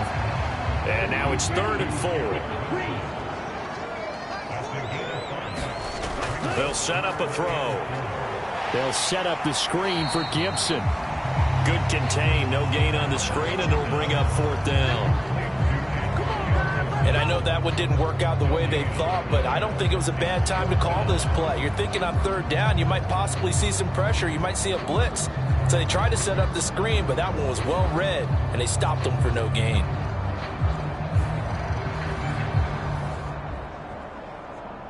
So on 4th down, here's the Ravens Pro Bowl kicker Justin Tucker out onto the field. From the right hash, this from 45 yards away. Tucker's kick is good, and that will extend their lead even further.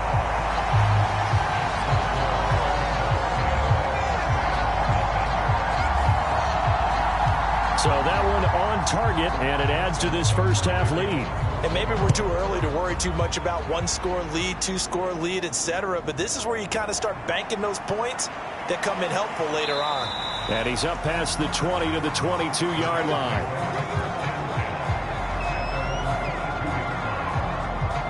The football going back to the Rams now. Nothing for him yet from an offensive standpoint. Down 10-zip as they come up 1st and 10.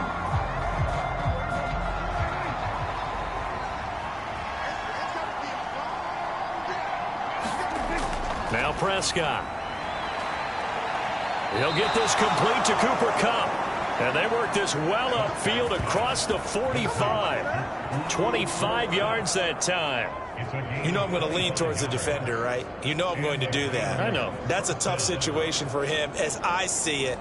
But the truth of the matter is, that ball was not streaking towards him. Had a little arc on it. He's got to find a way to get his head around and make a play on the football.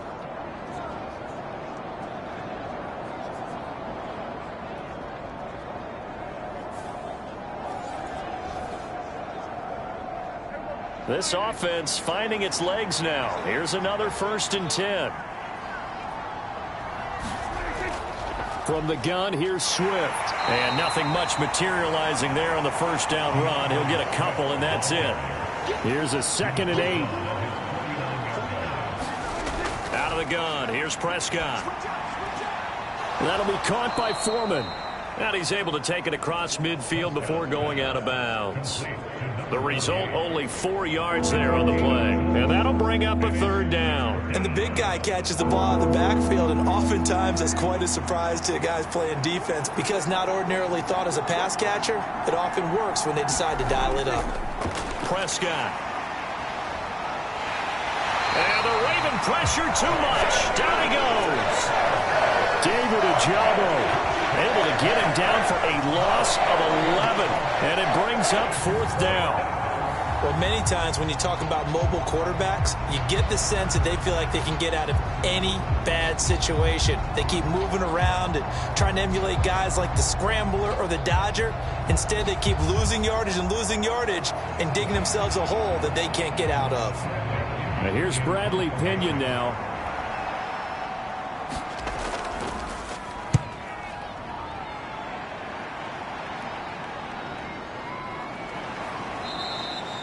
.35 yards that time on the punt. And out will come the offense as they take over.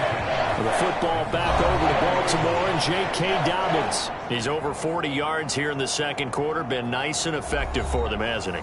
He has definitely been dependable and really shouldn't underestimate what he's getting done here because anytime you're on a pace that's going to approach 100 yards, you've really done some damage in an NFL game. And now he's looking just to add to his totals. They'll start on the ground with Dobbins. And he is brought down at the 22 after a gain of 2, and it brings up 2nd down.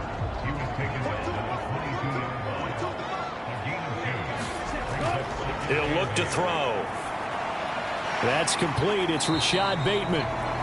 Give him a gain of 5 on the completion. And now we've got a 3rd down and 3. Good throw, good catch, but I really like the route. The drag and being able to run away from defenders. Hard to stick with them for that long. Yeah, better against man than zone, or? Better against man, because now you're running away from someone and you're not running into a defensive player in another zone. Now he is not going to get the 1st down as they'll spot this at about the 28. Only a yard on the pickup there, and it's going to leave them with a 4th down. When we talk about defenders, specifically linebackers, keeping their eyes in the right spot. He had that eye down the entire time. And you know that's not easily done because they throw a lot of misdirection at you. They try and fool you and get your eyes in the wrong place. But you're right about that one. He correctly figured that one out and made a really nice play. 4th down, and out comes Jordan Stout here to punt.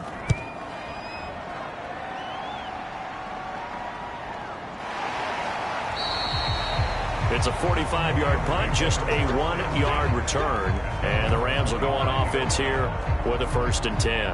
And now out on the field, here comes Los Angeles.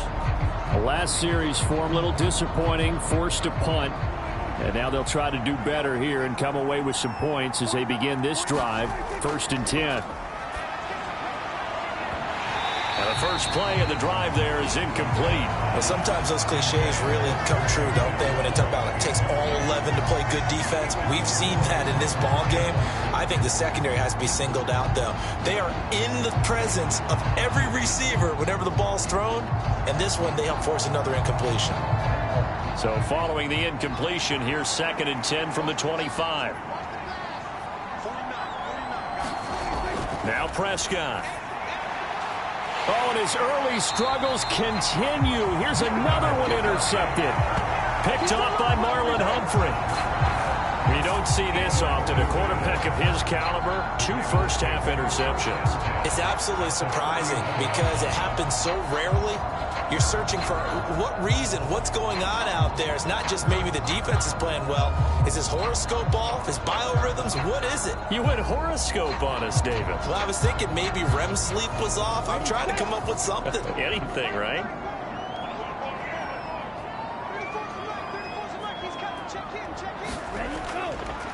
Now Dobbins.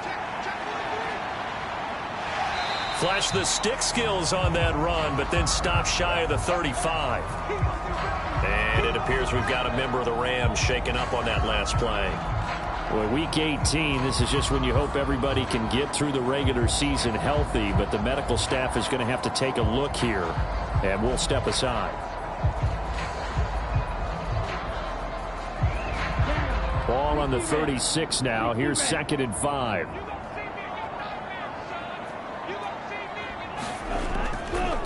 They'll run here with Dobbins.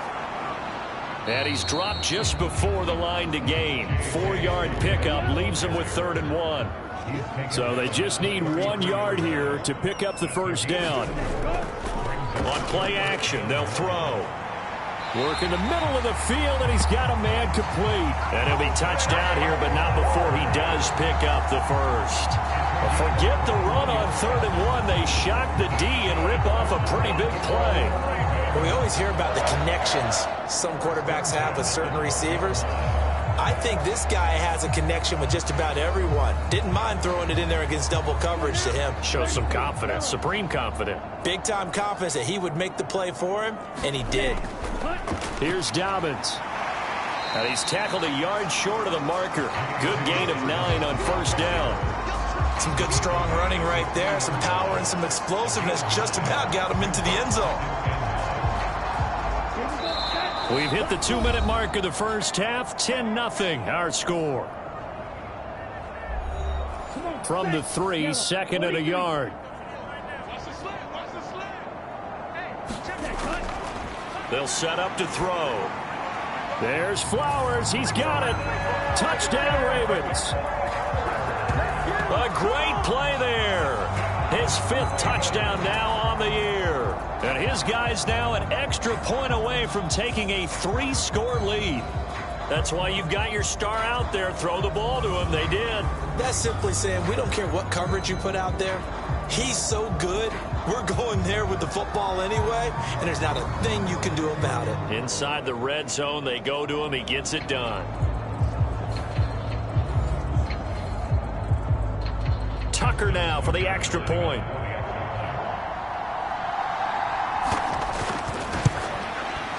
He's got it, and it's 17-0. The drive summary that time, 5 plays. And it's capped off by the Baltimore score. Tucker now to kick it away following the touchdown. From a yard or 2 deep, here comes a return. And ultimately cannot get this out to the 25-yard line as he's dropped at the 23. The offense for Los Angeles returns to the field. And we don't want to call this desperation time, especially in the second quarter, but you're down. You don't want to. But no, but let me finish. Okay, my bad. You're down 3 scores already. You've done nothing offensively, nothing on the scoreboard. That's not a good combination. I think you just called it desperation time. I think you did. But let's face it, you mentioned this to me in a break earlier in the game. The energy level hasn't been there right from the start. We've noticed that. They've got to find a way to get on their toes and start punching instead of retreating, to use a boxing analogy. And he comes back with 1 complete. They're going to need to get up and set in a hurry. 3rd and short yardage, Prescott. Oh, this will be incomplete. The rush gets home just as he was letting that go. That could have been worse. Instead, it's 4th down. On now to punt. Here's Bradley Pinion.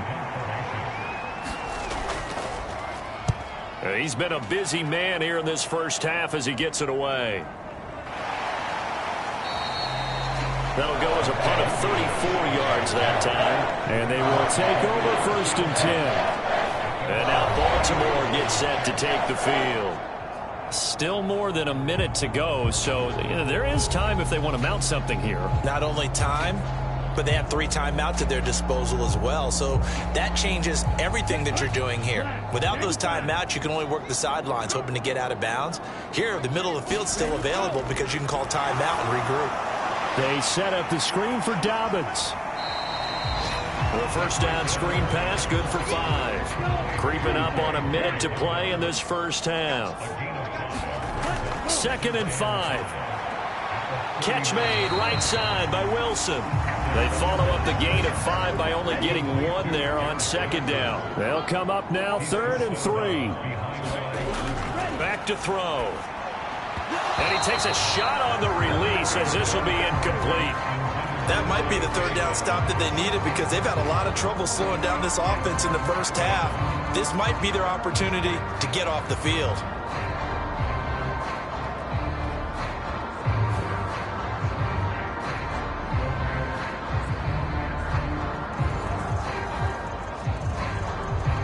Out now is the punter, Jordan Stout.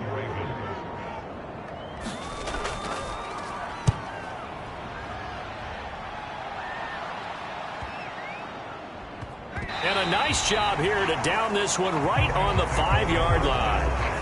That is how you flip field position. That's an absolute bomb of a punt. Downs it inside the 5-yard line. Absolutely ideal. From that position, you're hoping to get it down inside the 15, inside the 5. Superb. Well, the Rams going to take over late in this first half. And with a 3-score deficit staring them in the face, they might have to press the issue here and try to get points out of this drive. Now a first carry for their fullback. And he'll just push his way forward for a few as the clock will run. The Rams going to go ahead and use the first of their timeouts as they'll stop it with 40 seconds remaining in this first half. 2nd down, Prescott. He'll get this one to Cup, complete. And just 3 yards on the catch there. He couldn't get away. And now 3rd down and 6 to go. Final play of the half, Prescott. And his throw's going to be incomplete. So we're at halftime here in the Inner Harbor with the hometown Ravens on top. As we'll send you down to Orlando and we check in with Jonathan Coachman for our EA Sports Halftime Report. Coach. All right, Brandon, thanks very much. It's all down to this. Week 18 of the NFL regular season. Lots to be decided, so let's get right to it. We'll start up in the Pacific Northwest at Lumen Field in Seattle. And it's the Seahawks who are out in front in the second quarter. 2 touchdown passes there for Deshaun Watson. From there, we'll take the trip east to Wisconsin to check on the Packers at home at Lambeau. And they were winners in that ball game over the visiting Cleveland Browns. Justin Herbert, 4 touchdown passes in the victory. Finally, let's get to the desert to check on the Cardinals at home in Glendale. And this one going the visitors' way as the Texans have the lead in that one. Dameon Pierce with a touchdown run.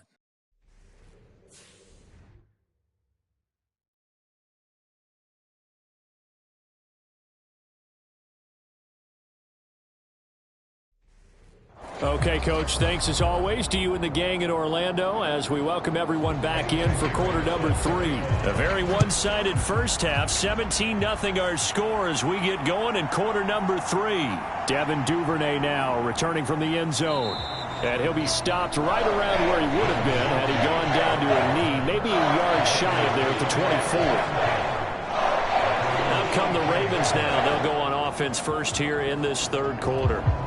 Charles, for them, pretty good first half on the ground. They had some success running the ball in quarters 1 and 2, and they've got the lead now, a chance to expand upon that lead here with their first drive in the third quarter. Yeah, believe it or not, you and I have noticed that this great game of football has shifted towards pass first, run second. So for me, It's really nice to see some of these teams keeping the ground game as a big component of their offense, and it's working pretty well for them now. And let's face it, they can continue to do damage with it. And in addition, it sets up the pass game really well for them, too. Here's 2nd and 8. That's complete to his receiver, Bateman.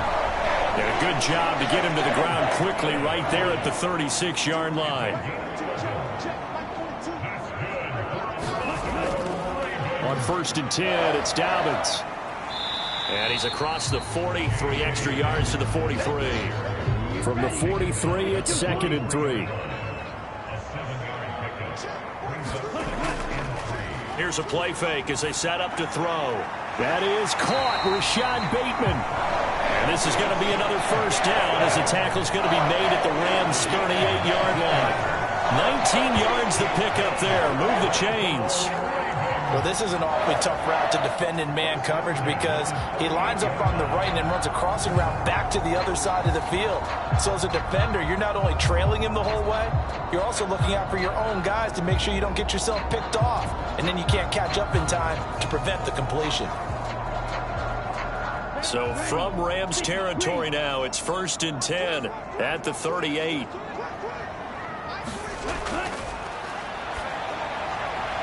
Here's a throw to his running back. It's complete. And he works it past the 30, almost to the 25.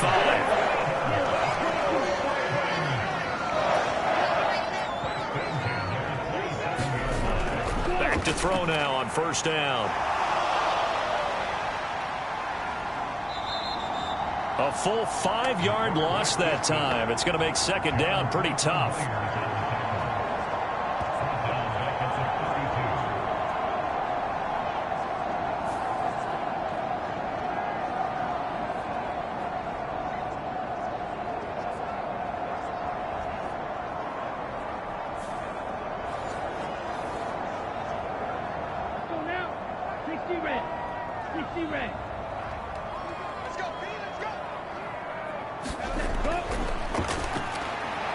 The throw here to Andrews, the tight end. 8th play of the drive forthcoming, and they need 8 yards on 3rd down.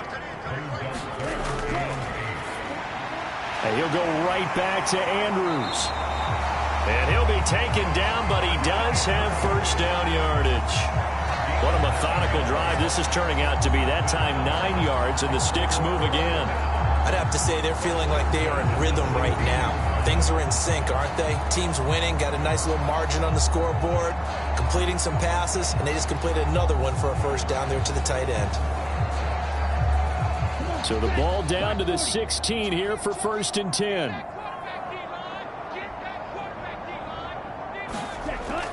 From the red zone now, they'll look to throw. They'll try and set up the screen. It's complete. And he'll get him inside the 15 down to the 14-yard line. 2nd down and 8.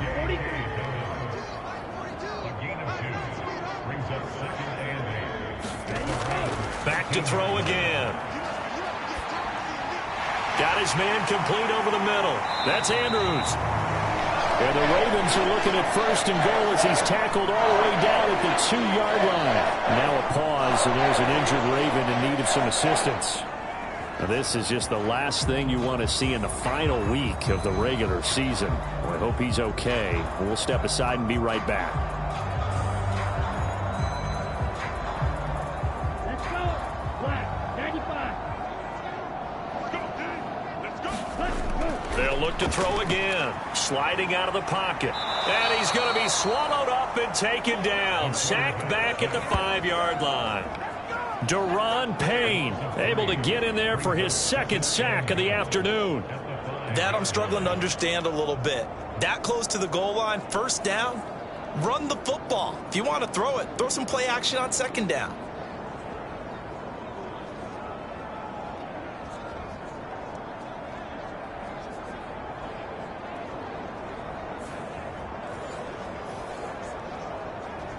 Back at the 5-yard line now, 2nd and goal. They'll look to throw here. Under pressure, and they got to him again. It'll wind up going as a sack and a loss of 2. And now the task gets more difficult here on 3rd and goal. This is a little hard for me to compute because I'm watching sack after sack happen, but somehow they're still behind in the game. I would expect all of this defensive pressure to translate to them taking a lead, and thus far, it hasn't happened. Time's winding down. They don't want to waste this type of performance from these ace pass rushers. And now can they reverse the trend on 3rd and goal with the last 2 plays having gone backwards? He'll look to throw. Now throw right side here, going to be incomplete. Here's Justin Tucker now for the Raven field goal try. From the right hash here, should be an easy one. Tucker's kick is good, and that will extend their lead even further.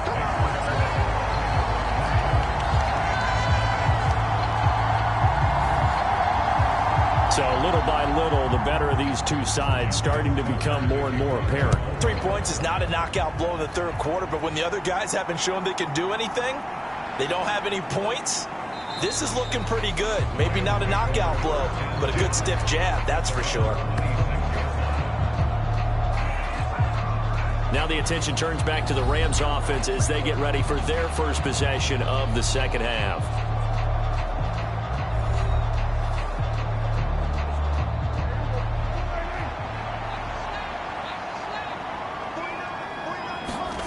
Prescott looks to throw on first. Open man there is Fryer, complete. It'll go as a gain of 4, and it'll be second down.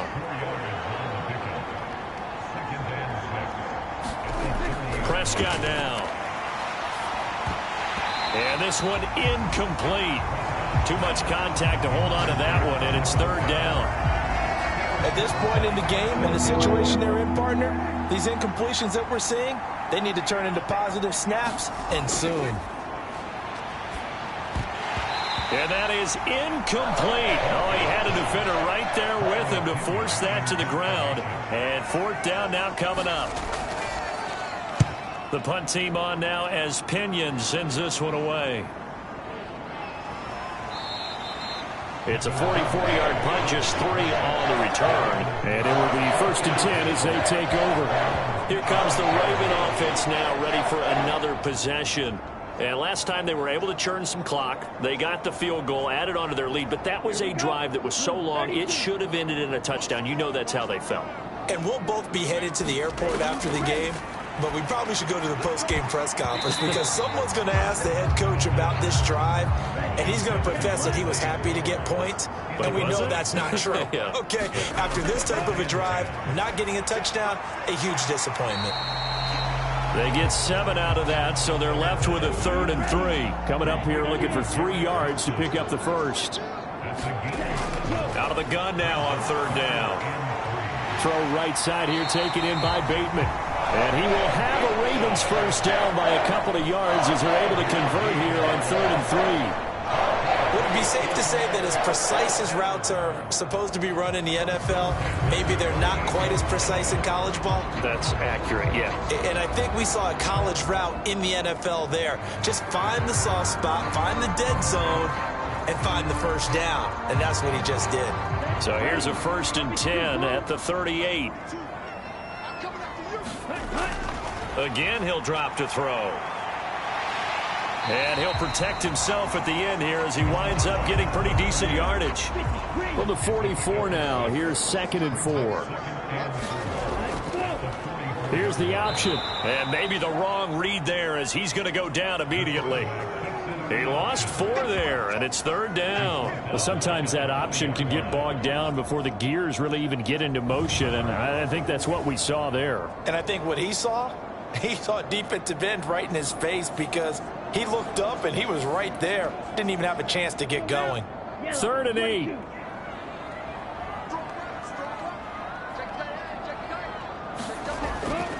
They're going to look to throw. Oh, that's into a double team, and it's intercepted. Picked off by Cole Holcomb. And he's able to take this one back to the 36-yard line. Well, still down quite a bit here, several scores, but yeah, at least that's a start, Charles, getting the interception here. And look, we're still in the third quarter, so this thing not done yet. You're right about that, Brandon. This defense, they haven't quit on this game. They stayed with it and got an interception and handed the ball back to their offense. And what you wonder about is the team that just threw that interception, they've got to be careful about developing a sense of complacency and thinking this game is over. Following the interception, here's Prescott. And he's going to go down. They get to him back at the 40. Credit that sack to Travis Jones. And, of course, that's not an easy man to sack. You know how elusive he can be trying to get outside of the pocket. That was a great play on the defensive side. And I wonder what was going through his mind because he didn't seem as committed to using his legs to pick up yardage. He wanted to keep that play alive, so either take off and go or throw it away. But he held on to the football and ended up getting sacked.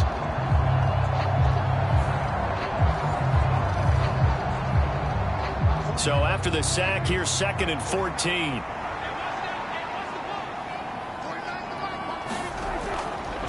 They will run straight ahead with Swift. And the lane closes up quickly as he'll get about 3 down to the 38. This offense in desperate need of a conversion as they come up on 3rd down. Prescott to throw it. And that ball incomplete, nearly intercepted. Took a chance with that one. It'll lead to a 4th down. And that one's not going to get there. Not enough juice, an ambitious effort, but it's well short. And that will keep the deficit at 20.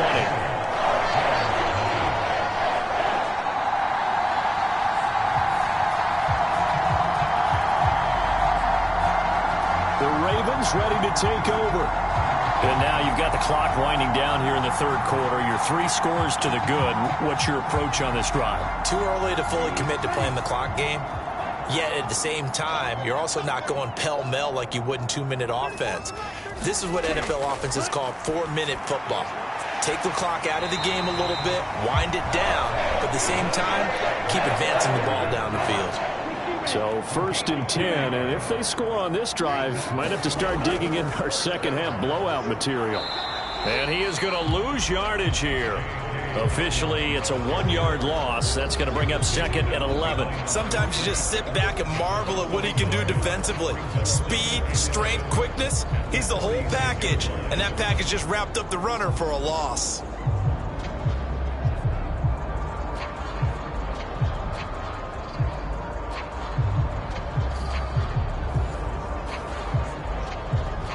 Looking at a 2nd and 11 now after the loss.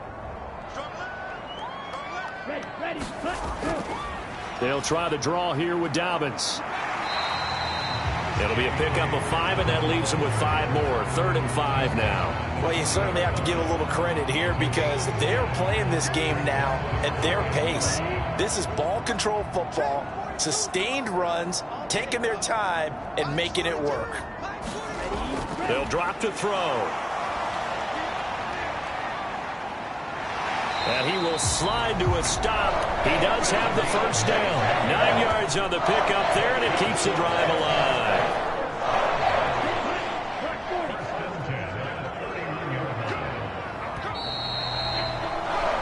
And they're not going to get to the line to run another play. So we will switch ends as the 3rd quarter has come to a close. We'll return with more after this. This is the NFL, and it's on EA Sports.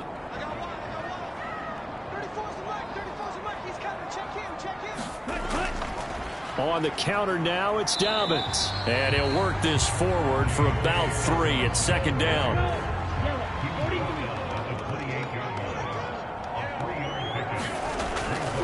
Another run here with Dobbins. And some nice running going to get him down close to a 1st down at the Rams' 23.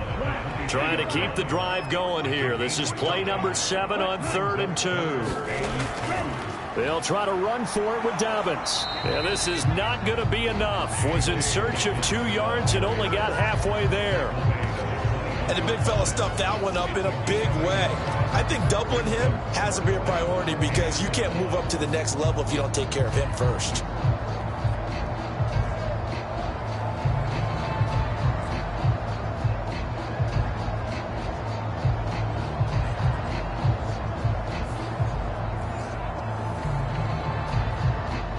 John Harbaugh going to roll the dice. They're going for it on 4th down. Looking to throw. Into a double team, and it's intercepted. And the Rams are going to get the ball back on the turnover as they hold on 4th down. Well, that interception at least offers them a glimmer of hope here in the 4th quarter. It certainly does if their offense goes out now and makes it pay off by getting into the end zone. And if it does, then they get a chance to get back out on the field and try and do it again. Maybe they can force that offense into more and more mistakes and give them a chance to get back into this one totally. Yeah, still a 3-score hill to climb. We'll see if they can do it. Prescott on 1st down. In trouble here, and down he goes. Back at the 8-yard line.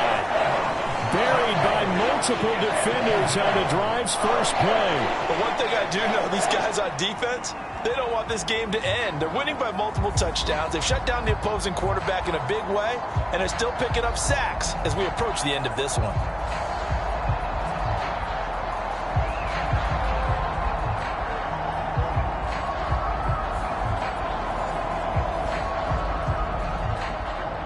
Work to be done here on 2nd and 16 after the sack.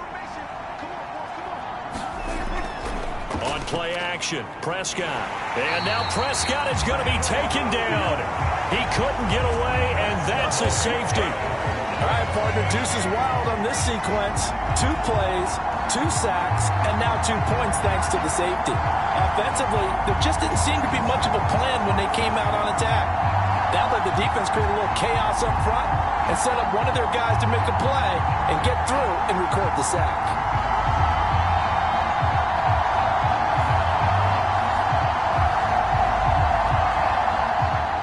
After the safety, remember, they also need to give up the football, and here's the free kick. This is fielded at the 27.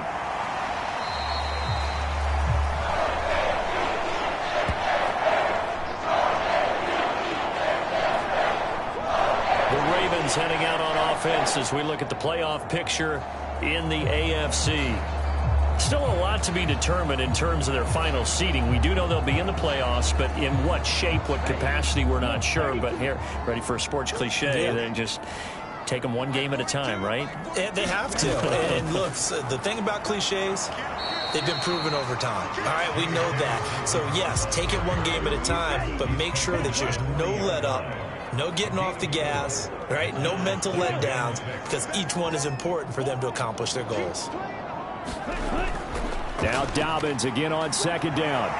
And he'll get it out a couple yards shy of midfield at the 48. 103 yards for him now on the ground as he goes over the century mark here. I'd say he's ready for the playoffs ahead, no doubt. I know we're in the era of wide-open football, a lot of spread formations, more space. But there's still a spot for power football. We just saw some of it right there. How about that run? Yeah, breaking the tackle. And, you know, late in this game, he wants the football in his hands. He's had a good day. Ready. Red 38. Mike's 4-2.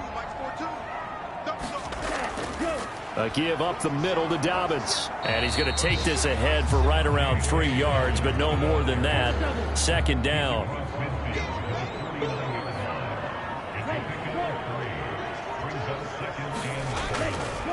They'll run up the gut with Dobbins. And some nice running going to get him down close to a 1st down at the Rams' 43-yard line. A gain of 3 last play. This time they double it and pick up 6. 3rd down and 1. They'll run with Gibson. Well, he's free going down the left side. It's a foot race. And they do get him down, but not before he's able to slip it inside the 5-yard line. They're able to convert on 3rd down, and that sets up a 1st and goal. Hate to be blunt, but it is just continuing to prove to be the case that this O-line is manhandling this D-line right now. They deserve to roll up their sleeves and show up their biceps because they're doing exactly what you just described, manhandling the defensive front. They've got the leverage, they are powering through, and they're controlling this game. Gibson is not going to get a whole lot, maybe a yard down to the 3. So the ball position now at the 3. Here's 2nd and goal. Now they'll switch it up here and look to throw. And this is caught. Touchdown, Baltimore. Isaiah Likely, his first touchdown on the year. And the Ravens extend their fourth quarter lead, and they are closing in now on a 14-win campaign. This is why a lot of play callers love play action in this spot. You just want to freeze the linebackers just for a second. Then you got a chance to get a quick pass into your tight end right behind them for a touchdown.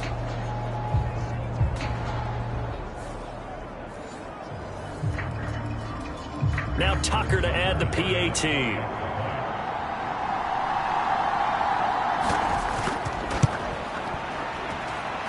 And that'll push the lead up to 29 now. So that lines up a 7-play drive all told. And finishing that drive off was the touchdown grab by Isaiah Likely. Tucker now to kick it away following the touchdown.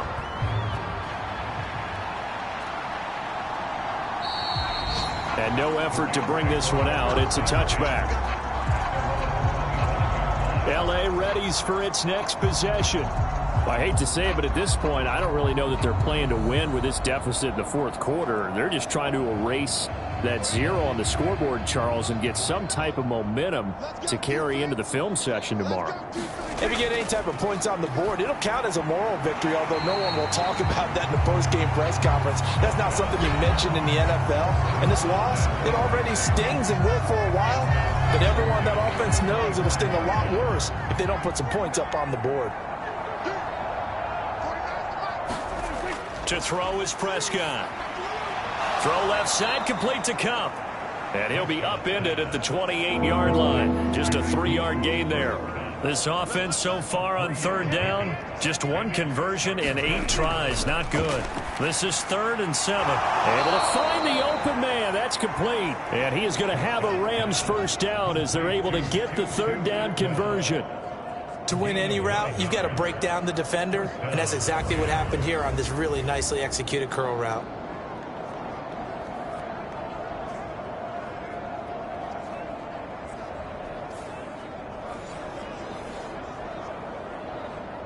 Line of scrimmage, the 37 on 1st and 10. From the shotgun, it's Prescott. That's going to be caught by Fryer. And they'll get him down after a pickup of 8, 2nd and 2.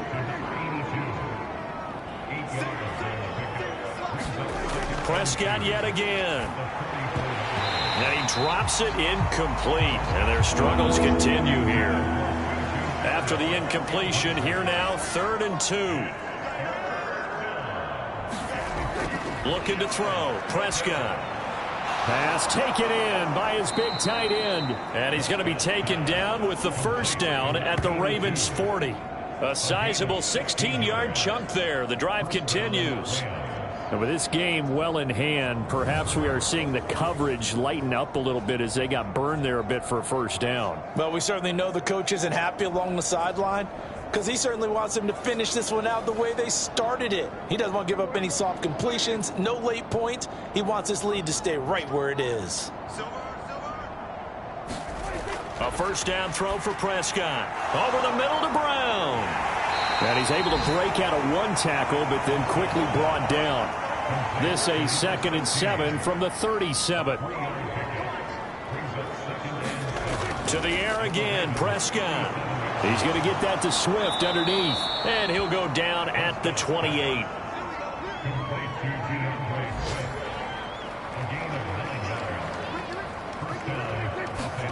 On 1st and 10, Prescott. And it's a short one here, complete to his tight end. And he's brought down at the 24 after a gain of 4. 2nd and 6. Now Prescott. Escaping the pressure right. All that gets him is just a yard, and now it's 3rd down. Just 2 minutes remaining here in the fourth quarter of what has been a one-sided affair. So it's Rams football here as we get you reset. Here is 3rd and 5. Throwing, Prescott. And he's going to be intercepted a 3rd time. Picked off by Tyson Campbell. And the Ravens will take over here at their own 14-yard line. How about one last great play defensively, and that should, for all intents and purposes, finish off this shutout. That's as good a defensive performance as we've seen in a long, long time. And I know as a team they will celebrate, but I will guarantee you the defensive guys, they'll get together somewhere and have their own private celebration. A shutout, that's something to be cherished. Here we go, set. Yellow, 22. Check, 42 is the line. Check. Let's go. Here's Gibson to start the drive. A gain of 3, second down.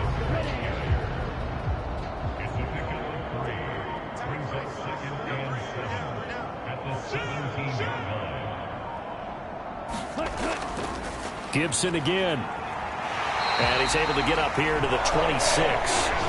66 yards rushing for him now on just 6 carries to this point. Well, partner, I know this type of running back.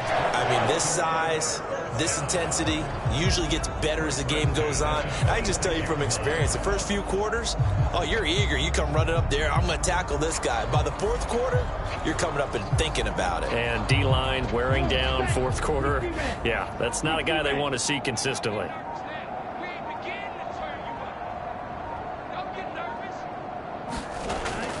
On 1st and 10, it's Gibson. And able to stay on his feet past the 30 to about the 33-yard line. He's taken down at the 33-yard line. It's a gain of 7. Brings up 2nd and 3. So the final seconds tick away in this Baltimore victory. And this was truly a total team effort, Charles, on both sides of the ball. But they absolutely pitched a shutout, so it can't get much better than that, right? The defense led the way, but the offense did their part as well. They moved the ball up and down the field. So you've got to like what you saw. What do they call that? A total team effort? I think when it's time to hand out game balls, guys from both sides will end up getting one. So for the Ravens, they finish things off in style, putting a bow on a 14-3 regular season. And now they'll have the week off as they get set to go after a Super Bowl title. Meanwhile, for L.A., it'll be double digits in losses as they fall to 7-10 for their final mark. And I think you have to say, ultimately, this was a team that really underachieved.